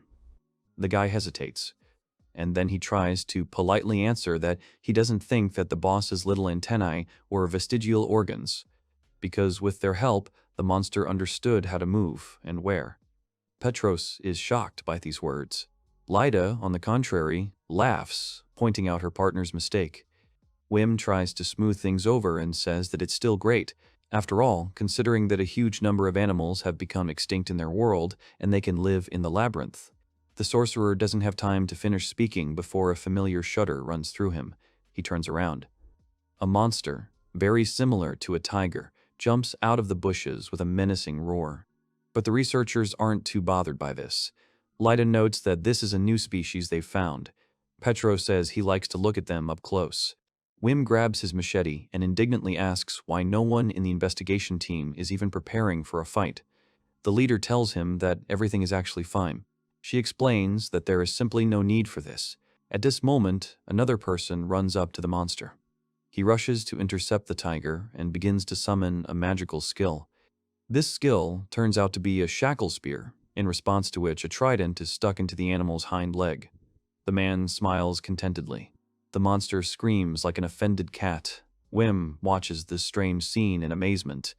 He doesn't know what kind of magic it is, and has never seen anything like it. It seems to be some kind of unique technique. One of the researchers is already busily climbing into the tiger's mouth, shamelessly unclenching its jaw with his bare hands. He is also saying all sorts of things to calm the monster down. The one who captured the tiger does not like this. He shouts that he caught it, so why would anyone examine it first? The object of his anger calmly remarks that simple-minded people always shout. Lyda introduces the disputants as Vanessa and Kevin. The leader explains that they both specialize in monster research.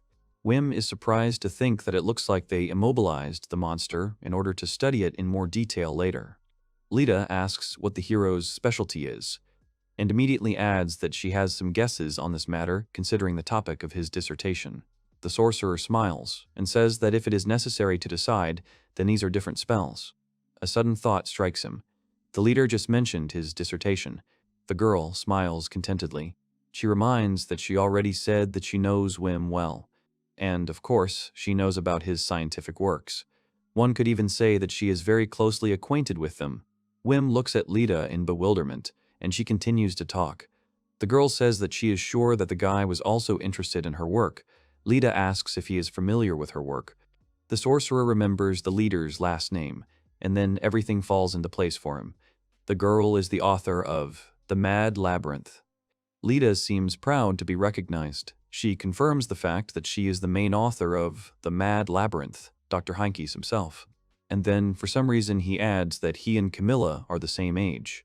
The sorcerer does not understand this clarification. Someone contacts the leader via magical communication to provide a report. Lyda says that her guys were able to contact the head of the Night Dragonfly. It seems that the group is safe, and they were informed about the current situation. The girl says that her group is planning an interesting experiment, and she would like Wim to see it too. She asks if the guy will go with them, although, in fact, he doesn't have much of a choice. Researchers check a balloon laid out on the grass. Wim asks in surprise if he understood the purpose of this construction correctly. Lyda asks if the hero understands what they are going to do. The sorcerer is amazed and assumes that the group is going to conduct reconnaissance from the air. The girl confirms this assumption and asks if the hero will fly with them. The sorcerer clarifies the purpose of the flight. It seems to him that the most logical purpose is to study nature from the sky, but it seems that he is only half right. The leader slyly asks why they want to fly into the sky and asks the guy to think carefully. Wim makes a new guess. Perhaps this is necessary in order to establish the location of the labyrinth. Lydia says that this is the correct answer. There are currently two theories about the location of the labyrinth. According to the first, it is located somewhere underground. The second suggests the existence of another space. It states that the entire labyrinth is a collection of different dimensions in some magical space. But on this floor, the sky has appeared, which could change everything a lot. Lyda hands Wim a large sheet of paper. This is a map. The leader clarifies that this map is only approximate, and researchers believe that the labyrinth is located on another continent. Each floor has something in common. For example, the same wyvern appears on the 26th floor as on the 97th floor. Flora, fauna, and climate also intersect. That's why Lyda's group is watching, trying to put the puzzle together. If we take into account the climate and other factors, we can conclude that all the floors are different parts of another continent. The girl asks if Wim still understands her train of thought. The guy answers in the affirmative. The leader continues his explanation. It turns out that the teleportation points send adventurers to different points on the continents. The girl says that in the group they call this hypothesis the continent hypothesis. In this case, the labyrinth is living proof of the existence of another continent. And testing this hypothesis is the main priority of the researchers. The hero thinks that this theory is quite bold. Lyda sums it up and says that they are done with the theory, which means it's time to move on to practice. The balloon fills with warm air and rises into the sky. The researchers note the atmospheric pressure. Standing on the ground, Lita shouts that the oxygen concentration is decreasing quickly and that they need to rise even higher. As the ball moves away, it looks smaller and smaller. The girl explains that even though they are now on the 99th floor, no one has canceled the existence of the barrier that was previously on all floors. This way, you can check if it is here. Lita says that they are going to analyze the data they received and then decide what to do next. Once the ball has risen high enough, the leader gives the command to move more slowly. She shouts encouragement to her subordinates. Wim looks up with concern. The ball continues to move, and suddenly stumbles upon something, like a film. The strange matter is distorted into folds.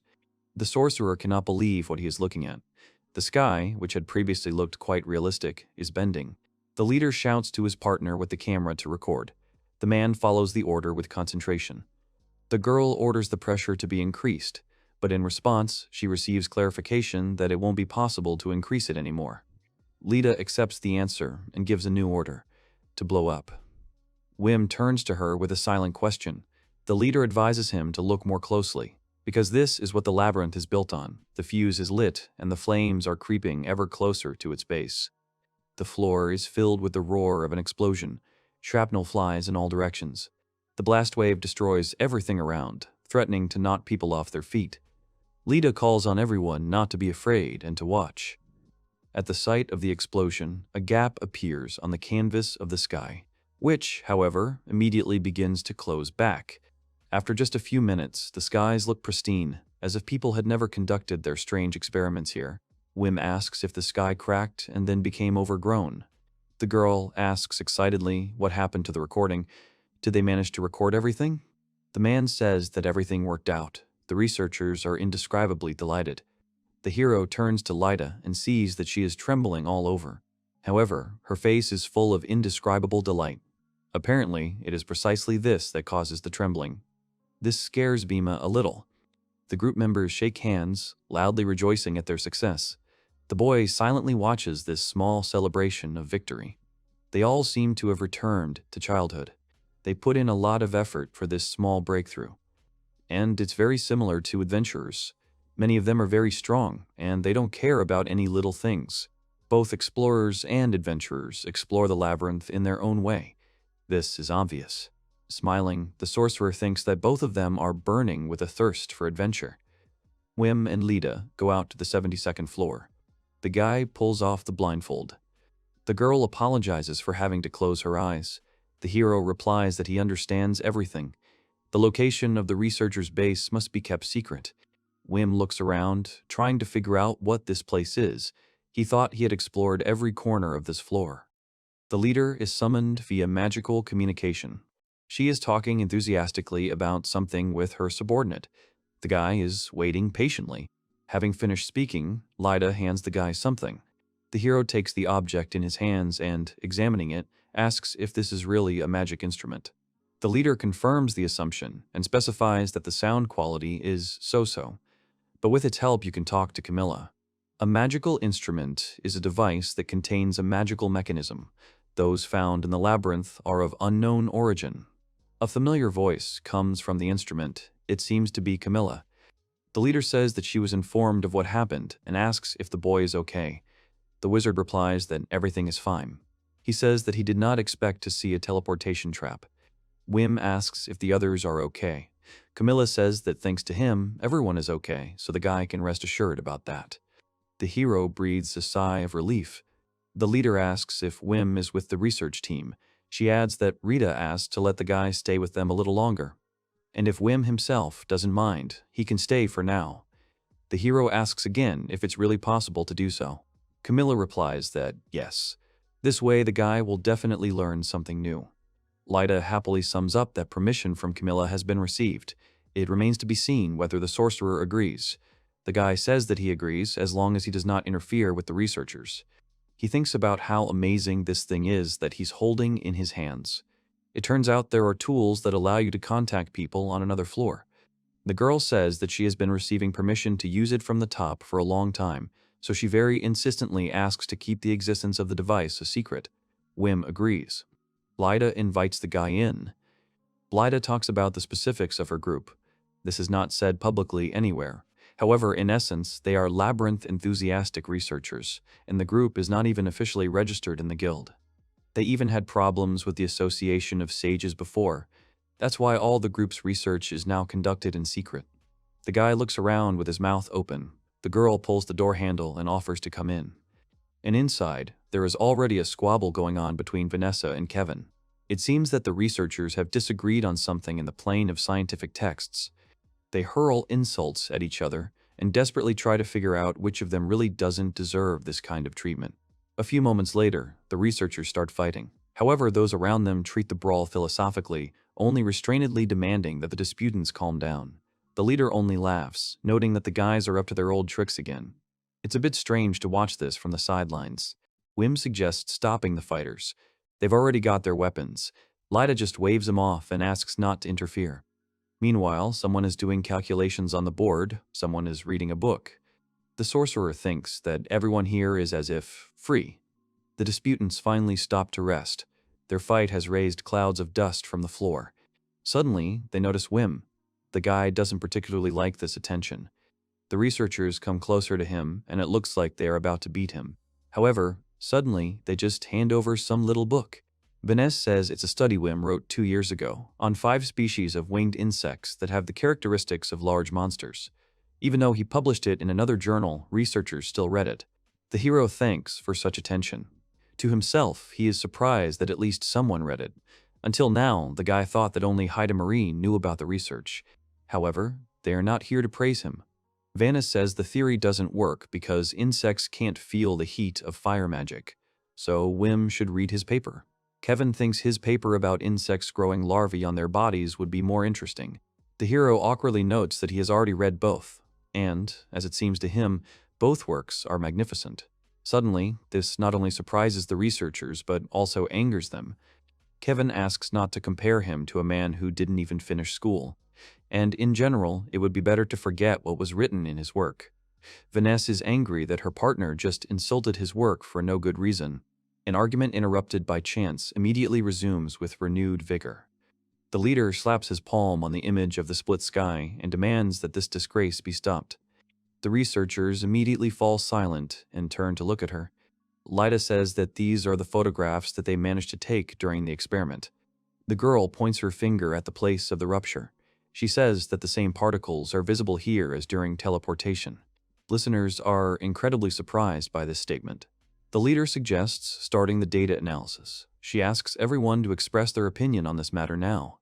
Researchers are beginning to offer their own versions. There are ideas that this is copy magic or healing magic. They also note that it continues to recover. This last statement seems like an argument for healing magic, but the idea is still not accepted. The main problem is that researchers do not know where the barrier came from in the first place, and this problem has not gone away. Wim remains silent, watching the heated debate with surprise. This is the first time he sees such a large-scale discussion, and this is already a level of sorts. Vanessa asks Kevin how he is going to explain the restoration of the barrier. He threatens to find proof. And the magic lines are continuous. The argument does not last long in words, and now the researchers are once again figuring out who is right with their fists. Petros asks the hero how he is. The question confuses the guy a little. The researcher asks the boy what he thinks about the discussion. The wizard hesitates a bit and replies that he actually has a slightly different opinion on the matter. Petros is surprised that Wim noticed something. He asks the guy what his thoughts are on this matter. The hero still doesn't know how to explain it, especially considering how close to heart some researchers take disagreement with their position. Petros promises to listen to the guy. Wim starts saying that he actually didn't understand anything. Lyda overhears their conversation and asks what exactly the hero didn't understand. Wim replies that he heard an opinion here that the barrier was created by magic like flame film. This can also be used for healing. The leader confirms that this is true. The guy says that he is not an expert in this field. The girl tries to calm him down and says that there is nothing to worry about. Any opinion is important here. Researchers have no idea how this barrier works anyway. No matter how much time passes, they cannot figure out how it works at all. Wim studies the notes on the board in silent thought. He thinks about the principle of operation. Such a barrier can be created by a magical instrument. But it's hard to say whether this is true. In fact, even the pattern is not similar. Looking more closely at the pictures, the sorcerer mutters that this looks somehow familiar.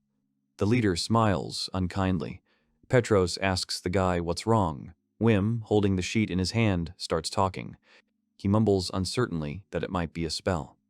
The researchers look at him with surprise. The hero makes a hand gesture to demonstrate what it looks like, noting that it visually looks very much like a spell. Wim walks up to the board and points to the photograph. He admits it's not very clear, but what can be seen in the rift looks very similar to particles after a spell is cast. The guy adds that the charm has a pattern that resembles the shape of a gear, and if you look closely, you can see particles of the charm. That's why he thinks it has nothing to do with magical instruments. The researcher's jaws drop in unison. Lida, on the contrary, smiles happily. For a while, the stunned people cannot put the words together to express their opinion about what they heard.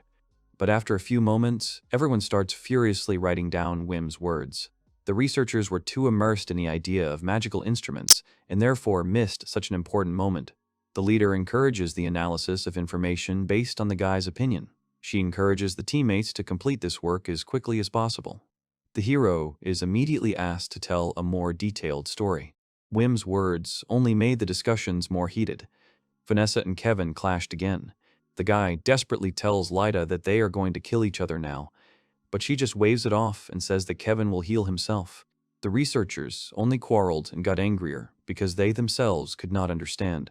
Sooner or later, Wim joined their cries. Finally, everyone ran out of breath and fell silent. Charms were cast. After this, a pattern appeared on the ceiling, very similar to the one that appeared in the celestial rift after the explosion. This is definitely a success. The researchers were able to replicate the barrier using charms. Lida admits that this is even symbolic. It is now clear that the sky in the labyrinth is just a delusion of magic. The girl says that this is a new discovery. Wim agrees.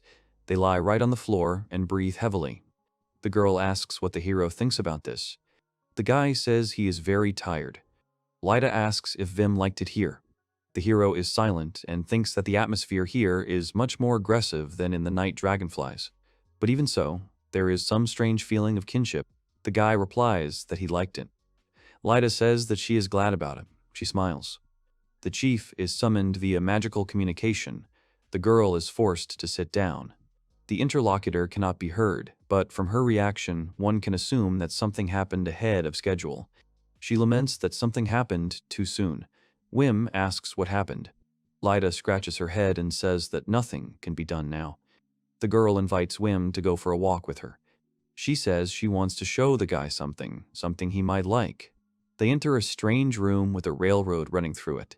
There is a closed door on the opposite wall. There is a cart in the corner. It is filled to the brim with some kind of stones. The hero asks what this is. Lida mysteriously answers that this is an experimental site. Wim asks what kind of experiment this is. The girl calls out to a certain Laura, asking if she is here. A girl wearing a hood with animal ears comes out into the light. The sorcerer carefully examines individual details of her appearance and concludes that she is a half-human. The leader introduces Wim to his subordinate and asks her to introduce herself as well. The girl agrees. Laura bows and says her name. The boy awkwardly greets her back. The girl looks downtrodden and depressed. Lida continues her speech. She asks the guy if he understands what this tunnel is for. Wim is silent. Then he says that, as with the sky, this is the edge of the labyrinth. And this is a completely correct answer. The leader asks Laura to demonstrate something. She obediently agrees, and something strange begins to happen to the girl. She writhes and crunches her bones. Suddenly, Laura opens her mouth, full of razor-sharp teeth, and lets out a menacing roar. She turns towards the wall with her legs half bent. The girl swings her furry and clawed paw, and after that he hits the wall with all his might. Lida explains that it is more difficult to reach the limit here because of the stone walls. The average warrior cannot punch a hole. However, Laura's blows leave visible damage on the wall. Another loud thud and something red flies off the wall, splashing right onto Wim's face. The hero screams that Laura is bleeding. He wants to stop it, but the leader tells him that everything is fine. The guy asks in horror where it is normal here. Lida calmly answers that Laura is trained for this and everything is really fine, and it would be better if he just watched. Having finished picking at the wall, Laura points her paw into a rather deep opening. A familiar pattern is visible there. The gear pattern hums rhythmically. The leader comes closer and says that it is like that time in the sky. And even in the depths of other floors, the pattern does not change and looks exactly the same. The girl adds that it is more noticeable on the walls than in the sky, and if this barrier works on the same principle, but Wim doesn't listen to her. He kneels down in front of Laura and examines her hand. The guy asks if everything is okay and is going to stop the bleeding. Laura looks at him a little lost. Lyda says she is fine and asks for confirmation of her words. But Laura remains silent while the hero bandages her hand. The girl quickly forgets about her and turns to Wim again. She would like to hear his opinion. His analysis as a sorcerer is simply necessary. After all, there aren't many good sorcerers in the world. And even among those who exist, the guy stands out for his intelligence. But Wim is in no hurry to answer. On the contrary, he turns to Laura and says that everything will be fine now. She silently looks at her hands. The leader exhales tiredly and starts talking again. She reproaches the guy for not understanding, and she is actually trying to hire a hero. Lita says that together they can uncover all the secrets of the labyrinth. Having been with the sorcerer, the girl supposedly realized that he was the same adventurer as everyone else in her group. Wim says that this is wrong. The girl asks what he is talking about. The guy replies that something is wrong here. The hero asks his interlocutor what she is hiding. Lita is silent for a while, smiling stupidly. Then she says that she has been exposed. The girl asks if it is because she has changed her manner of communication, but even so, Wim has exposed the deception faster than expected. Lita admits that, if you think about it, from the very beginning it looked like she was hiding something. With a loud bang, the door is broken down from the other side. Camilla and Abel burst into the room. The leader of the Night Dragonfly demands that Lita move away from Wim. She calls for backup and says they have found the Twilight Owl's hideout. The hero is surprised to hear about Twilight Owls. The girl says that, in that case, she should introduce herself properly. Her real name is Rita Hankes, and she is the leader of the Twilight Owls. Camilla looks at Rita with disdain and says that she has not changed at all. She calls her a deviant. Wim watches this dialogue, dumbfounded. Rita declares that eavesdropping on people is bad. They are all adventurers. They can talk calmly. The head of the Night Dragonfly snorts and says that she has nothing to negotiate with her interlocutor. Camilla demands that the sorcerer be returned immediately. The leader of the Twilight Owls says she didn't think they'd be found here. Camilla asks if Rita thought her lawlessness would go on forever. The leader of the Night Dragonflies turns to the hero and asks him to listen to her carefully. She says that Rita is deceiving him, and even if Camilla doesn't know what she managed to instill in the guy, he should know that his new acquaintance is a real master of manipulating people, and that very trap that the group encountered was only needed to separate them, and all this nonsense is her doing. Rita squeezes the magic tool in her hand so tightly that it starts to crumble. The girl says that her interlocutor has a bad opinion of her, because all this is not nonsense, and she actually tried. Camilla asks if Rita is not going to fight. The leader of the Twilight Owls orders Laura to protect her, to do something. The girl agrees and gets into a fighting stance. The girl demonstratively hides behind her back. She smiles maliciously and says that she has a very obedient shield, and the tall sister allegedly scares the girl. Rita turns to Camilla and says that since she lost and will have to give up Wim, the dragonflies can at least tell how they found this place in the first place, because even if they tracked his location, this place is still surrounded by a barrier, and even most bosses won't be able to get here. Camilla is angered by this suggestion. She claims that the idea of tracking could not even occur to her. Only villains like Rita usually do this. The girl is surprised by this question and asks how they managed it then. Heidemarie is with them, and now she doesn't look like Rita at all. The girl behind her winces and looks away. Camilla gets excited and says that this will be a useful lesson. Because Heidemarie is an example of what the human mind is capable of. All you had to do was work your brain, and then no evil tricks were needed. Still, it was no surprise that she was able to find Wim as soon as he went up one floor. For Heidemarie, it was a real challenge. Heidemarie screams that they would never do that. The hero is glad that the girl is on their side. She has a frightening mind. Heidemarie laughs and says that she hopes that Rita never thought that she could deceive such a powerful sage. The leader of the Twilight Owls scratches her head and says that even though it sounds far-fetched, She still doesn't really understand the abilities of the sages. The girl gestures towards Wim and says that he can go. The guy steps back, and his comrades immediately hide him behind shields. Camilla says they got what they wanted and orders everyone to return. She is disgusted to linger here even for a second. Rita waves goodbye to Wim in a friendly manner as if nothing had happened. She says he will be welcome in the Twilight Owls. The hero returned to the headquarters of the Night Dragonflies. As it turned out, everyone was very worried about him. It seems he spent a good 2 days with the Twilight Owls. And it seems like a little more, and the guy would have been brainwashed for sure. Camilla says she will never accept Rita's methods. Wim had been shocked by many things while he was there. The most acute memory was of Laura's bloodied hands. But after the words of the leader, he realized many things. There were other times, however, when the leader of the Twilight Owls would wax lyrical about the nature of the labyrinth. It didn't seem like her interest was false in those moments. Camilla says that the hero is one of the best in the Night Dragonflies. That is why many have set their sights on him.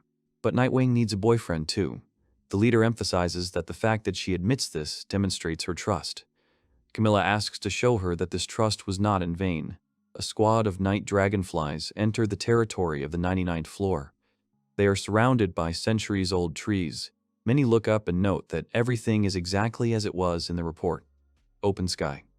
The 99th floor is gradually explored, and then the whole picture begins to become clear.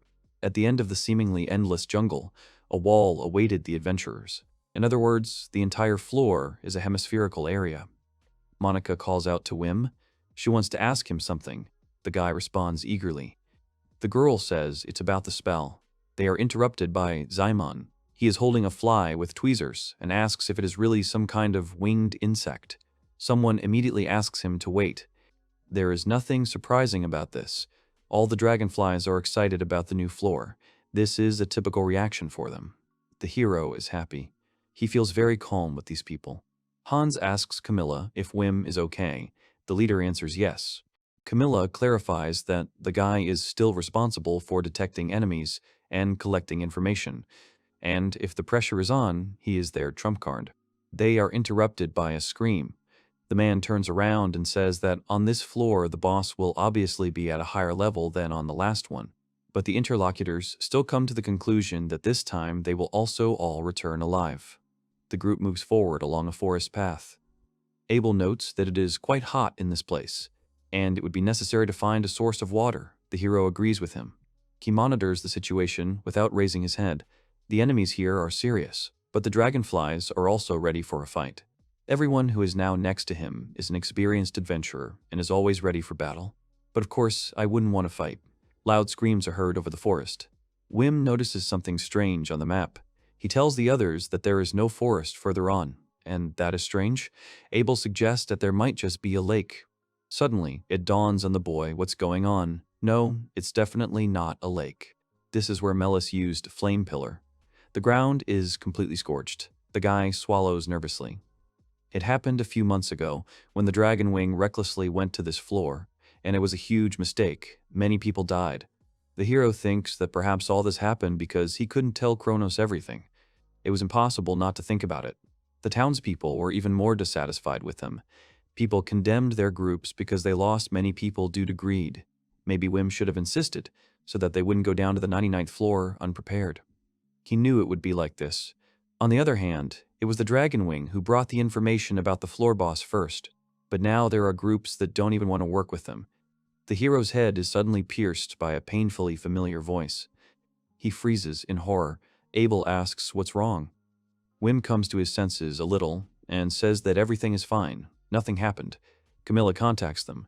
The leader reports that the squad is surrounded by a large group of monkeys, and they look like the monsters from the Dragon Wing report. Camilla gives the order for everyone to prepare for battle. At the tops and bases of the trees, monkeys appear one after another with loud cries. Hans says there are quite a few of them. Camilla adds that they have high intelligence and the monsters have banded together. This means that they are not so strong individually. If the squad starts to retreat blindly, it can only get worse. First, you need to decide where exactly to retreat. The monkey hits the ground with its paw. People look around and ask each other what just happened. The head of the magical communication channel tells everyone to listen to her. She says they are the front line of the maze, and there is no group that can handle it better than the dragonflies. Camilla tells them not to put their lives on the line, but not to let their comrades die either. Everyone must return alive. The speech has the desired effect on people. They raise their weapons and take a defensive position. They notice among themselves that the leader of the Night Dragonfly is, as always, in good shape. She was able to raise the fighting spirit of her partners. Meanwhile, Wim remembers that his comrades don't hear the same thing he does. And when he hears that terrible voice, something terrible always follows. This is definitely the boss of the floor. The guy starts shaking. He grabs one hand with the other, trying to calm himself down. The hero is overcome by this feeling again. He can't waste his energy. He needs to calm down, try to control the emotions that have come over him. The monkeys quickly rush to attack. However, it was not an attack. In fact, the monsters, moving strangely, broke away from their place and ran away in an unknown direction. Wim looks at the panel in horror and cannot believe his eyes. He addresses his comrades over the general communications system and asks everyone to be careful. The guy shouts that a huge attack is flying here. The crowns of the centuries-old trees answer him with a light rustle. Camilla asks again what this means. The hero answers that the area of destruction is colossal. A huge monkey paw grabs the tree trunk. A terrible sound of breaking wood is heard throughout the forest. A cloud of small particles, leaves, and branches rises into the air. A huge monster rises into the air, holding in its paw a tree many times larger than itself in size. The next moment, the boss strikes with all his might with his incredible weapon. With a terrible sound, the heavy object rushes down, plowing the earth, destroying trees, lifting small objects and particles into the air. And, with the last blow, the giant monkey brings the tree trunk down to the ground, this time throwing it. The blow is so strong that the monster itself is thrown upward by the recoil. The boss drops to the ground and walks towards the adventurers, his footsteps shaking the ground. The monster walks without haste, avoiding all the obstacles erected by its atrocities. In just a few minutes, the forest around began to look as if a fierce battle had already taken place here. He stops, waiting. The dust in the air makes it hard to see. Finally, the cloud settles, revealing the missing view. Camilla is breathing heavily. The chief asks if everyone is safe. They report to her that more than 10 people are trapped under the tree. The dragonflies are trying to help each other in a hurry. The giant monkey comes closer and closer. The leader of the Night Dragonfly realizes that it is definitely him, the boss of the floor that the Dragonwing encountered. This is a horned monkey. Camilla coughs. The pressure exerted by the monster prevents her from taking a full breath. The leader raises her sword, but Wim stops her. The guy declares that he will go first. Camilla reminds the hero that he doesn't need to win. It will be enough to buy time for the others to recover. Wim's hand trembles as he grips the machete's handle. He agrees. Gritting her teeth, the boss admits that he is the only one who can restrain the boss. So she relies on Wim. The guy agrees. He believes that he must do his duty. The monster grins. If there is no other way out, why not try? Why not try? Wim again turns to the puppeteer's strings. The tree was knocked down to the ground. Several people from the guild were crushed by its trunk. The rest asked whether they were alive or not, promised to pull them out. The victims said that they were in pain. Camilla began shouting at her subordinates that their priority now was to rescue, but they should not take their eyes off the monkeys, to which she was told that her order had been heard. One of the guild members pulled his comrade out. The latter thanked him and then asked about the current situation. He was told that they were too close to the boss. The attack was carried out over a huge area. The rescued man said that they had a lot of casualties, and it would take a long time to regroup, to which he was told not to worry, since the main character would buy them time. At this time, Wim seemed to be completely engulfed in fire. He thought that he had already gotten used to this state. He no longer had the feeling that he was about to die. He could use it. Although he walks on the edge, he has mastered it so much that he is not afraid. Now, everything is different. Initially, this technique was created for critical situations when there is no chance of winning. Then, a blow came towards him. He flinched and thought that he was thinking too much in the fight, after which he used his 50x enhancement skill. The monkey was shocked by what was happening. The main character immediately began to attack his opponent over and over again, which forced the monkey to dodge and retreat. After some time, as a result of their battle, they came to a small clearing hidden in the forest. Wim and the monkey stood opposite each other, and also stared into each other's eyes. Suddenly, the monkey bared its teeth. It looked like it was going to smile, but then it clenched its fists and screamed very loudly in a voice that was not its own. The guild members wondered if the monkey was trying to intimidate him. Then they realized that the monster was just enjoying himself. This boss was enjoying the fight, and he was happy that he was fighting Vim. After this, the monkey decided to strike, but the main character managed to get away from it. He tried to strike the monster's body, but it dawned on him that the skin there was very hard. Such force would not be enough to defeat it.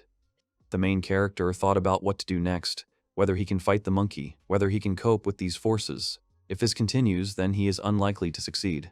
Wim wondered if he could stand it, what he should do, because it looked like he had no choice. The lives of every single one of his guild were at stake. The main character thought that he had to save everyone. He couldn't hesitate, and in that case he had nothing to do, so he decided to resort to his skills. They began to influence his brain. It turned out that he had used the 100x enhancement skill, and in his mind he was shocked by what was happening to him, because his head was spinning, and the world around him seemed to be about to fall apart. He also felt like his body was falling apart. He thought about what would happen first. He would lose consciousness, or his bones and muscles would fail him. But he couldn't hesitate, and then he chuckled out loud. After this, the monkey with horns picked up a huge boulder, which looked more like a piece of rock, and then rushed towards the main character with it. The latter at that moment took out 2 daggers, with which he cut the stone into pieces. The monkey seemed pleased with his action. The stone flew into small fragments in different directions. After that, the monster jumped towards him. There were huge claws on his hands, and a wide smile blossomed on his face. The protagonist thought that he understood him. Wim thought about that feeling when the fight gets faster and faster, the excitement that comes from walking on the edge. The main character thought that he could fight him, after which he saw the monkey swinging at him, and he thought that this blow would really hit him. At that time, someone tried to call out to him.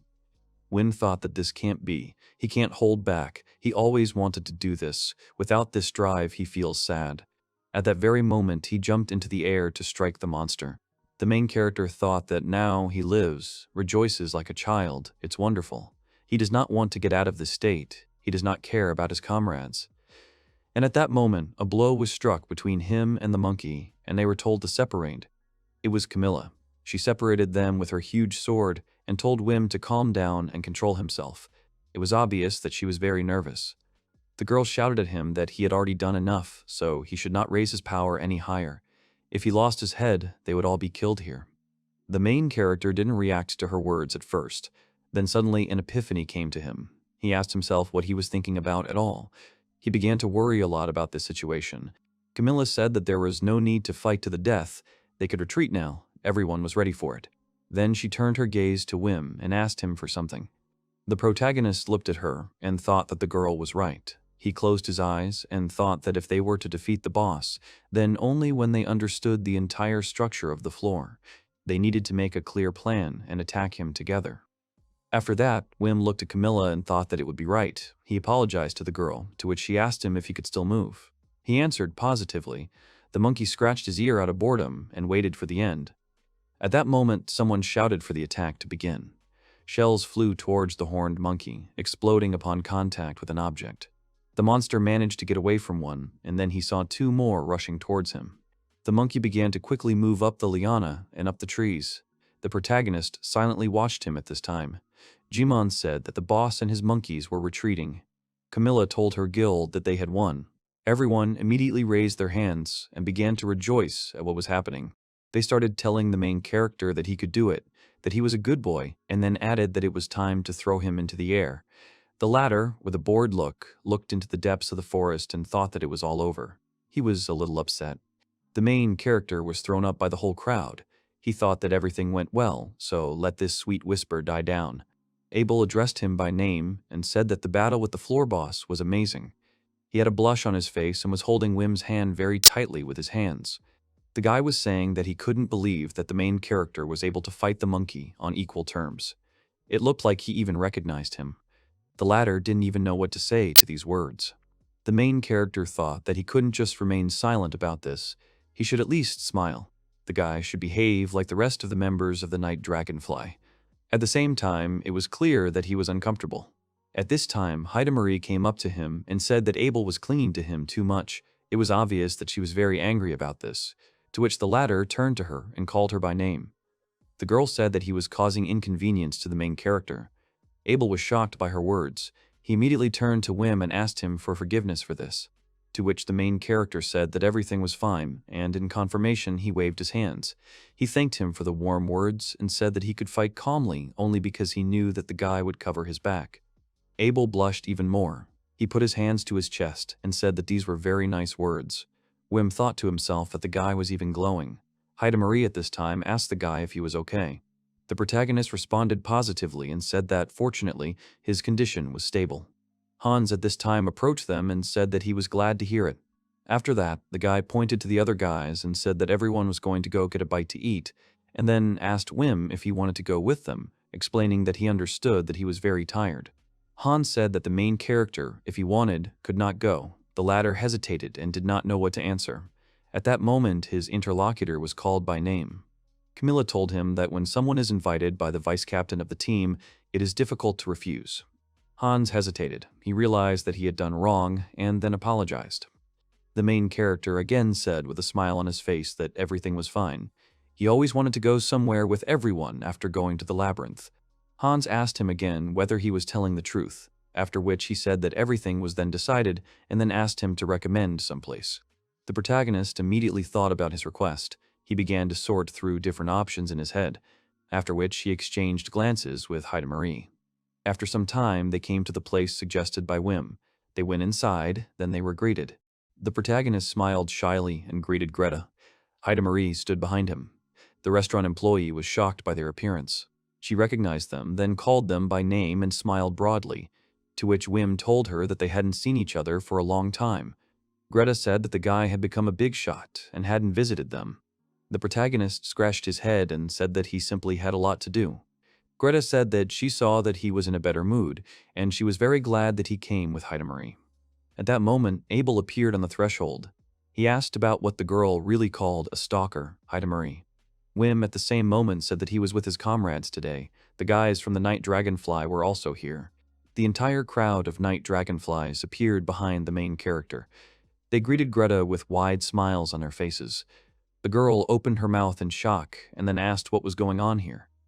After that, Greta ran to the kitchen, called the chef, and said that trouble had come to them. She also started chattering about a Night Dragonfly here. The man asked her again. The chief came out into the hall and asked if Heidemarie was here. He asked what was wrong with that, after which he saw the rest of the guild members and started shouting loudly. First, his gaze fell on the fierce warrior Hans. Then he saw the Iron Abel. It was a huge shock for him. He also saw a cute girl, lightning strike Monica. She had her hands in fists and an aura around her, like she was a little flower. The boss was surprised that such famous members were here. What should they do? He told Greta to just be calm. They were professionals, they were ordinary clients. After that, the man greeted everyone.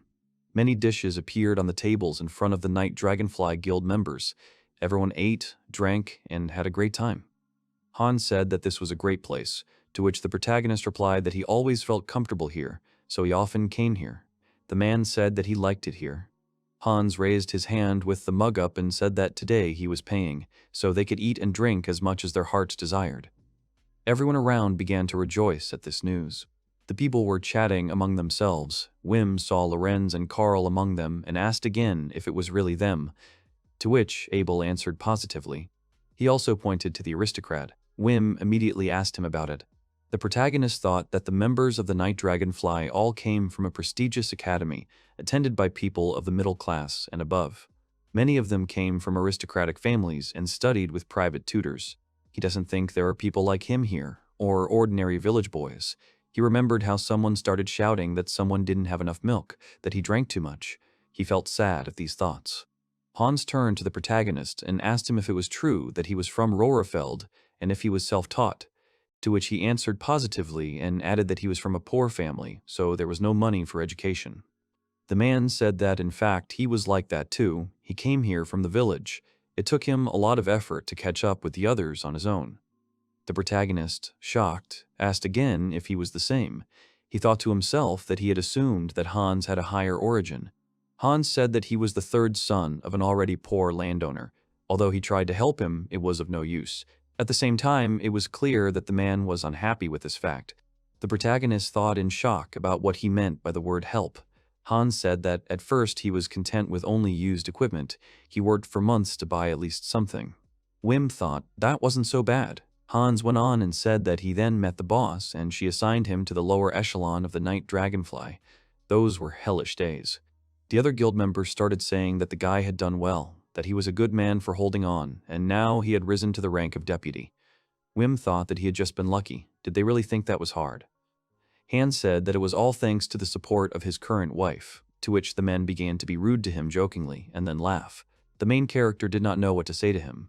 Suddenly, someone in the room jumped to his feet and started shouting that they needed to drink to the bottom. Everyone supported him. Even Abel, who was sitting next to him, jumped to his feet and with a smile on his face said that they needed to drink to the bottom. The main character realized that he was not very comfortable, but he could not help but react, so he also jumped to his feet, grabbed his mug and said that he needed to drink to the bottom. Evening came. The unknown said that he would add Heinrich and the boys. They would get their entire scout squad in exchange for one Wim, after which the voice asked his opinion on this matter. To which Camilla closed her eyes and said that she was apologizing to him, but that was impossible. To this, the head of the tree mouse, Anselm, chuckled and asked if he was really that valuable to her. The head responded positively to these words and said that no one could compare to his ability to detect the enemy. Gathering information makes up the lion's share of their success. There's also a nice bonus to all of this. He can fight the floor bosses on equal terms. She can't refuse him. Plus, all of her guys are free people. They decide for themselves who they want to work with. Anselm had already asked her seriously if it was true that the Twilight Owls were targeting him, and then asked if they could handle it. To which Camilla replied that they would manage. Then the head of the Tree Mouse Guild replied that, let it be as she wished, he would not allow these people to infiltrate the ranks of her group. She must be careful. Anselm seriously asked Camilla not to let anyone take the main character away. It is no joke if such a fighting force falls into their hands. Camilla said that everything will be fine. She doubts that he works with the guild only for the money. The Night Dragonfly Guild leader said that Vim's connections with the other members are important. People are an important factor. A new day has come. The main character, with a wide smile on his face, wished him a good day and said that he had brought a report on the income and expenses of the Night Dragonfly. The man looked at the documents and said that there were no problems, after which he asked to leave the rest with him, to which Wim thanked him with a smile for this. The worker said that the main character has a smile on his face these days. He replied that the man was right. He was in a great mood every day. The main character walked along the streets of the city. People unknown to him passed by, but he thought that he was glad. He really became happier. But after a while, he returned to the guild room. He went into Camilla's office, then called her by name and said that he had finished, but he realized that she was not in the office. After that, the protagonist left the room and thought that it was somehow strange that none of the guild members were visible. He was a little tense about the situation. Wim wondered where everyone was. He started wandering through the corridors until his gaze fell on the doors of the Great Hall. He decided to push them away, thinking that there must definitely be someone there. When he opened the door to the room, firecrackers immediately exploded all around, and the rest of the guild members began shouting that it was a surprise. Each of them was very happy to see him. The main character stood with his mouth open, and Camilla at that moment said that she didn't even know what to say. She just needed to congratulate him for something like that, so they decided. It was worth doing it earlier, but somehow it just didn't work out. Hans said that Wim, apparently, still didn't understand anything. It should be simpler. Camilla agreed with him and said that he was right. The guy at that time did not understand what was happening. The leader turned to the others and said that they should do everything together. All the members of the Night Dragonfly Guild shouted to him that they welcomed him to the guild, with wide smiles on their faces, radiating happiness. The main character looked at them with wide open eyes. Even his mouth opened in surprise. He thought about whether they really did all this for him. Tears appeared in his eyes. He started crying and he clenched his fists and said that he thanked them for everything, after which they shouted that now it was time to party. There were tables set up right in a large hall. Wim also took a few sips. Camilla turned to him and said that when they have a new member, they always have a welcome party like this. It's their tradition. The guild leader said that she hoped he would like it, after which she asked him for permission to say something else. Camilla put her hand to her chest and, with a smile on her face, said that the main character gave them the opportunity to save their lives. He is their savior.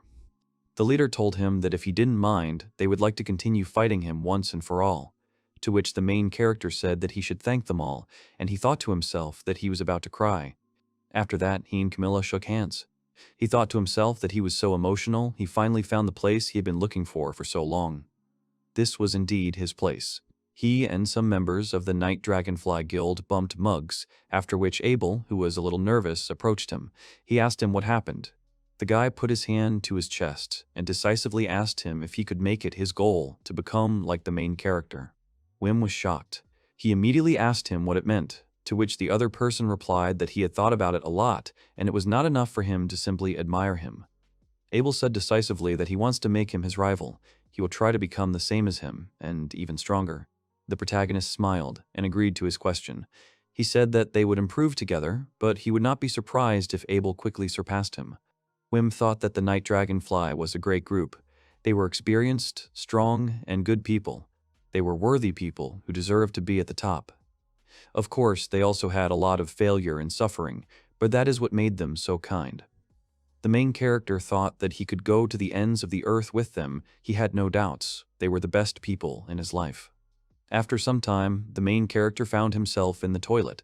He felt very bad. He vomited everything he had eaten and drunk. The main character said that he has nothing to hide. He is a member of the best group, the Night Dragonfly.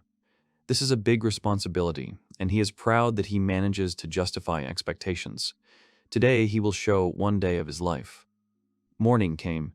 A rooster was crowing on the roof of one of the houses. Wim woke up, stretched, and thought that everything was fine. Another beautiful morning. He greeted the bird on the window and said that he had to try harder today. After some time, he came to the training field. It was pleasantly cool in the early morning. He felt the fresh air, as if his soul itself was being cleansed. The main character continued to smile. He thought that it was all wonderful, but his head hurt and his ears were ringing. The season has almost changed. You need to watch your blood pressure. Camilla came onto the pitch and said that she wanted to apologize for calling him every day before breakfast, to which he replied that he was just doing his job. The leader asked him if they could start then. He said yes. Morning training with Camilla had already become routine for him. The main character also thought that besides Abel, there were new people who wanted to train.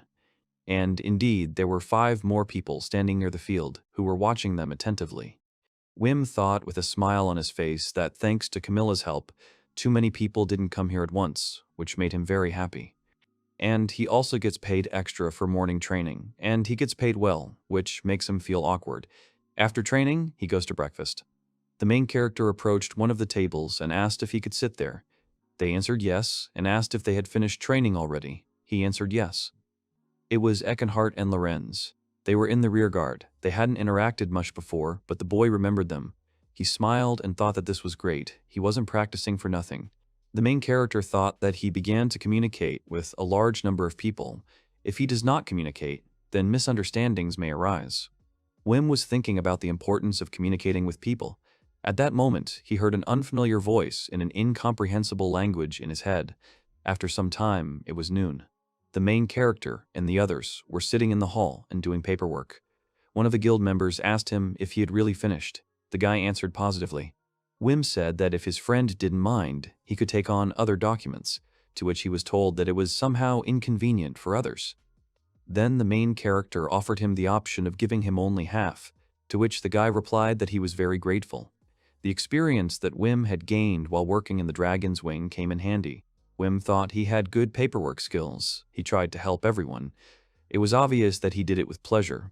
The protagonist thought that he wanted to be useful. He was glad to be useful. At the same time, an unknown voice was heard in his head. It was late evening. It happened on the street. 2 girls were standing, smiling broadly. Their faces were flushed and their hands were raised to their heads. They were screaming joyfully. They asked if it was Abel from Night Dragonfly. He confirmed their words, to which the girls said that they were his fans, after which they asked to shake their hands. One of the guild men said that it was bad because they were quickly identified. At that time, the girls were telling Mark to sign the items for them, and then they saw Reinhardt and were happy. The protagonist thought that it was hard for the members of the Night Dragonfly to go out into the city to have a snack. He thought that this was a very strong popularity. At that moment, other girls called him by name. He was surprised. A man standing nearby said that he should wave his hands to them because such things are also very important. Wim asked in surprise whether he really needed to wave. After that, the main character waved to them carefully, causing the girls to scream loudly. He thought that, of course, he was very grateful, but this only made his head hurt more. It was time for dinner.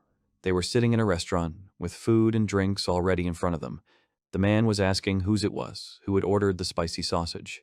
The man turned to Mark and asked if it really belonged to him, after which he answered his own question and said that it didn't seem to be his, to which Mark himself replied that it wasn't him. After this, the man asked the others who would eat it. One of the men stepped over himself and said that he would take the risk and take it upon himself. At that moment, a hand shot up into the air. It was the main character. He broke into the conversation with a smile on his face and said that he could eat it. The other guild members asked him if he was serious and if he was sure of his words. Abel asked him not to force himself, to which Wim replied that everything was fine. The main character said that he practiced a lot, ate a very hot sauce the other day and nothing happened. His stomach took it all. To which the men responded that they agreed with him, then he could eat it. After which the main character said that he was trying it and then shoved the whole sausage into his mouth. After chewing it a bit, Wim said that it was delicious. The men were surprised and asked if he was telling the truth, to which the guy answered that it wasn't spicy at all. Then, the guild members looked at each other and decided that they would probably try this dish. Although they were hesitant, they wanted to do it. After this, 3 men, shouting that they needed to get started and put them in their mouths, speared the sausages with forks and put them in their mouths. However, a moment later they started screaming loudly. Some of them started drinking a lot of water. They were screaming that it was spicy, they couldn't eat it, after which they asked how Wim ate it, to which the latter asked them that it was delicious. At this point, the man who had not eaten the sausage laughed, then handed him a mug of drink and said that it was for him. He should drink it already. After some time, the main character was sitting and drinking not the first mug. Abel watched him carefully, after which he said that he drank a lot today. The guy asked him about it again in surprise. The protagonist said that he was in such a mood, so he had a wide smile on his face and a blush on his cheeks. He thought to himself that he was doing this to stifle his headache. At this time, someone started playing the piano. Wim noticed it too. The men started singing a song with the words that the Wilborn bell is ringing, the adventurers are moving forward. They continued to sing the words that they would earn a name for themselves through battle, and even their lives would be cut short. The protagonist wanted to ask about this song, but Abel immediately understood what he wanted to ask and said that it was a song of adventurers. At the same time, the members of his guild turned to the main character and said that they should sing it together, inviting him to their place. To which he responded with consent and said that he was coming. They sang about how their souls would lead them forward even after death. The men who remained at the table discussed the fact that Wim had become more cheerful. Abel agreed with these words. The guy looked at the main character and said that he was completely different from the first time they met, like a completely different person. The latter was smiling happily and singing at that moment. After a while, the party was slowly ending. Wim went into another room, and Abel followed him. He asked him if he was okay. He also explained that he had drunk too much, after all, to which the main character asked him not to worry and said that they were going in different directions anyway. Abel blushed at these words, after which he said that he could see him off if he wanted. The main thing was not to overdo it, to which Wim replied that everything was fine, after which he moved in the opposite direction. The main character smiled broadly and happily and said that it was fun, delicious food and drinks in the company of wonderful friends. This day was very wonderful. Wim thought that he didn't even know what else he needed. He was happy with everything. He was really happy. However, he couldn't finish the last word because the voice in his head was ringing again. This voice whispered various incomprehensible words, as it was an unknown language, but with each word the main character's face distorted into an evil grimace. He had to squeeze his mouth as he began to shake a little. Almost immediately, the main character lost his temper. Then he shouted loudly for the voice to shut up, saying that he was outside the labyrinth. After that, the guy fell on his knees on the ground and gramped his head. Wim sat on the ground, his face shaking very badly. He asked the voice in his head to be quiet. He begged it. He felt very bad about it. Night fell. The moon appeared in the sky. Camilla was in the guild at the time. She and the worker thanked each other for their work, after which the girl told the leader that the protagonist and the others had gone out for a drink together. The guild leader said with a smile on her face that it seemed like he was doing well, to which the girl responded that she agreed with her. He had been very happy lately. Camilla said that his soul had become calmer, and he was finally confident in his abilities. Everything was fine. It was better to think positively. Wim, at the same time, continued to sit on the ground, and a hateful voice was heard in his head. At the same time, in one of the forests, the monkey with horns along with his subordinates were there. The subordinates watched as their leader struck blows. As it turned out, this monster hit the tree. It was so hard that it broke its trunk. He decided to strike again, the final blow, so that the tree would fall to the ground. When he did this, the other monkeys began to shout and clap their hands happily. However, the monkey boss himself was not happy. He looked around, then looked up at the sky and smiled widely. The monkey with horns began to make strange sounds. Perhaps it was speaking another language. At that moment, the main character was also in the forest, but clearly in another part. It was as if he heard his opponent. Wim and the other guild members were moving through the forest, all lined up in a single line. The protagonist was asked about the animals they had found, and he was also asked if it was true. The guy turned to them and said that this was a new species. The other guild members began to shout joyfully that this time they had already found 5. However, the protagonist thought about it and said that although he was very similar to the wide-eyed swallowtail from the 47th floor, to which the man told him that its size was most likely influenced by the environment. They continued to find new species. Wim was thinking that when he was filled with curiosity, he didn't pay attention to his headache and ringing ears. At that moment, Camilla said that the results were excellent this time. Her deputy agreed with her. Han said that the 99th floor was very different from the others. He wished they would explore it more. The protagonist thought to himself that the Night Dragonfly was still actively exploring the floor. Wim also thought that the dragon's wings were not giving up either. It seemed that Kronos had decided to take hold of his head, at least it seemed that way to him. The main character thought that something had happened to the guy there. To be honest, he was happy, because he wished that things weren't bad for Kronos. Wim thought, with a slightly sad look, that if he could do it too, then perhaps there would at least be no hostility left between them. The main character silently apologized to him for causing him problems earlier, but now he is with new comrades and on his new adventure. Wim closed his eyes and thought that he hoped it was over. Then he turned to the rest of the team and said that he wanted to report that the horned ape was approaching. All the guild members in the clearing grouped into 4 groups. At that moment, other primates began to appear in the trees. They made their sounds. Camilla turned to everyone and told them to listen to her, after which she said that they should prepare for battle. The main character shuddered from this and thought that he needed to calm down.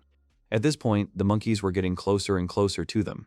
They were jumping from branch to branch. Wim was trying to normalize his breathing, after which he activated the mark on his neck and said that he was counting on Lorenzo, to which he agreed, and he also added that he was counting on Abel, and he also agreed. Then he turned to Monica and told her to attack the horned monkey from the flank first. She should aim in the opposite direction. The girl accepted this order for execution. A few moments later, the very boss appeared in front of them, a monkey with horns.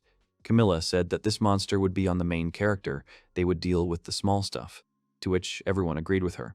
The main character and the monkey stood opposite each other. The guy remembered his conversation with the guild leader.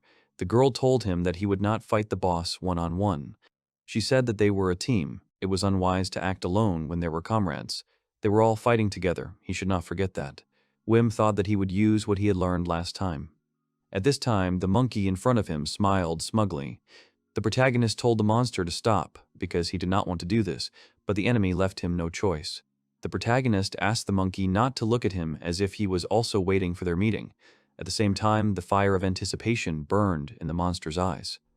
After that, Wim snapped his fingers and used the puppeteer string skill. At that moment, the ringing in his ears and headache went away.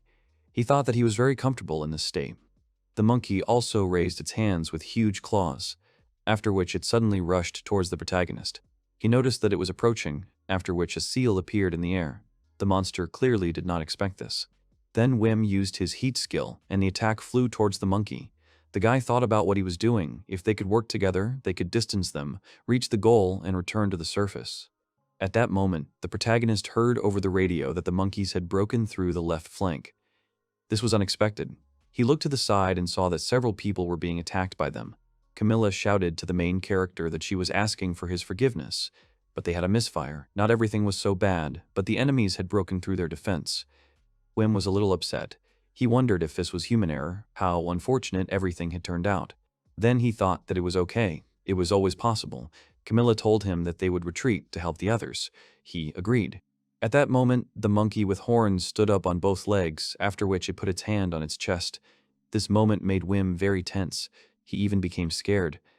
After that, the monster showed him his index finger and smiled. The protagonist also smiled back and said that he knew everything, after which a new seal appeared in front of him. The protagonist used his 100x power-up skill. The monster smiled as if it had been expecting exactly this action from Wim. After that, the guy pushed off the ground and started moving upward. The monkey didn't lag behind him. They moved in zigzags between the trees until they found themselves very high in the sky. Even at such a height, they struck each other repeatedly. At the same time, each of them deftly avoided the attacks. The main character and the monkey with horns struck each other at the same time, as if they were acting in parallel, as if they understood and anticipated each attack. They were attacking each other again. The monster had a big smile on his face. Wim tensed up and told him to stop, because the monkey had a face that seemed to ask him if he liked fighting too. The protagonist was angry. He said that he admits that he likes jumping in the air like that and feeling the blade cutting through flesh. He likes putting his life on the line. Wim closed his eyes and turned to the monkey with horns. He said that he would kill it, and in return the monster should try to kill him. The main character also added that if they don't try to kill each other, he won't feel such a thrill. After that, Wim became even crazier. He flew towards the monster and thought that he was thinking the same as him. The latter was smiling broadly at him at that moment. The main character was hit by the monkey's attack. He thought that it was hot and painful. His body was tired, but it continued to move. Then he remembered the previous battle. Wim smiled widely, but his eyes seemed to show that he was not here now. The guy thought to himself that if he made just one mistake, then everything would be over. At that moment, the protagonist heard Camilla say that they were done, so he had to go back. The guy immediately came to his senses, after which he was upset by the fact that everything was over and turned his gaze to the monkey. Wim and the monster landed on the ground. The guy was sad, after which he did not even look at his opponent. He just said goodbye to him and left the battlefield. The monster was shocked by what happened. The monkey with horns tried to stop the main character. He seemed to want to tell him something and also stretched his hand towards him but did not have time. After which he lowered his eyes to the floor and his mouth was tightly compressed. The monkey was upset. At this time, the main character reached his group. He asked if they were all right, to which they answered that they were, and also added that it was all thanks to him, to which he smiled with relief.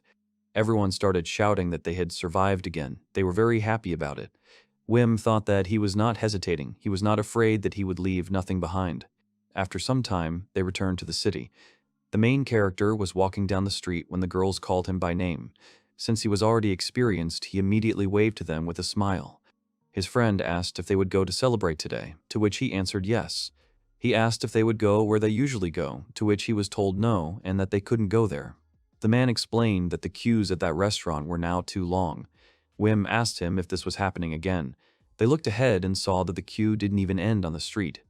The protagonist thought that this tavern had become very popular from a place for only its own people.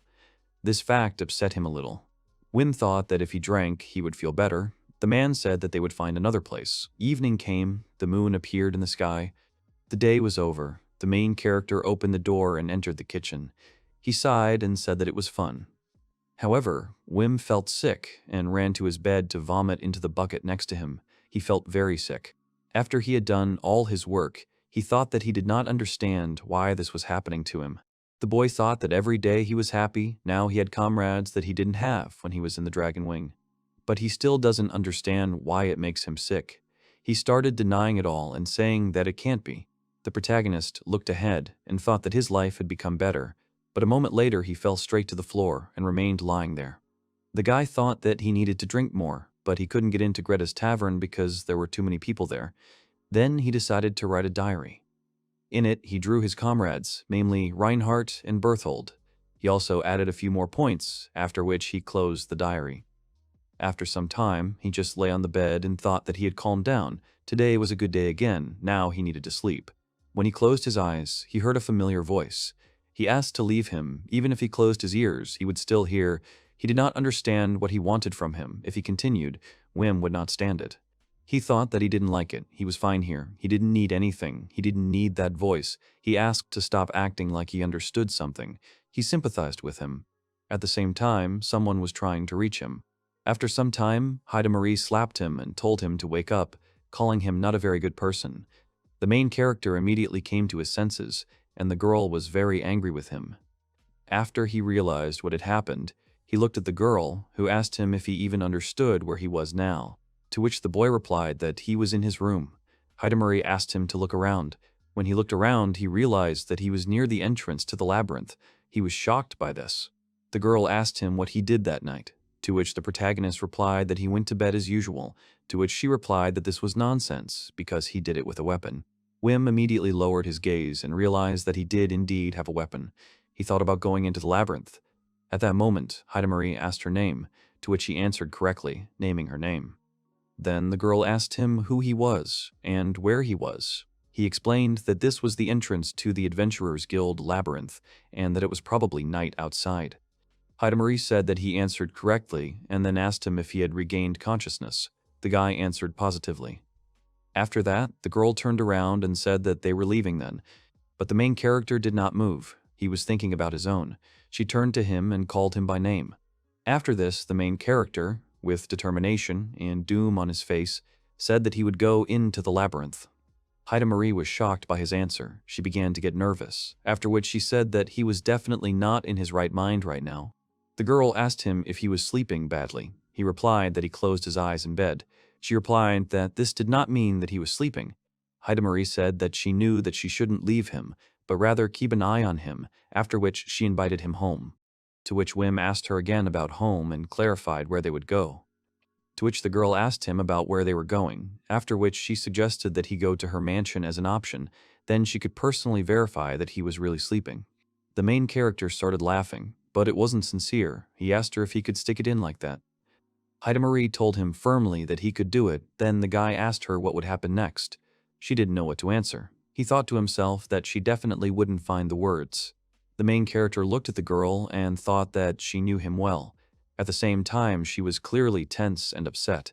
Wim realized that something had to be done, so he said rather indifferently that he would go into the labyrinth. The guy thought that he was being cruel, but he saw only this way out. He said that he was being called, so he had to go. Heidemarie was shocked by what was happening. Envy froze in place and then began to call his name. But the main character did not react in any way. He simply walked up to the entrance to the labyrinth and disappeared, and she began to shake with anger. At this time, the main character quickly ran to the door of the room. He looked a little crazy. He ran to the statue with the ball, under which was a magic seal. After that, the transfer worked. He thought that he was apologizing to the girl, but now he just wants to get inside the labyrinth. The main character said that he really wants to go there, and he goes there of his own free will. No one forced him. Wim continued to hear a voice in his head. It said that he knew everything, although he did not understand what it was telling him. However, at that very moment, something happened. He stopped hearing this voice, as if something in his head had turned off. Wim thought about how he was moving faster than before. Was it enlightenment? Was everything that was bothering him gone? The ringing in his ears and headache were gone. He looked and thought about how it was always so beautiful here, or was it because he was alone? After some time, he found himself in the already familiar forest. He looked around and heard the sounds of monkeys from the trees. The main character stood up, after which he decisively shouted that now no one would interfere with him. Wim shouted and asked if the monkey was here, then said that he had come and was now alone so they could fight. The protagonist thought about whether he could continue, whether he could say it. Then he decided that he didn't care. He had already left everything behind. Wim started breathing heavily. He thought that he had finally said it. There was no going back, but he didn't understand why he felt guilty. The main character thought about what he wanted to say, and, besides, he could not take back what he said. He doesn't know what that voice is. He assumed it was the floor boss speaking, or the labyrinth itself trying to talk to him. But right now, only one thing is clear to him. A monkey with horns appeared in front of him. He thought that this voice had brought him here, and they both seemed to have been waiting for this meeting. The protagonist smiled broadly at his enemy and said that he wanted to meet him. The monster himself also smiled at him in anticipation and let out his monkey cry. Wim thought that today neither he nor the enemy had any comrades, so it would definitely be a one-on-one fight. The guy apologized to him and told him to wait a little longer, after which he used the puppeteer skill. He was surprised that nothing changed. Then he realized that he had already activated it before. The protagonist started laughing loudly, then said that it was so awkward, then apologized to his opponent several times. He thought that he could just move on then. Now, no one can stop him. Even if he dies, no one will die except him. He doesn't need to think about others now. After that, he plunged his fingers into the seal, and then his head began to spin. His old memories flashed before him, but he thought that he didn't need to think about anything else. After a few moments, everything stopped. He chuckled and thought that now he understood that the thrill he always felt in battle meant that he was shaking with impatience, and he was holding a dagger in his hands, which was shaking along with his hand. The protagonist, with red eyes, mentally apologized to the horned monkey for making him wait. The monster just looked at him at that moment. Wim and his opponent immediately began to strike each other. This happened simultaneously, which periodically pushed them aside into the trees. It was so strong that smoke appeared on the tree trunks. The bodies themselves that flew there left damaged holes. They both spat blood to the side. After that, they ran together along one of the trees to the very top. At the same time, they looked at each other. At one point, the monkey decided to attack him. The protagonist decided to get away from this attack. He bent a little, after which the monkey struck him again. He tried to block it. Wim thought it was amazing. He could die. It was so much fun. He felt his consciousness slipping away from him, but he had nothing to worry about. He was only afraid that this battle might end. At the same time, he laughed out loud like a madman. He wanted the battle more and more, and then he was attacked and wounded in the cheek. The protagonist's mind recalled his guild comrades who offered him to sit at the same table. He thought that he really had fun. However, he started shouting out loud about what he could do if he felt bad while he was hitting the monkey. Wim was having fun and he wanted it to continue, but is he doing something bad? He likes it. Maybe he should have said it earlier, then he would have felt better. The protagonist apologized for being so strong and evil. They are all so kind and proud, although they will immediately turn away from him as soon as he shows that he is weak. At that moment, the horned monkey gave him another blow, which hit him right on the body. He thought that it was funny because he was so close to death. He remembered Hans, who offered him a drink. Wim sent him away and asked if they weren't forcing themselves to do this. He could see right through them. They were calling him simply because it was necessary. The guy started telling everyone to go to hell, then asked if he really had a disgusting laugh and smile, but they were so generous that they decided to accept him. He shouted that they didn't hate others. The main character said that he wanted to have a social circle, but he was wrong. Every time he listens to a bunch of useless chatter and forces himself to pretend that he is interested in it. Wim thought that this was all wrong. Who was he trying to fool? He always had fun. The people from the guild always treated him well. The main character may be like everyone else, but they were all kind to him. They had nothing bad to do. He immediately remembered their good-natured faces. He lacked courage and persistence. He could live as an ordinary person. He shouted out loud that they were blessed fools. He envied people with such a pure heart. The main character thought that he was disgusting. Yes, that's how it was. He remembered how bad he felt, that he threw up right into the bucket next to his bed.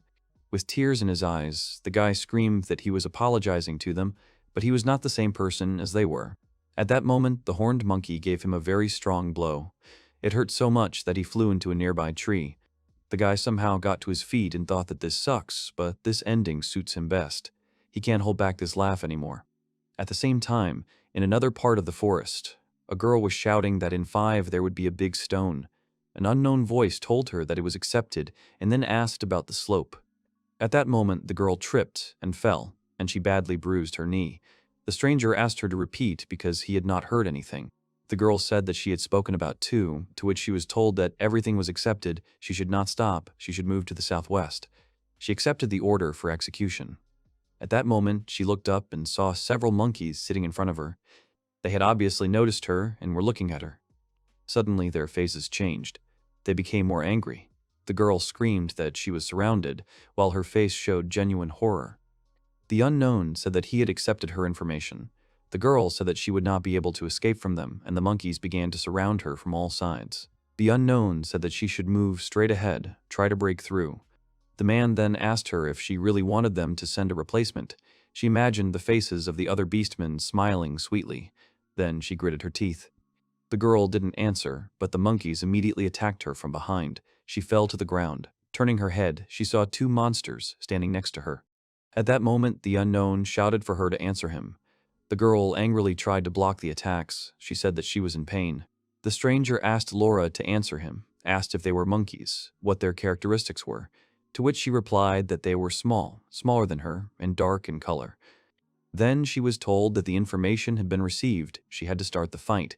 If she won, they would evacuate her to 113. Laura jumped to her feet determinedly, ready to fight back. Then she jumped over all the monkeys and ran away. The girl thought that she had enough. She managed to collect a lot of information for the map. She was very angry. Laura thought that now they shouldn't send others instead of her. She immediately remembered her parents, who said that she was a fast runner. She also remembered this fact and thought that it was true. The girl thought that she had forgotten what pain and fear were. She rushed forward, and she did not even look back, so she did not know that one of the monkeys was chasing her and at that moment jumped into the air to attack. At this time, the main character, together with the monkey with horns, continued their battle right in this same forest. They continued to attack each other in turn. Wim tried to get away from them. At one point, he managed to attack the monster with all his might. This was too much, causing the horned monkey to fly through several tree trunks, punching a hole through each one, and then fall into the water. A few moments later, the monster emerged. His hair was covering his face, and it was clear that he was not very happy about this fact. The protagonist also stood next to him in the water, as if he was on fire. He thought that even he himself did not expect that so much magic would burst out of him. Wim thought that, to be honest, he felt better, but still, at that moment, he felt a little lonely. At that moment, the monster spat blood to the side. At that moment, the main character saw that the monkey had taken the bracelet off his hand. He became scared because he felt that something was about to happen. He watched what was happening carefully. A few moments later, the monster began to scream terribly, after which a small explosion occurred in the water. Wim watched this in shock at first, then a doomed smile appeared on his face. The protagonist thought that the monkey with horns had undergone a phase change, and now his form was completely different. He had much more power. The monster attacked, causing a huge crack to appear on the ground, easily breaking all the trees in its path. Wim turned around and thought that if he missed one of these attacks, he would automatically become a corpse. At the same moment, the monkey with horns quickly ran towards him. The main character managed to escape the attack at the last moment. He carefully watched what was happening. The monster decided to strike with his foot. Wim understood that he would not have time to escape. However, when the attack was made, the protagonist was behind the monkey. He prepared to strike, and with his dagger, he hit her in the horn on her face. The guy realized that he was losing in strength, after which he cursed out loud. The main character had large wrinkles between his eyes. They showed how angry he was. He thought about how powerful it was. The enemy's body became stronger, and his magical power jumped. As he continued to watch the monkey and dodge its attacks, he thought that this was an amazing change. At that moment, the monster crouched slightly at its feet and put its hands in front of itself to prepare for an attack. A few seconds later, the horned monkey quickly moved towards him, surrounded by strong, magical energy. Wim thought that things were bad. He used the fortification skills and then strengthened his weapon. Under the onslaught of the horned monkey's attack, he began to be carried away. He held out his dagger in front of him, which absorbed the main force of the blow. A few moments later, he flew backwards into a huge boulder. He realized that if he didn't dodge now, he would be pressed too hard into the stone and would turn into a pancake, so he jumped to the side. The boulder was immediately destroyed. The guy continued to dodge the monster's attacks. The main character was openly having fun. He thought that it was wonderful. There was nothing more fun in the world than battles to the death. He thought about how the plug in his brain was gone, so the spinal fluid had become a whirlpool. All the memories, like a movie, were rewinding in his head and popping up one after another. If he is destined to be reborn in another body, he hopes that he will become a better person. He will have people dear to him by his side and will live a happy life.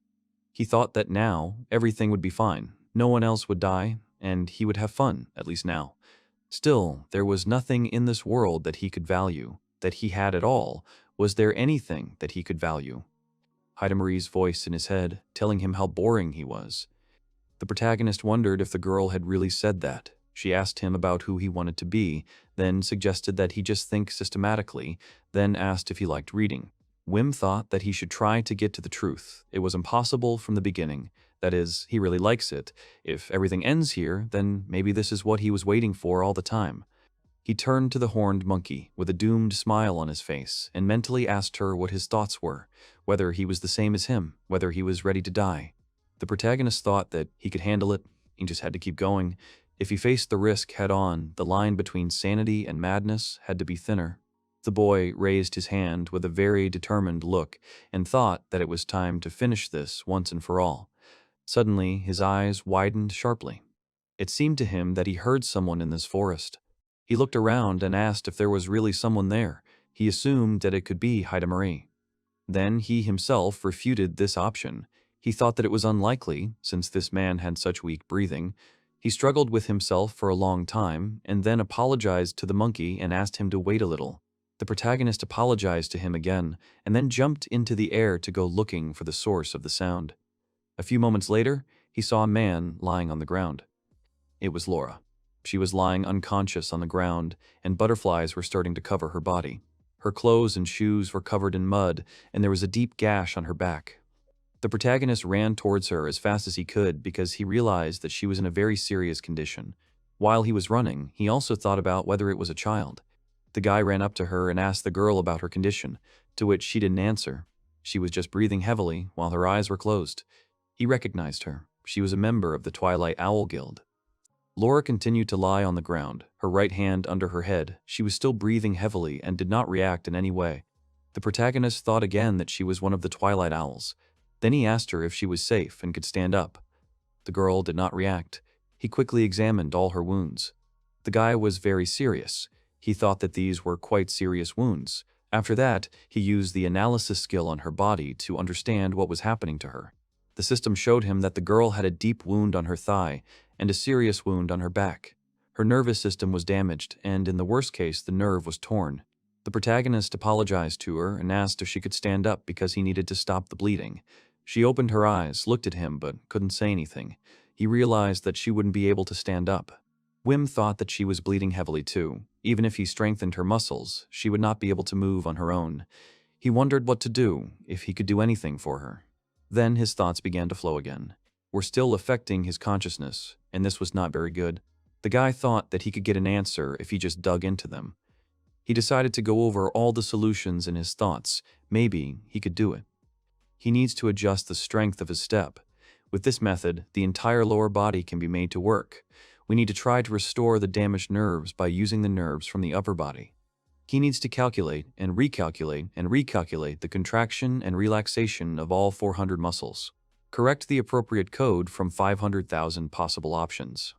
He thought that normally, this process would take several days, but now that his brain was working at such a pace, even this would be quicker.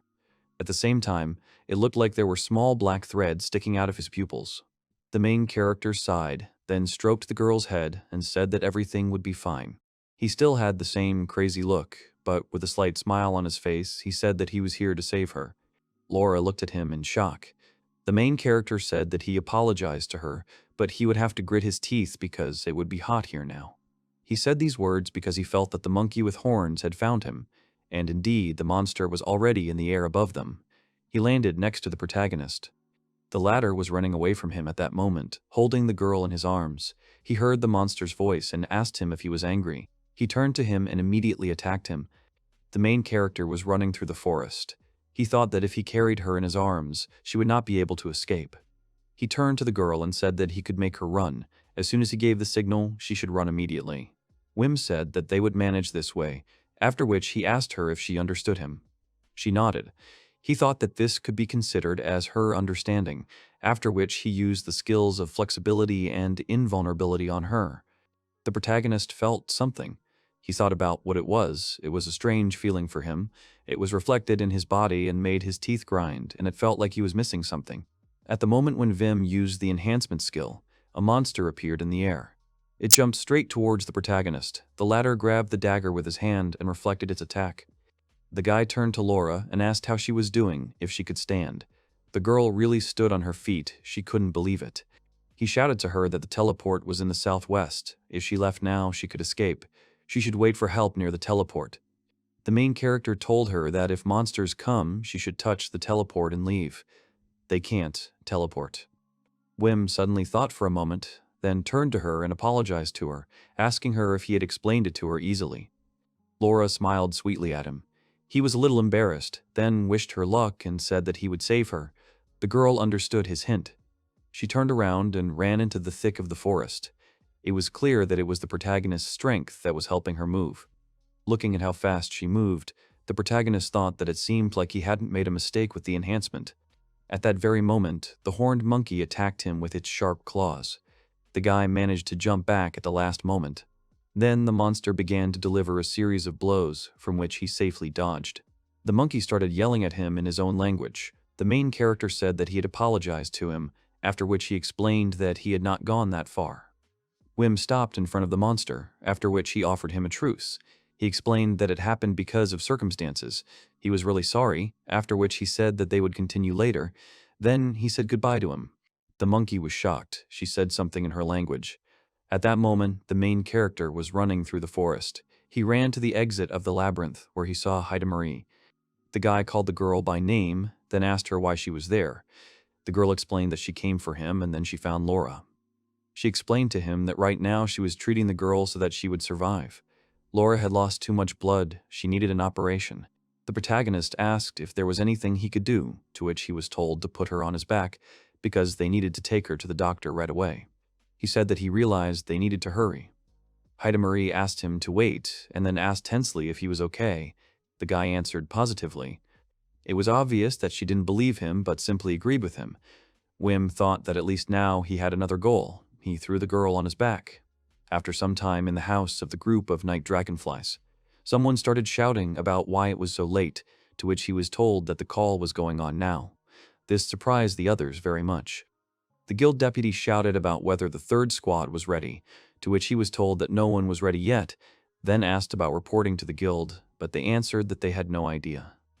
Camilla screamed that it was urgent, the squad had to leave, to which she was told that they were obeying her order.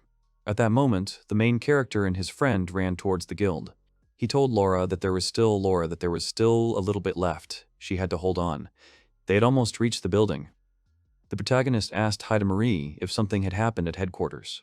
He saw that there was a huge crowd of people standing right next to the house. The girl said that she simply told them that he had escaped into the labyrinth in the middle of the night. Wim realized that nothing good would happen to him now. At that moment, Camilla saw him and called out his name. He responded by calling out her name and saying that he had a wounded man, and he apologized for that. The guild leader asked him in shock what he meant. Then she saw the man on his back. She shouted to the rest of the guild to help him, and they immediately agreed to do so. After some time, Heidemarie said that she went inside. Wim agreed with her and thought that the girl would be able to cure Laura. He was sure of it. At that moment, he was called by name. It was Camilla. She came up to him and hugged him tightly. She said that thank God he came back alive. It was obvious that she was very worried about him. The leader quietly asked him to explain what had happened. She said that she knew he had gone into the labyrinth alone, but she did not understand why he had suddenly become so agitated. She also asked who the wounded woman was, to which the guy replied that he didn't know what happened to her, but he found her on the 99th floor. Considering that she was half human, she could have been used for reconnaissance.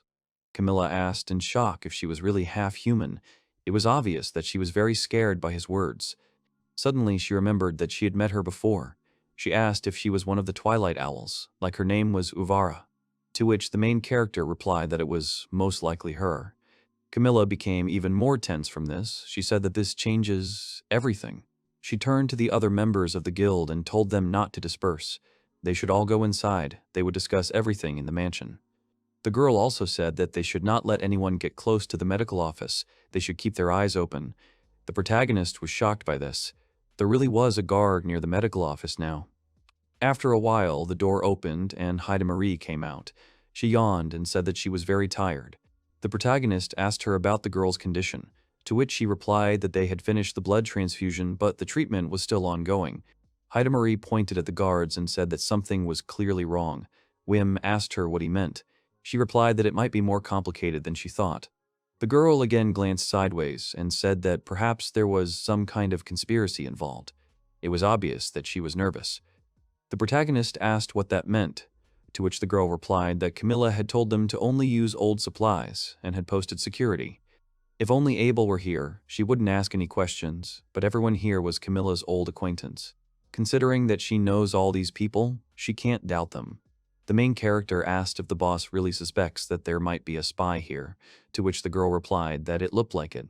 She also explained that Laura drank a slow-acting poison. She had to use an antidote. Wim asked again about the poison and asked why she did it. Heidemarie replied that the girl definitely should have died there, at least that's what she thought. She was angry about the situation. The protagonist was shocked by her words, and at that moment Camilla came up to them and said that she was grateful that they waited. Now it was time to explain. They called her name. The leader said that she had little time, she would be brief. First, they had to discuss the main character, and the full explanation would be saved for later. Her face became serious. She said that she would ask him something, after which she asked him whether it was true that he had heard a voice.